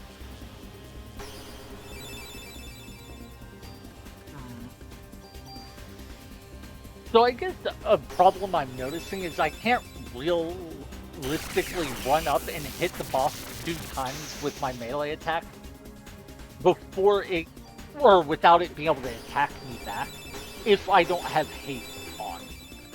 Because the amount of time I spend moving is too much. But with haste on, I do seem to be able to run up to the boss and hit it once. Oh my god. So if I don't have haste on, I think I only run up and hit 1 time right now. Haha! Ow! Bumped into the little bee. That was funny. I dodged the attack of the little bee and then just bumped into it. One small exception to what I was just saying is the boss does stay in place without attacking for a little bit longer if the little bees use the heal effect on it. The heal effect seems to paralyze the boss for like a second. So sometimes when the boss is being healed, I might be able to run up and hit it 1 extra time. But yeah. I'm so confused why I was able to not be paralyzed by that attack one time, but not any other times in this fight. So confusing.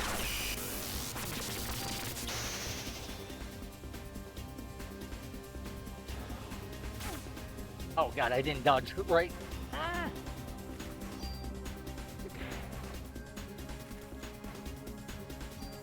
Over here, paste. Yeah, if I had some way to track this boss's HP, it would be so nice. Because I know the boss has like 12,000 health, but I don't know how much damage I've actually dealt. My understanding is it doesn't use that paralysis attack until it drops to 50% health. Got there.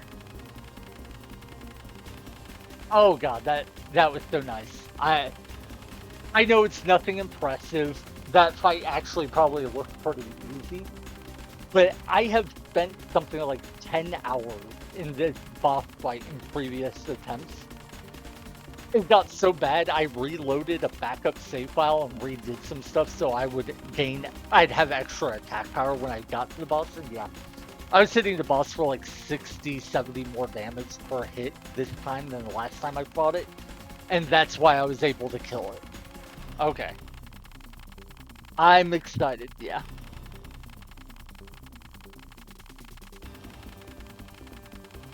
Alright, looking at chat real quick.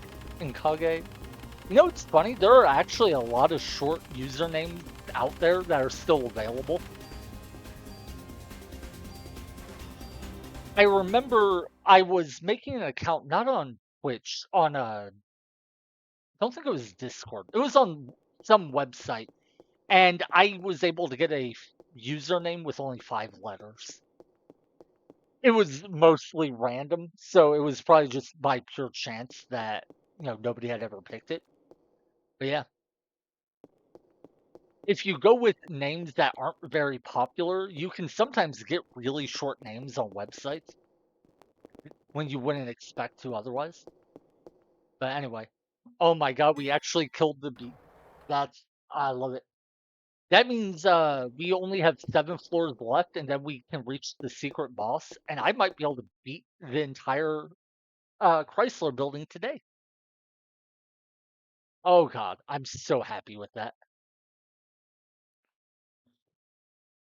And it really did mostly come down to having like 60, 70 more attack power than the last time I tried it. But did I hit the wrong button?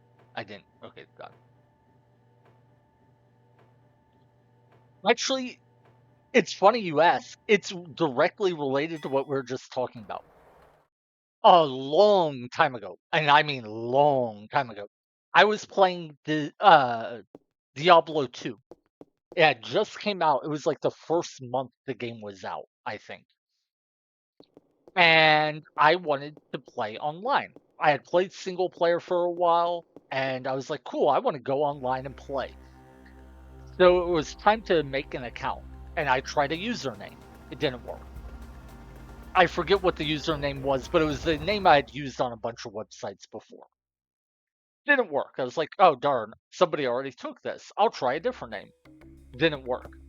I tried a different name. Didn't work. I started adding like 1, 2, 3 to a couple names. Didn't work. I tried something like 6 seemingly random names, and it didn't work. And I was so confused. I was like, why are none of these working? And I was like, oh, I think I know. I bet there's a bug. I bet it's not that these names are all taken. I bet there's just some sort of bug going on. And, just to test it, I was like, hey, Dad, because I was a teen, like I think 13 at the time. I was pretty young. Might have even been younger.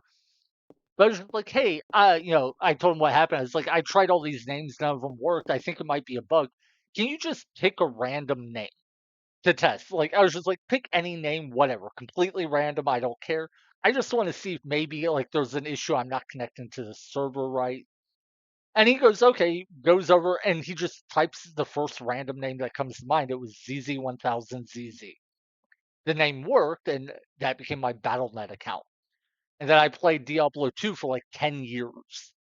And because I was using that on Diablo 2, I naturally used it on a couple message boards I posted on. And so it just became my username everywhere. So, not a very interesting or complicated story, but I think it's pretty fascinating that it all came down to just me genuinely not being able to pick any name I wanted.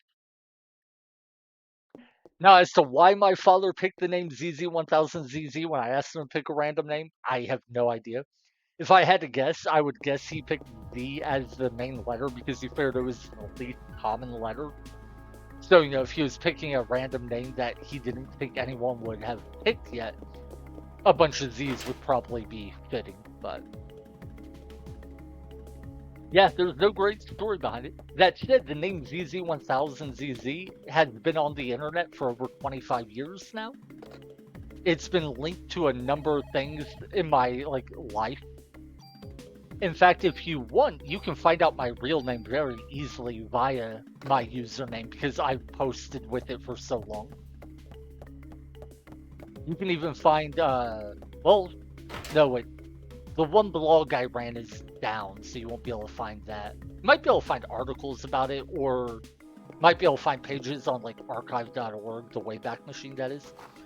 But yeah, if you wanted to with Googling, you could do stuff like find out about a time I was threatened to be reported to the FBI for hacking into servers.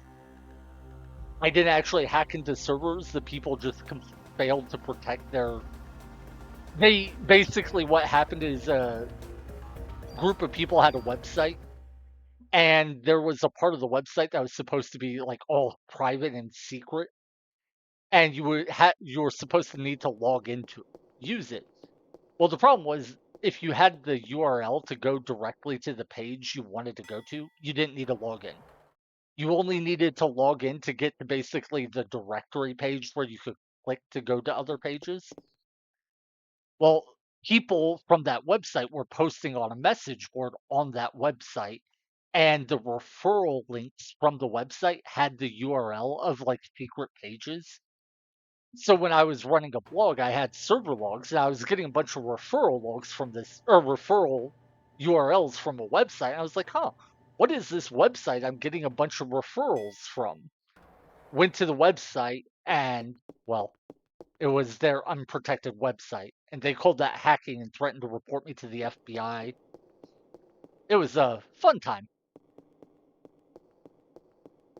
I actually made what was it, $700 off it because it was a bit of a funny story, and I had this small ebook I was selling at the time, and so many people thought it was funny that they're like, "Oh, what's this funny thing going on?" They bought my ebook for 99 cents. So yeah, I actually wait, was I selling for 99 cents or was I selling for 2.99? I don't remember. I don't know. I just remember thinking it was funny that I made a couple $100 off them threatening me like that. Anyway, we are now headed toward the final boss. Ooh, since I'm headed toward the final boss, let me update my stream title. I don't think anyone's going to see the stream title and click on it because of the change, but I like trying to be clear. So I just updated my stream title instead of saying Queen Bee fight or whatever I had it before. I said final boss fight. It's so nice not having maze after maze after maze. So I'm just, what is this that I'm looking at? I don't know. It looks like a person holding a giant fan, maybe? Hmm. Wait. I just realized something. I don't think our health and energy are full, are they? No. I really should enter this battle at full health and full energy, but I'm already here and I don't want to leave to go find a random encounter, so oh well. For the record, I do not expect to beat this boss on the first attempt. I expect to die a number of times in this fight. The good thing is, even if I die, I don't really lose much because there are no encounters and there's no mazes. Wait, are we on floor 75 now? I think so. I think that 76.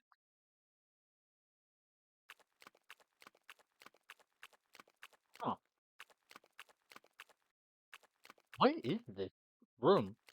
It looks like. Hmm, I genuinely have no idea what's on the walls here. It looks like it would be sunlight coming in through windows, which would make sense because they're all at different angles. But I thought it was nighttime. I wonder if, like, canonically, this fight is supposed to happen in the day, and those are just angled windows. Probably. All right. I'm so hesitant about this fight because I remember there's a couple tricks to it that I don't know. Like, the big one is the boss has a way of healing, and I don't remember the trick of how to avoid it. So, oh, we get to see the dialogue. That's our twin sister who died when we were kids. My, my eye. No, I really am here. What you're seeing isn't an illusion. Maya? You're Maya, aren't you? You're wrong again. I'm the original Eve. Original Eve? What do you mean? Mitochondria Melissa was transplanted from this young body. Hans Klump gave my cornea to you. After giving the kidney to Melissa, he continued to culture my liver cells in order to study the original me. As Melissa's body was giving birth to the ultimate being, I made my nest here, just in case Melissa or the ultimate being failed. At least the purebred would survive. Then this body belongs to your sister. It's been cultured from the real thing. No, that's not true. Ha ha. Want to chat with your sister? What?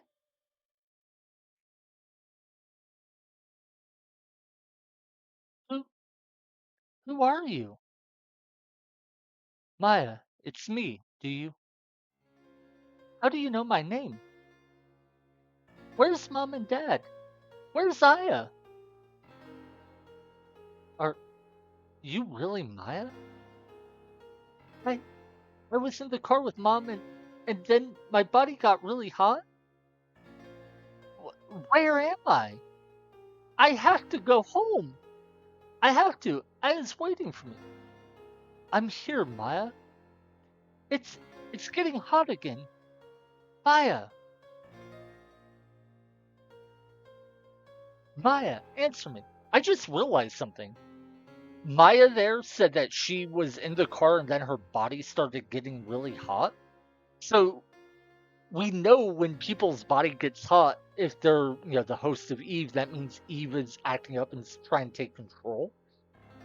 I think that means Eve caused the car crash that killed Aya's mother and sister. I don't think I ever really picked up on that detail before. But yeah, I think the car crash was caused because Eve's cells and Maya acted up and somehow messed with the car, distracted the driver, whatever, caused the car crash.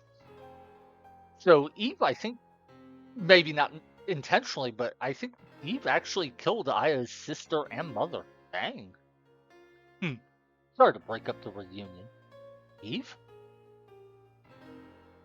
You have a nice time reminiscing. Eve!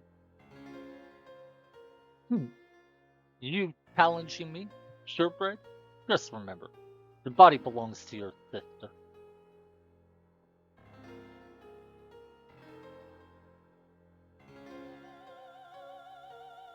And you might notice Eve here looks a lot like Aya does when she uses a liberate. Oh, good. We actually juked that attack. I wasn't sure we would. Okay, we got a hit in.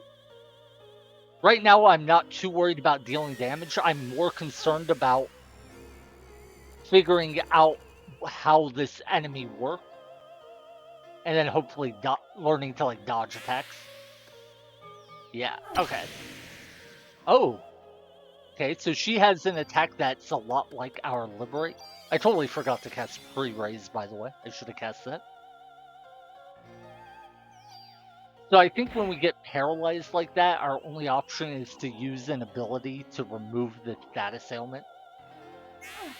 Oh god. Well, Auto Potion healed us, so that wasn't as bad as I thought it would be. Now the fight starts off pretty seemingly manageable, but believe me, it gets worse as we go. Oh god. And see how she actually attacked twice there, not just once? I think later on she can hit more times. Not 100% sure that's correct. Let's just heal the fool. But yeah, at some point... Ah, okay. Wait, what happens if we cast haste here? Can we dodge this attack? Uh, huh. I didn't seem to take any damage, but I also didn't seem able to dodge it, so I'm not sure what that one was. Oh, yeah, okay. With haste, we can dodge that relatively easily. I don't think we need haste to dodge that attack. I think haste just makes it a lot easier. Because I think we can, like... Ah, maybe I'm wrong. Yeah, I'm pretty sure there's a way to dodge that attack without haste, and it's just a question of how you do it. That said, I could be using Liberate right now, and maybe I should. Because it would get us a ton of damage. Okay, nope. Darn. I was hoping if we cast haste, we could remove that. I don't think haste would cure the status effect, so let's immediately medic.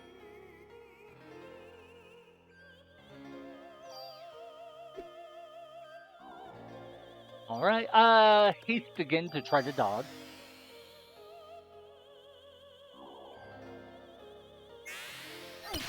Oh my god. Yeah, that's actually, even with haste, the second attack is hard to dodge. I'm not even sure how I would do it.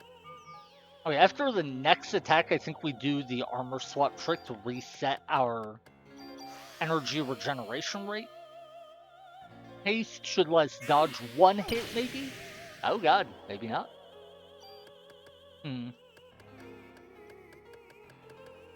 Full recover, so we're at full health before we do the armor swap.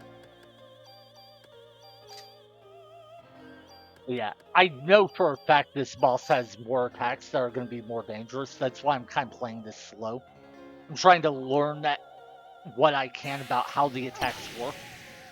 Okay, so we can dodge the first part of the dash, but the last part where she does that like downward swipe, I don't see a way to dodge.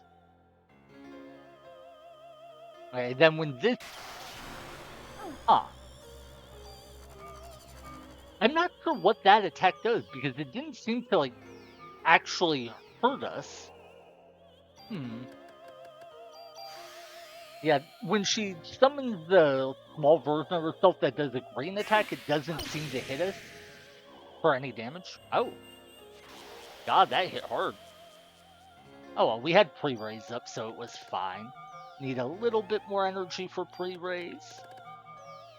Still a little bit more. Okay, we get pre-raised up just in time.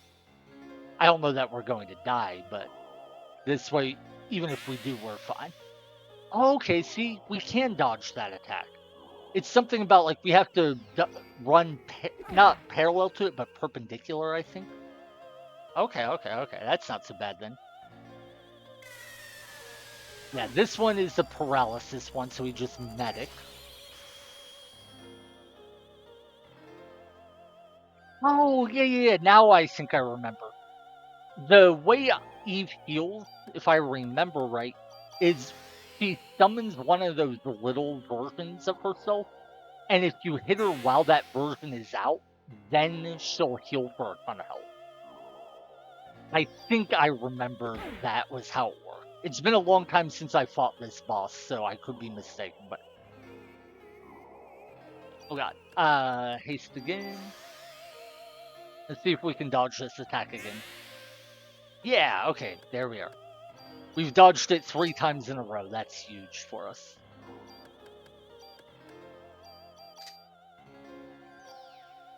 And we get a club hit in. But yeah, it has not started using its more dangerous attacks, so I'm...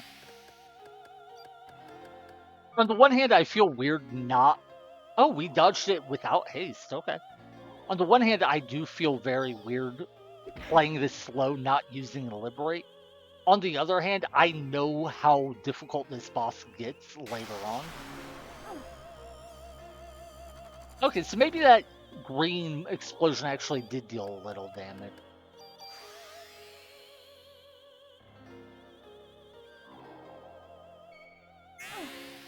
Ah, darn. Yeah. So we can definitely dodge that attack, but it's not a guaranteed thing. And it's quite possible that we don't. So let's just use the Liberate to get some damage in.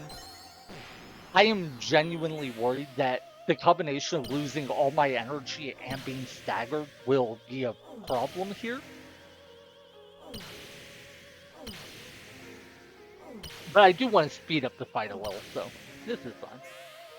Wait, I wasn't checking. I honestly have no idea how much damage I just did. I wasn't looking. During the animation, I went and grabbed my soda and took a sip.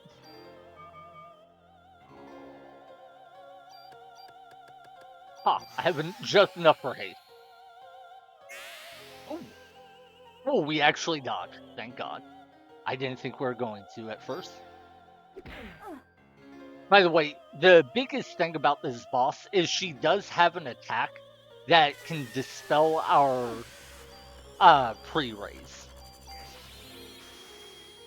Which means we won't have our guaranteed resurrection if she uses it. That's the main reason I'm worried right now. I don't know which attack it is that does it, but we have to be mindful of the fact that she can dispel our pre-raise and thus potentially kill us even if we have pre-raise up.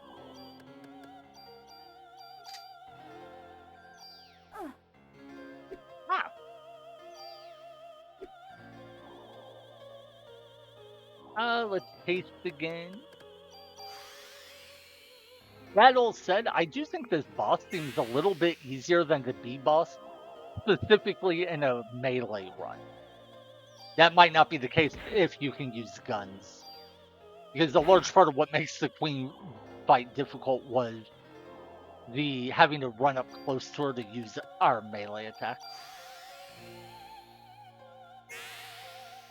Ooh. Okay, so we dodge both swings, and then we'll go ahead and use the Liberate for damage.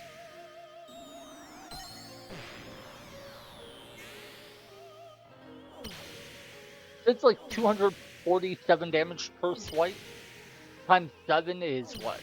14 plus 350, so like 1750 damage.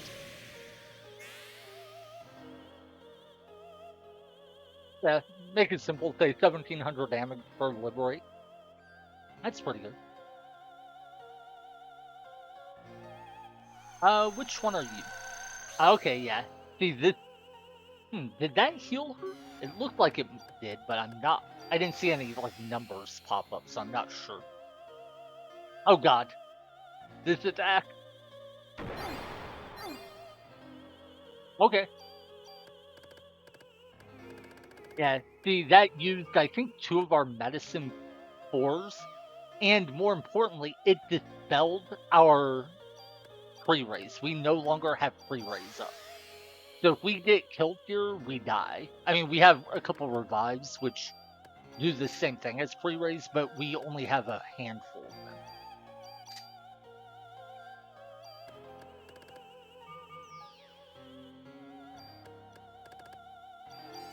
Alright, and then this one is using an attack I don't know. Okay, yeah, the green one. One that I don't know if that just deals damage or if it does something else as well. I can't quite tell.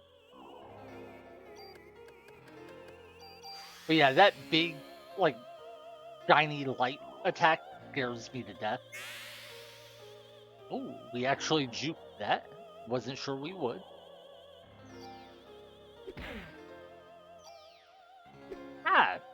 Didn't move quite far enough to get the second hit in. Is this the purple one? Yeah, so we medic to remove the status ailment.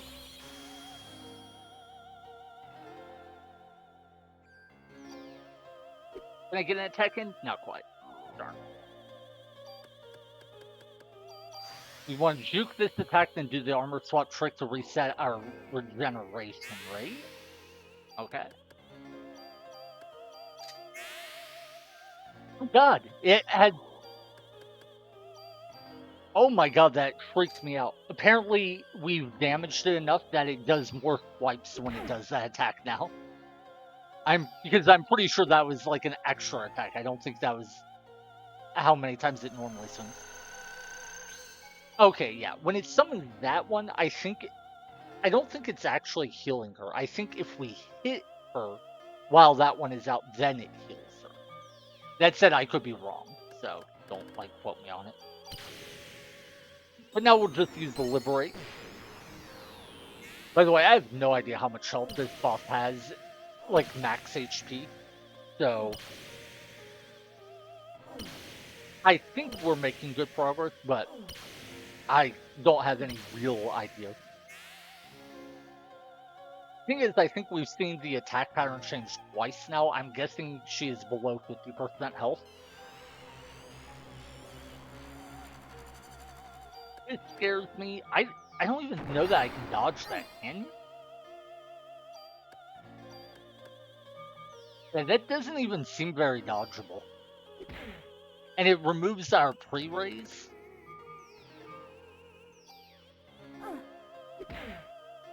Got an extra hit in. We'll cast haste. Oh god, we don't have pre-raise up, so if we get hit here, we might die. This is scary. Yeah. Okay, we die without pre-raise up. Yeah, so now she's currently at the point where she can use 3 hits per whatever attack you want to call that. I guess that's kind of her Liberate. I missed 2 attacks there for just being bad.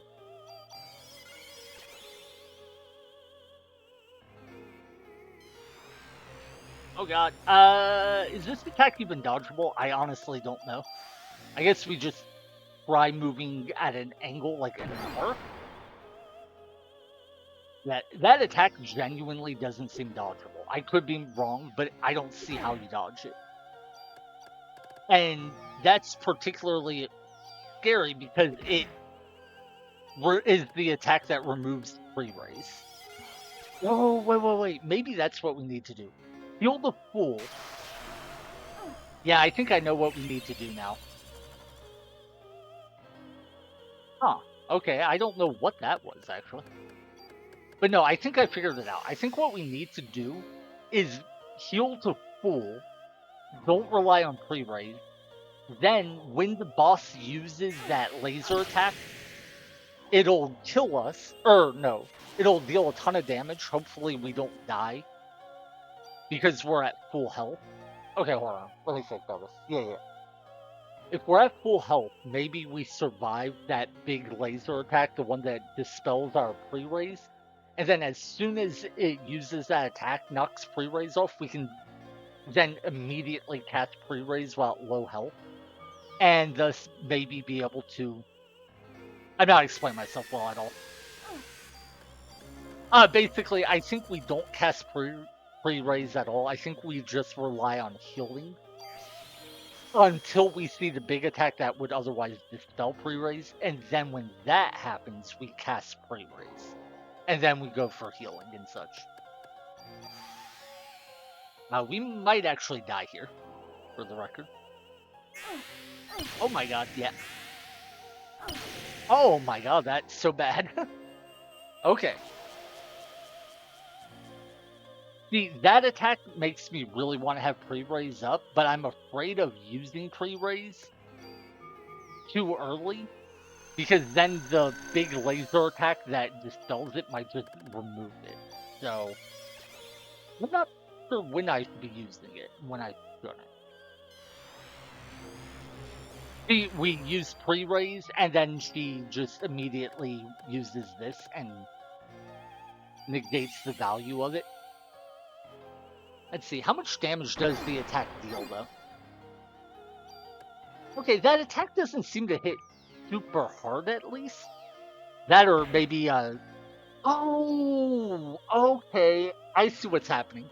I keep getting thrown off by that attack because we wound up with 401 health.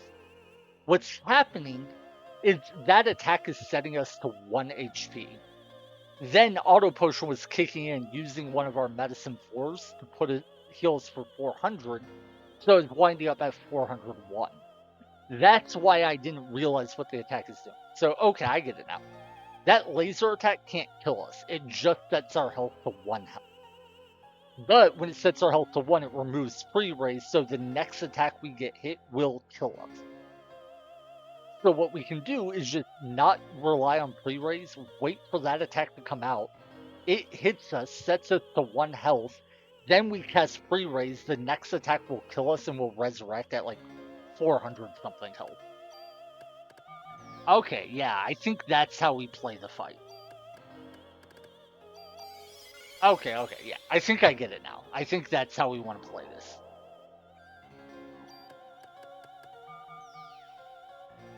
Yeah, I think we die here. Oh, wait. Yeah. The first two parts of that attack, I think I can kind of dodge somewhat reliably, but the last part of it, I can't. So right now, we're just going to chill. Let our energy regen. Yeah. This hits us, knocks us to 1 health. See? Wait. No! It knocked us to 1 health, but then we took contact damage from her bumping into us, so that killed us. I did not anticipate that part of the problem. Okay.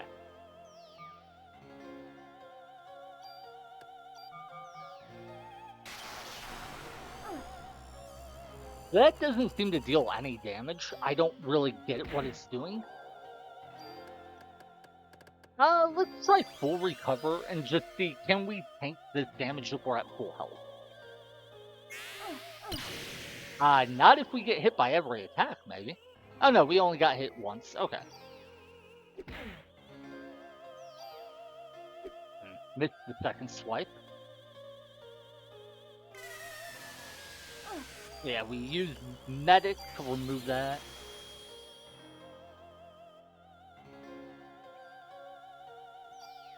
Yeah, this fight is a lot slower paced than the Queen Bee fight, at least. So that's interesting.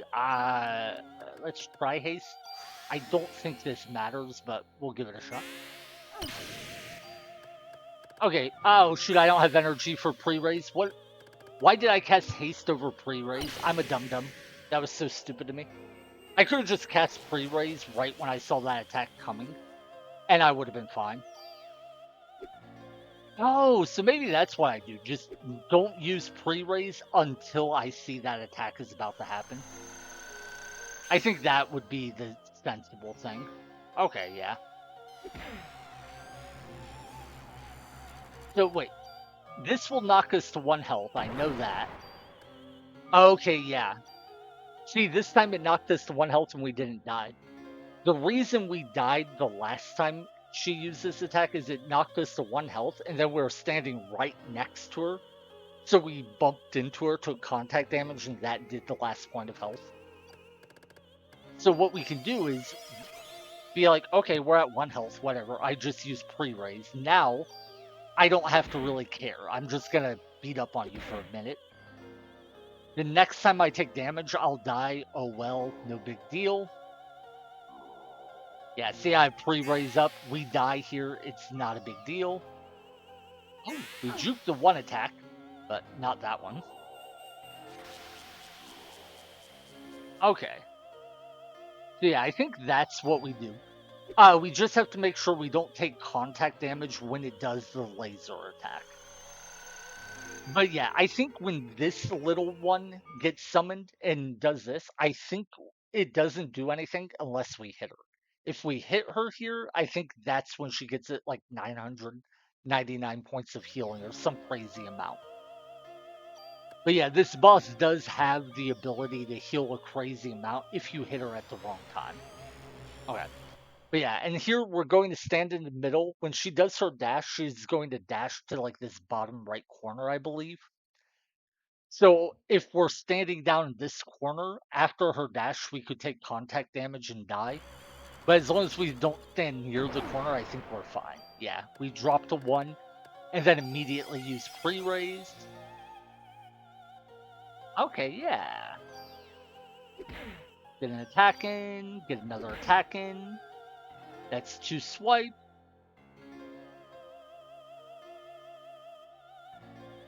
Alright. Oh. I don't know if the green attack killed us or if we bumped into her when she was moving around, but that is actually very unfortunate.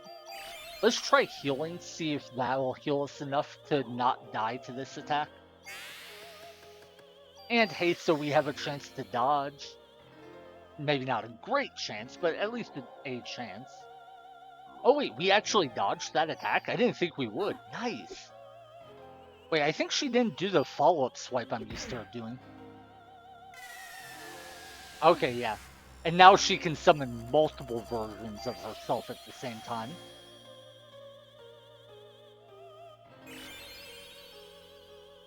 Okay. Yeah, see? Oh no, see there she healed. I don't know what triggers that particular heal.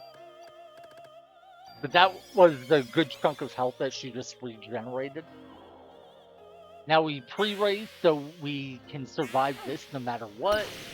Well, not necessarily survive, but the fight doesn't, we don't die.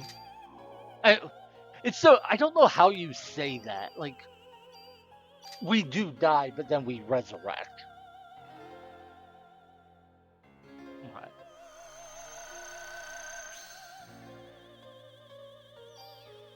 Now, I'm still not sure exactly what all of the different little Mayas do. Okay, so we pre-raise.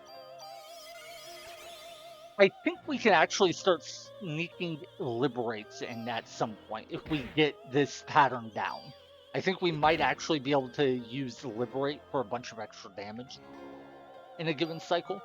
Yeah, see, we have pre-raise up, so we'll die here. Sucks, but... Okay, yeah.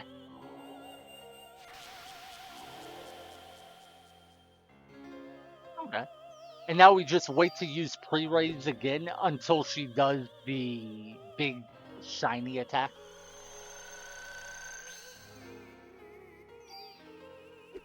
Ah, miss. Okay, so yeah. We pre-raise after this. Just chill.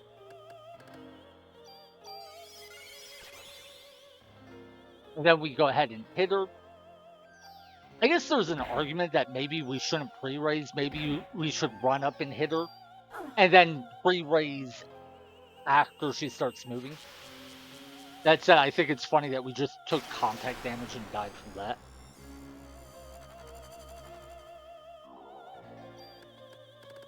Oh god, because we died, pre-raise isn't up. Shoot. Can I get it up in time? Yeah, I do. Thank god. That was so close to not working out well. We do have some revives left, I think, but I don't know how many we have left, and I don't want to rely on it. Oh, cool, we didn't even die.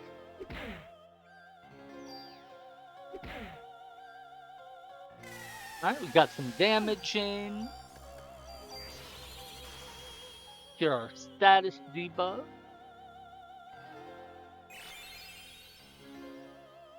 Okay, see, she... Oh, wow, that was a lot of health regenerated. I'm not sure what triggers the health regen. Yeah, I already have pre-raise up, so I guess there's no point in healing, is there? Just out of curiosity, no. I think we just accept that we're going to die. I don't think there's another option. I will heal just in case that does anything. The reason I'm doing that is when we die, our energy resets anyway, so there's no drawback. Okay, took a little contact damage there. That's less than ideal.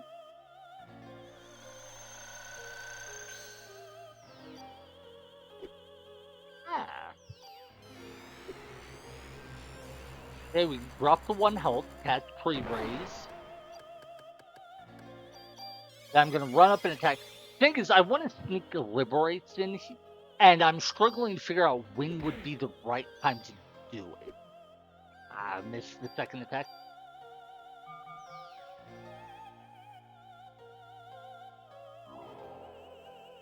Right, yeah.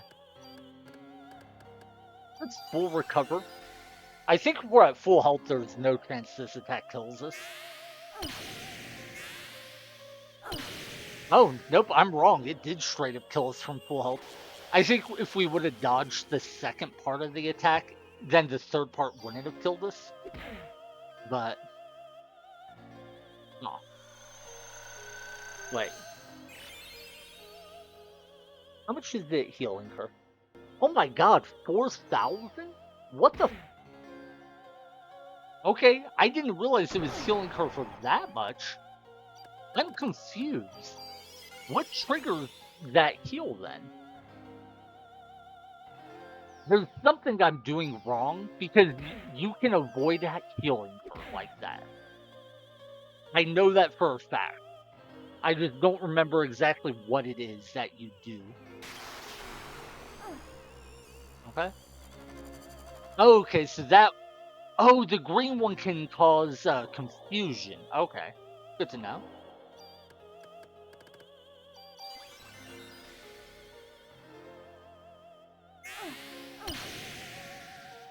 To be honest, even though this fight isn't going particularly great, thanks to how much she's healed, it's actually going better than I thought it would. Because we've kind of learned how the attack patterns work. Okay, here's the question. Do I even care that I'm immobilized? I don't know that it actually matters. Like, we have pre-raise up. So we'll just die and then resurrect. So does it even matter? I think maybe we don't even bother curing that.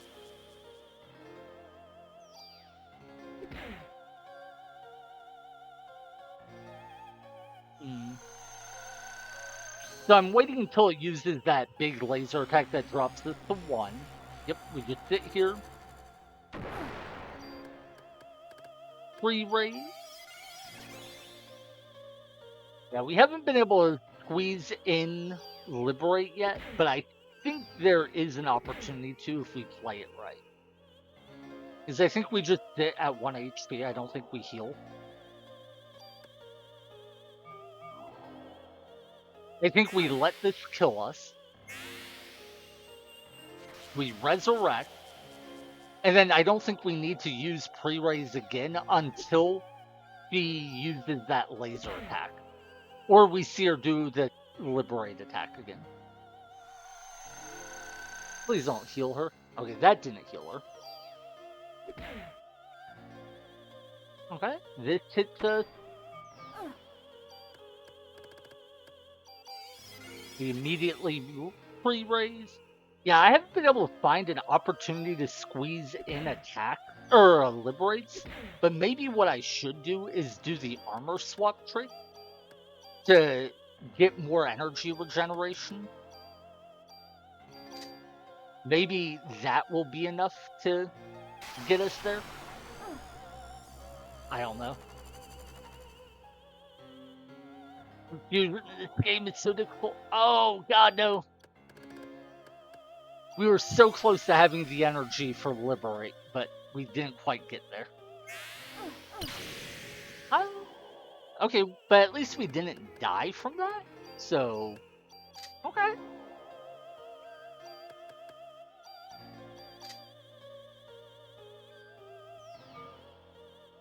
Notice it hasn't healed again in a while.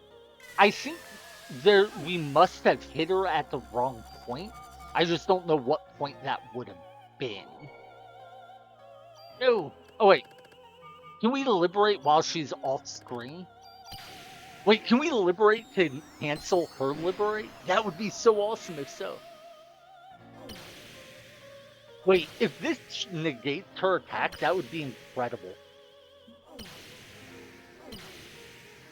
I don't know that it will, but it would be hilarious if it were. If not, we'll just die and it's not a big deal, but... Nope, it didn't negate her attack, so she does just immediately kill us. But that's fine. We had pre-raise up, so we come back to life. Now we just wait for her big attack. Okay, so yeah, she doesn't heal. I'm starting to get a suspicion of how the healing works. I'll talk about it more as we go, if it seems to pan out. So we come over here, hit her. Oh, I can't believe I bumped into her and took damage. I misjudged where the hitbox would, or the collision box would be when I did that. Oh my god. That screwed me over so much. Well, let's at least try using heal 3, see if that'll get our health high enough to maybe not die. Yeah, I don't think so. Yeah. Well, that burns a revive.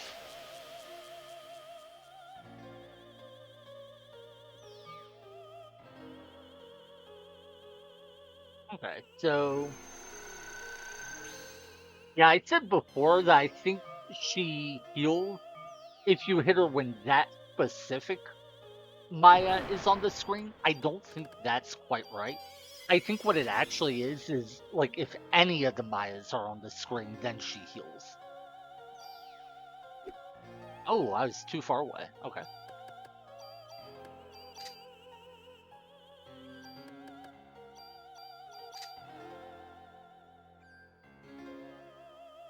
This is the green one, the one that can cause confusion.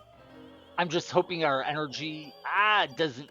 I was hoping we would get enough energy to liberate here, but it doesn't look like we'll be able to. So let's see if maybe we can at least survive from 882 health. Oh, we didn't even get hit at all? That's amazing. Okay. Ow, took contact damage. That sucks. And because of the collision, we got staggered, so our attack missed as well.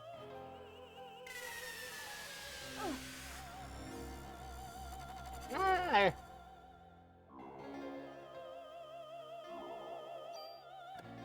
I don't have enough. I was hoping I could maybe get Liberate off before I died, but it doesn't look like. So let's just heal between hits. So because we healed between hits, we didn't die. Actually, it looks like we would have survived with 21 HP anyway. So.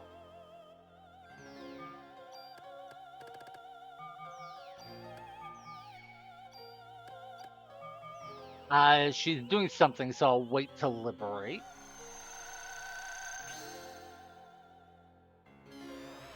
Okay. We pre-raise after this, then we use the liberate. Yeah.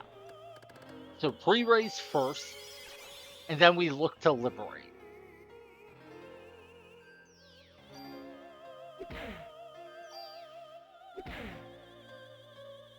No, don't bump into me. I do not want to die to contact damage. That would be embarrassing. Oh, look at that. We just barely squeeze in liberate. Oh, that's perfect. Okay, so we get liberate in, then she'll hit us, kill us, we'll revive. The resurrection will reset our energy regeneration rate. So if we can do this cycle every time, I think we're fine. I think that's how we do it.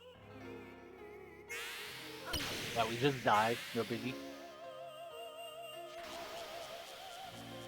Yeah, I think that's the loop we want to go for every time. So just kind of chill, wait for her to do the, whatever you want to call the big attack that sets us to 1 HP. Maybe swap our armor a couple times to increase our regeneration rate.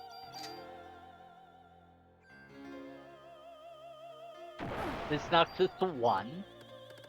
We pre-raise. Be careful we don't accidentally bump into her and die to that. Back off. Okay, and yeah, notice she hasn't healed in a while. I'm pretty sure what it is I think if any of her little Mayas are on the screen and we hit her, then she will heal. Okay. Our energy didn't regenerate enough to liberate, so I'm going to full recover here. Oh my god, we actually juked that attack entirely? That can't be right. Yeah, when she doesn't do the third swipe of that attack, it is way easier to dodge. He does the dash and then a downward attack, and that much is relatively easy to dodge. The downward attack part can be pretty tricky. But the third part of the attack is like a kick, and that I have never dodged today. I don't know if I did in any previous attempts. Okay. But yeah, I honestly think this fight is easier than the Queen Bee fight if you are thinking carefully about how to sequence things. Like, figuring out how to fight this is probably harder, I think, than the Queen Bee. But if you succeed at figuring out, I think it's actually easier. Mostly because I think this boss has a very exploitable attack pattern, whereas the bee didn't really. Yeah. So we just kind of sit here, wait. Armor swap again to reset regen rate. Stand in the middle. The important thing with this attack is don't stand in the corner. We stood in the corner one time trying to dodge it, and the attack missed. Or, I'm sorry, the attack knocked us to 1 health, which couldn't kill us. But then we just bumped into her, and she immediately killed us. And it was pretty silly. Okay. So that's the one that can cause confusion. Okay, I don't have enough energy for Liberate, so let's full recover.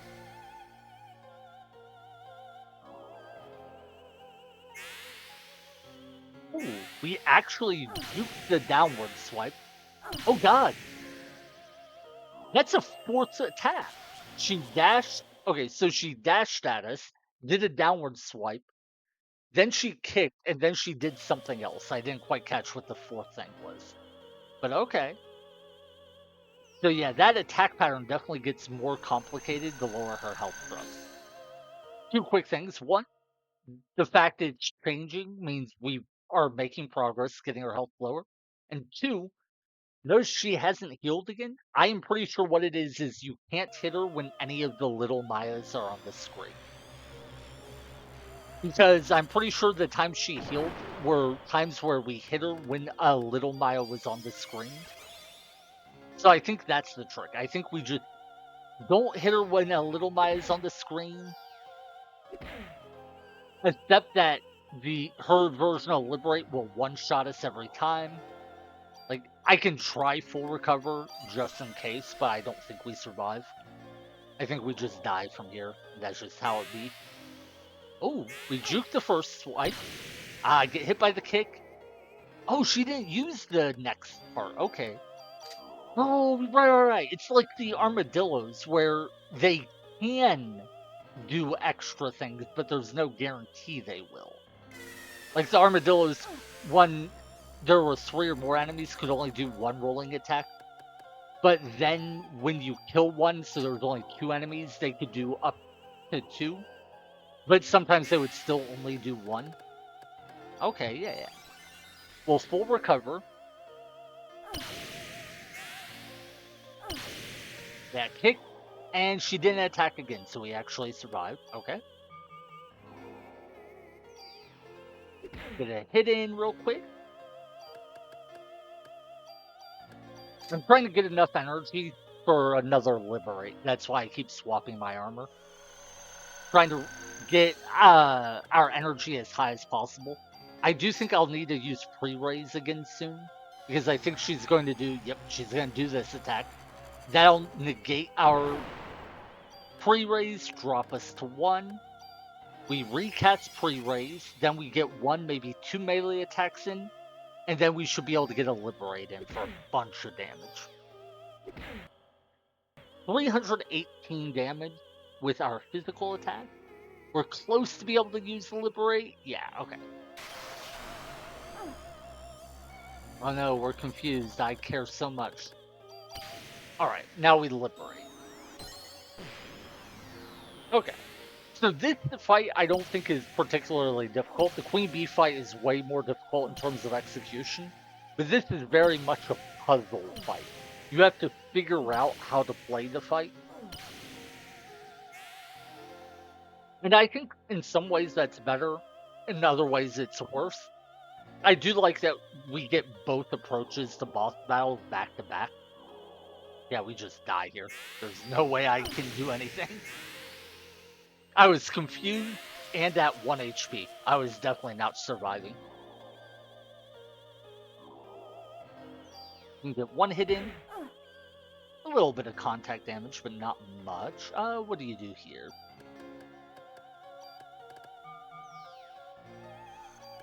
Yeah, and we expect the set to 1 HP attack.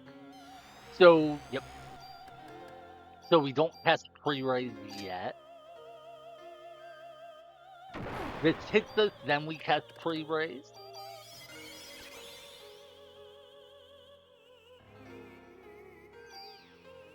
One hit and two. Oh, we missed the second attack.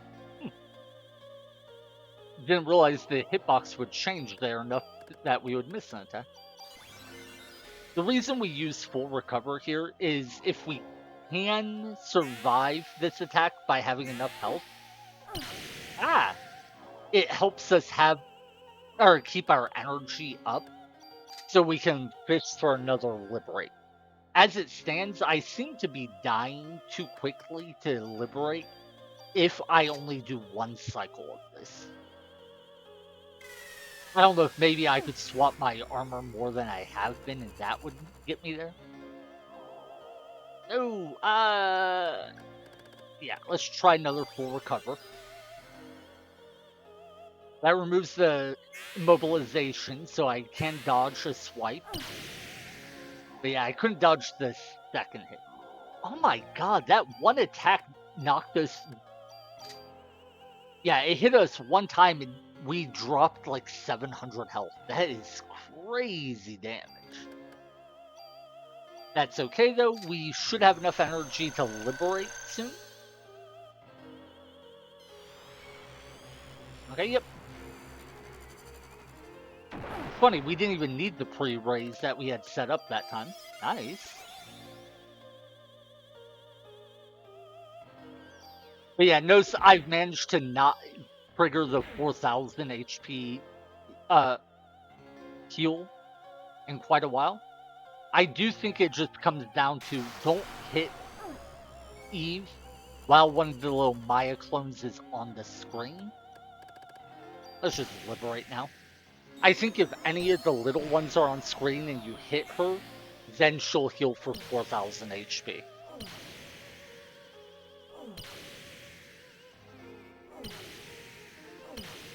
But yeah, I think we've pretty much solved this puzzle. I don't know that I'll win. Things could still go wrong. I'm not sure how many revives we have left. But if I do lose on this attempt, I can certainly do it on my next attempt. Yeah, I only have 2 revives left, so it wouldn't take too many mistakes for this fight to be a loss. Like, all I have to do is screw up 3 times.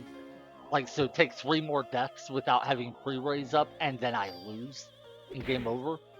But if that were to happen, I think I could just try again and win on the next try. Because now I have a pretty good grasp of how to handle this fight. So with that said, I do think this fight kind of sucks specifically for this challenge run just because of damage. It's taking a lot longer than I would care for, but, oh god, I bumped into her. That was a problem. But I actually really like the design of the fight. I think it's a really cool idea. Oh god. Remember what I said about only need to mess up a couple more times? I might have just messed up enough times. I don't have enough energy for pre-raise yet. Oh. Oh my god, we got it up just in time. Oh my god, look at, like, that was, what, maybe a quarter of a second, probably less, between me getting pre-raised up and actually taking the damage and dying. That was so close.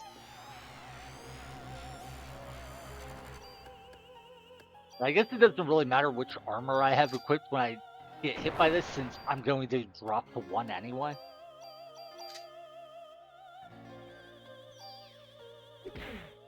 One and two. Back off. Wait, did I not cast pre-raise? I didn't. Oh, that's right, I was busy swapping armor. That makes sense.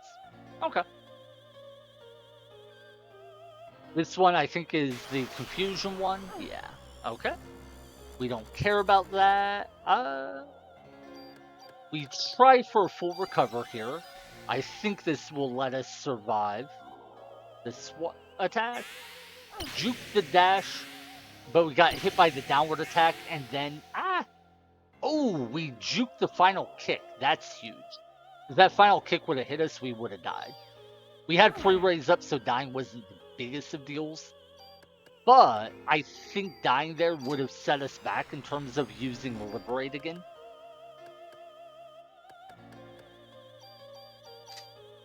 Alright, we dropped to 1 here. We passed pre-raise, so we have it up.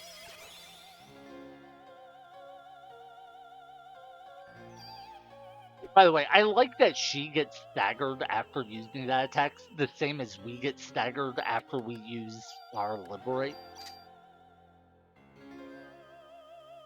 It's interesting because that attack of hers isn't really her Liberate. We see a similar attack from her that is our Liberate. But it is cool that, like, she gets staggered by her own attacks as well. Cool little detail. Alright, so we full recover here. By the way, I think if we're level 38, we would be able to regenerate enough energy to use... Yeah, we just die here if we don't heal. I mean, I have pre-raise up, so dying isn't the biggest of deals. Oh wait, we juked the attack? I did not think we would juke the last hit. I was sure we were going to get hit there. Huh, okay. But anyway, I like the parallels between Eve and us. Oh, we healed to full and we had pre-raise up, and then we get hit by an attack that sets our health to 1 and removes pre-raise. That felt kind of silly. Alright, 2 hits in, pre-raise. Anyway, I like that this fight really sets up further parallels between Aya and Eve. Good bit of, like, gameplay and story integration. I probably could have got a hit in there. I didn't think I could, but... Anyway, we full recover to see if maybe we can survive this attack. Sometimes we can survive it with high health, other times, like this time, we can't.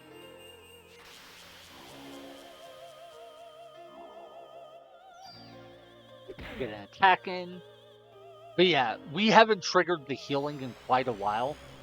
So I am pretty much 100% convinced that what triggers the 4,000 HP heal is hitting her while any of her little clones are on the screen.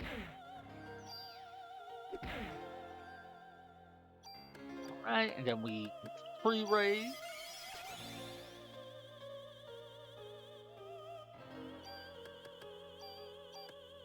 At this point, it doesn't really matter which armor we have equipped, so I'll just aggressively swap armor to keep our regeneration rate up. I think we die here, but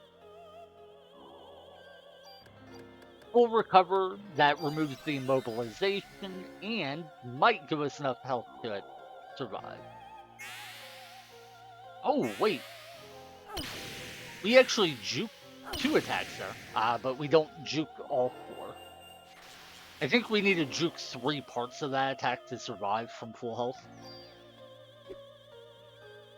Okay, so now we just wait for this to go off, then we pre-raise. Honestly, I'm just gonna keep swapping armors aggressively.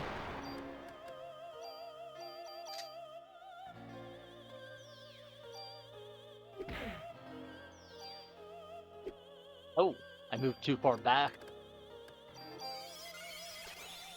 Yeah, this fight's actually a little dull now that I kind of understand how to do it.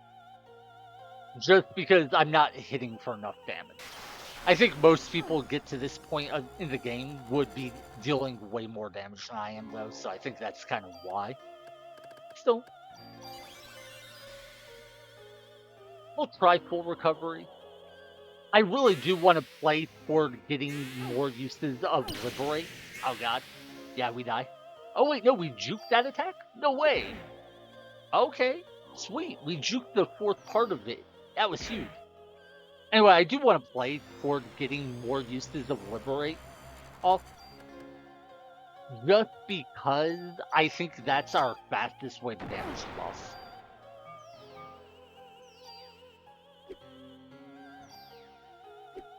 Oh my god. I tried moving a little closer between attacks and it wasn't enough.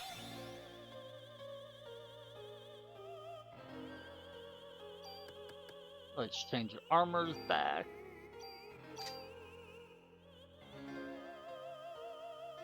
We don't really care about this one. It'll immobilize us, but we're going to go for full recover. I haven't been able to sneak a Liberate in quite a while, though. That is a bit frustrating. If we can get our Liberates in, then we can deal quite a bit of damage, but without them, we don't seem to hit all that hard. Oh god. Ah! I wish I could practice just juking that attack, because it is the hardest attack to dodge. Yet I have successfully avoided all but the third part of the attack. I think I even avoided the third part one time. So yeah, that's definitely an attack I would like to learn the dodge pattern for. Oh, missed the last hit. But yeah, if I can full recover before she does her Liberate and heal the fool because of that, or not heal the fool, but actually survive it, I might be able to regenerate enough energy to be able to use Liberate.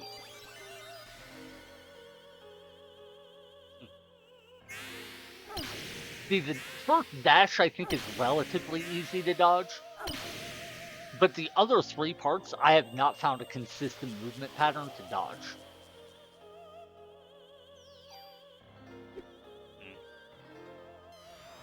Okay, so we have to pre-raise after this. Gonna swap armors real quick.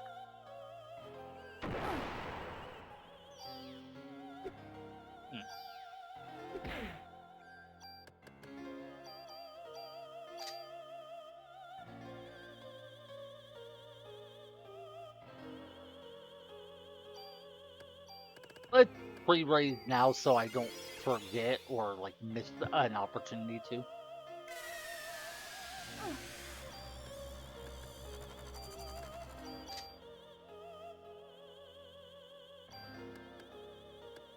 I might regret doing an armor swap there. Oh wait, no, we get to full recover just in time. I don't know if this full recover will actually help me survive, but okay, so we dodged the first two, get hit, oh, yep, and then we get hit. So the third and fourth ones are the ones I have no idea how to dodge. I have dodged the fourth one a couple times. I'm not sure what I did to accomplish it, though. I'll be honest, I'm now at the point of being bored. Just because the pattern hasn't really changed. Granted, that's on me for, I'm doing a challenge run where my damage output is pretty low. Normally this fight would be over because I would have a gun that I can hit a lot more often and for a lot more damage. So one of the first times in this run where I haven't felt like the fight was difficult, I felt it was just time consuming.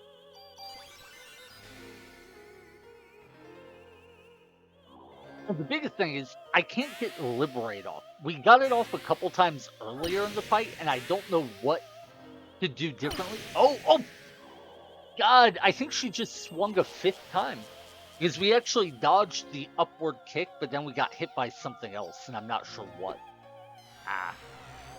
Okay, this drops us to 1. Then I immediately pre-raise. Oh wait, I don't even have the energy to pre-raise. Okay. Get 2 attacks in, pre-raise. Yeah, at this point, it's just tedious. It's like we've clearly demonstrated we can beat the boss. It's just how long will it take to deal enough damage to pull it off? 3 raises up. I don't have the energy for full recover, not even close, so let's just swap back, except we die. It sucks. Wait, we don't. I regenerated enough energy to full recover in that short amount of time. Okay. Yeah, I don't see how you dodge that.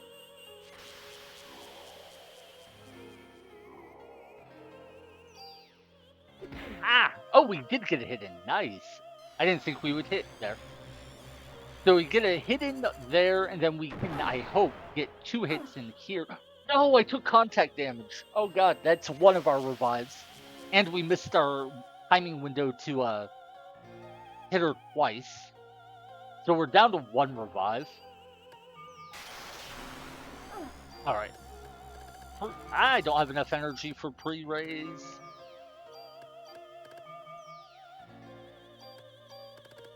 There it is. Pre-raise.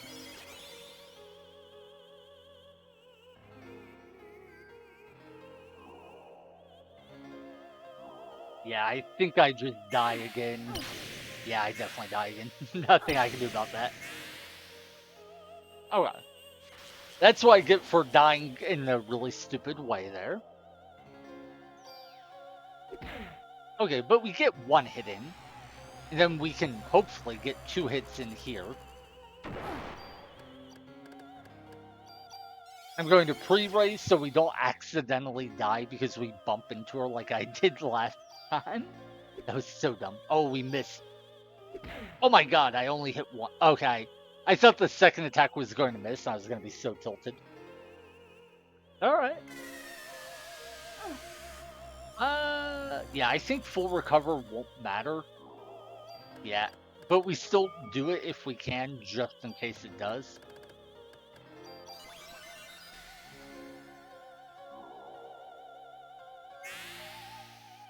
Okay, so we juke that, but we get hit by... Oh, wait, we actually juke the, like, upward kick. Okay. So we only got hit by 1 part of that.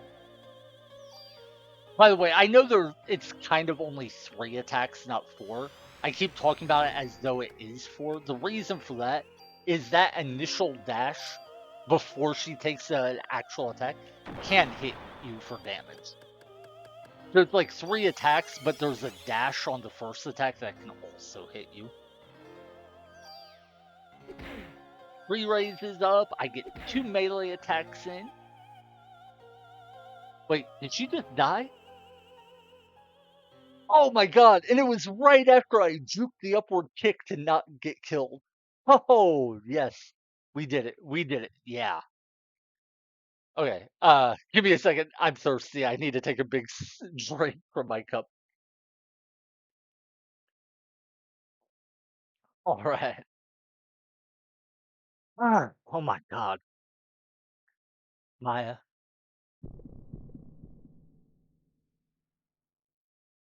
Getting hot again. No, not again. Ah, I have awakened. What? What's this voice? It's coming from within my body. The time has finally arrived. No, you can't be. Ha ha ha. E- Eve?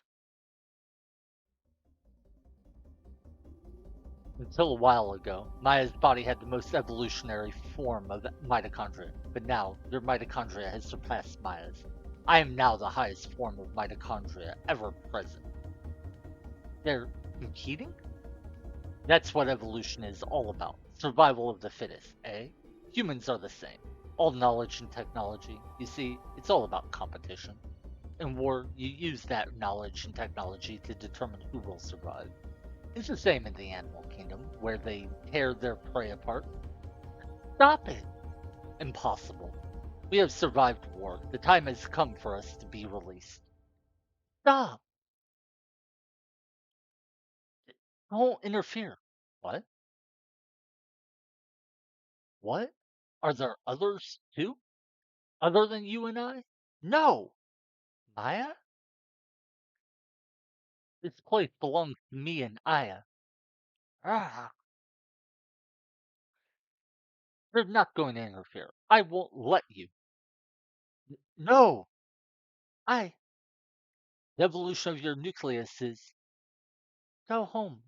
I have to go home. Is above. I had no. I need to go home. So it seems she's waiting. I'm losing consciousness. Aya is waiting. She's waiting for me. Aw, we're being saved by the power of sisterly love. My body, it's back to normal. Before Eve ever came along. Before I came to have all that power.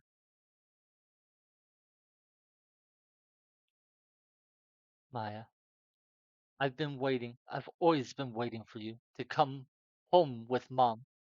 And I've always been looking for the other me.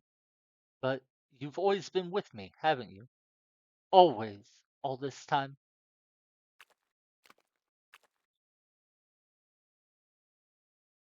Let's go home, Maya. Let's go back for good. Aw.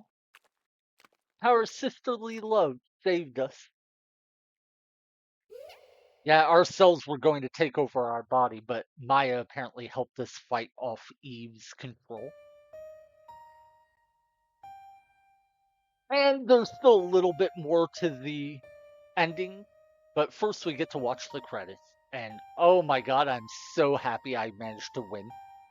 I genuinely didn't think we were going to beat the Queen Bee boss as easily as we did, and then the final boss went way smoother than I thought. Gotta say, my vague recollection of how to fight the boss helped so much. If I didn't realize what was triggering the healing as quickly as I did, it would have been so much worse. Because we triggered the healing 2 times, so the final boss healed for 8,000 health. And we still beat it in this much time. It obviously would have been a lot faster if we wouldn't mess it up. But yeah, so if we would have let her heal a couple more times, it could have been so much worse.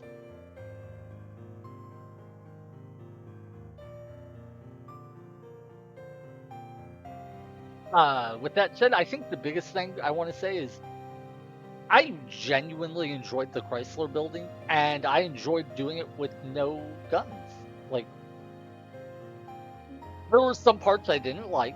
The cockroach boss in particular, I really hated.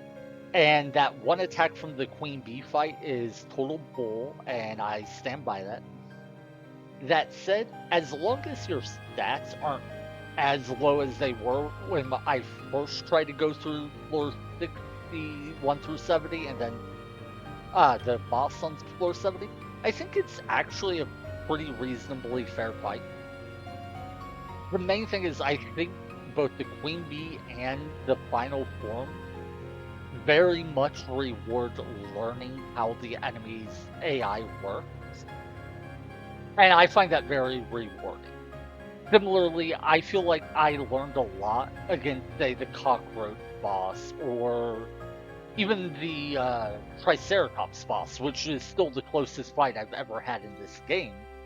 I think I learned a lot when fighting them, and I feel like it was genuinely rewarding. And I think that's the reason I wanted to do this challenge run, and I'm glad I did. I was hoping not using guns would force me to learn how the game works better, both improving my skill and my knowledge, and I definitely did. I'm still bad at the game. I make so many mistakes, my movement sucks, all sorts of stuff. But if I were to go back and play the game normally now, it would be 10 times easier than how it would have been if I picked up the game, say, a month ago. Plus, I've learned all sorts of specific details and nuances of the game's mechanics. So, yeah, all in all, I had a good time. That Queen Bee boss kicked my butt. I wasted so much time trying to kill her. And I think the real answer was just my attack power was too low. When I reloaded my backup save file, I didn't even really grind. I yeah, I mean I grinded like maybe probably less than 10 battles, I think. And in my other save file, I think I grinded way more than that just to get like experience.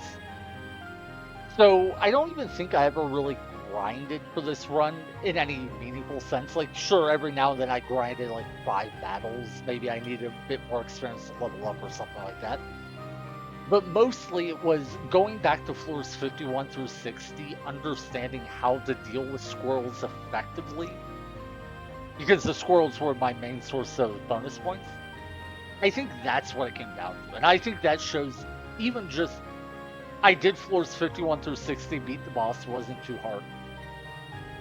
And it didn't set me up for success because I didn't do the random encounters well enough. I struggled so much with the random encounters, I didn't earn enough bonus points to be strong enough to really be able to beat the floor 70 boss. Reloaded, went back, redid floors 51 through 60, did a much better job of fighting the random encounters, and even then I wasn't doing an amazing job, but like I improved how well I played. As a result, I was awarded a lot more bonus points, and those extra bonus points made the 470 boss much more manageable. So yeah, this game definitely rewards skillful gameplay, interacting with its mechanics, learning enemy attack patterns, all that sort of stuff. So very glad I did this challenge run. The biggest thing I'd say is this challenge run really drives home how much you can choose to interact with the game's systems and how much you can choose to ignore. Because if you want, you can just grind, get high stats, and then kill everything without worrying about how anything works. Totally viable method of playing. A lot of people do that. A lot of people go through the Chrysler building. They'll tell you you should beat the game 3 or 4 times to buff up your equipment really high levels. Get this gun with like 999 attack power. Go farm 200 junk to get the best weapon in the game. All that stuff. And if you want to, that's fine. And it will work. But as I think this challenge run showed, you really don't need to. There is a minimum threshold for how high your stats need to be just so you can actually hurt the enemies. Like, if your attack power is too low, you'll either deal no damage, like the first time I fought the Triceratops boss in the museum. I had to restart the run because I didn't have enough damage to kill that boss. I was literally hitting it for 1 point of damage. So that was one example. Then I get to the Queen Bee boss on floor 70 at the Chrysler building, wind up having to reset, go back to an earlier save file. Same thing, it was just I didn't have the raw stats. So there is like this minimum threshold you need to meet. But as long as you meet that minimum threshold, which isn't very high, you can beat the entire game without grinding, without getting high stats. You can beat the optional content, everything, just by learning how to play, how everything works. I would actually be really interested to see how low a level or like how low your stats could be and still beat the game. Because I never really felt like my stats were too low for my chances to, like, for me to have a chance, other than the 2 parts I already mentioned. Every other time I felt my stats were too low, it was, God, my stats are too low for me to be able to win without playing really well. If I play better, then I could win. But, like, I'm not that good. I'm not good enough to play that well. So I need to get my stats up to make up for my limited skill. And that I really like, so. Anyway, I think that's about all I've got to say about the challenge run. Big thanks to anyone who stopped by, lurked, chatted. Thanks to everyone who's helped generate information for this game, make guides, post on message boards, all that stuff. I had to discover a lot of things on my own, but I have learned a lot from other people. So big shout out to everyone.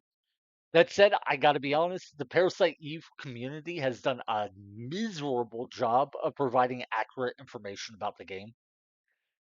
There's so many incorrect things I've found in various guides, and it drives me insane. I could not believe how many times I was trying to look up information and I just got untrue information stated as fact. So I definitely think there's a lot of room for the community to come together and make better guides. I've actually watched a couple speed runs because just hopping on Twitch, and those were kind of fun. And talking to the streamers and the people who watch them, I've come to realize there's a lot of information people have picked up over time about the games that's never really been documented. So hopefully, Parasite Eve community will come together to just document everything they know. Like if you know something, post it on a message board or post it on a Google Doc somewhere, and then just gather all that information somewhere. So as a community, we'd have good resources. And I say that part of it is there's at least some information I could probably share myself. So also, I did hear there's a Parasite Eve randomizer. I would love to try it sometime, but I am, to be honest, a little burnt out on this game. I don't think I can play it more, other than maybe to just go. I mean, I just beat the final boss. I kind of want to go now. I was thinking it would be funny to reload my save file and beat the base game to see how easily I kill the bosses that I used to struggle with, but I'm tired. It's been a lot of work to get to this point, so I think I'm going to call it quits for now. I don't know what game I'm going to play next. I would love to. There's so many games out there, and I don't know what I want to play. Somebody mentioned Xenosaga. I would love to give that series a try. A big thing is I don't know if I want to play a game for the first time on stream. I kind of like doing challenge runs, but maybe it would be fun to do a new game, just play it fresh on stream. So I might give that a shot. I don't know. But anyway, yeah. Thanks to anyone who lurked, anyone who chatted, anyone who sees this in a VOD or on YouTube. I hope you guys are all having a good day. I personally am exhausted, but I will see you when I see you. Bye.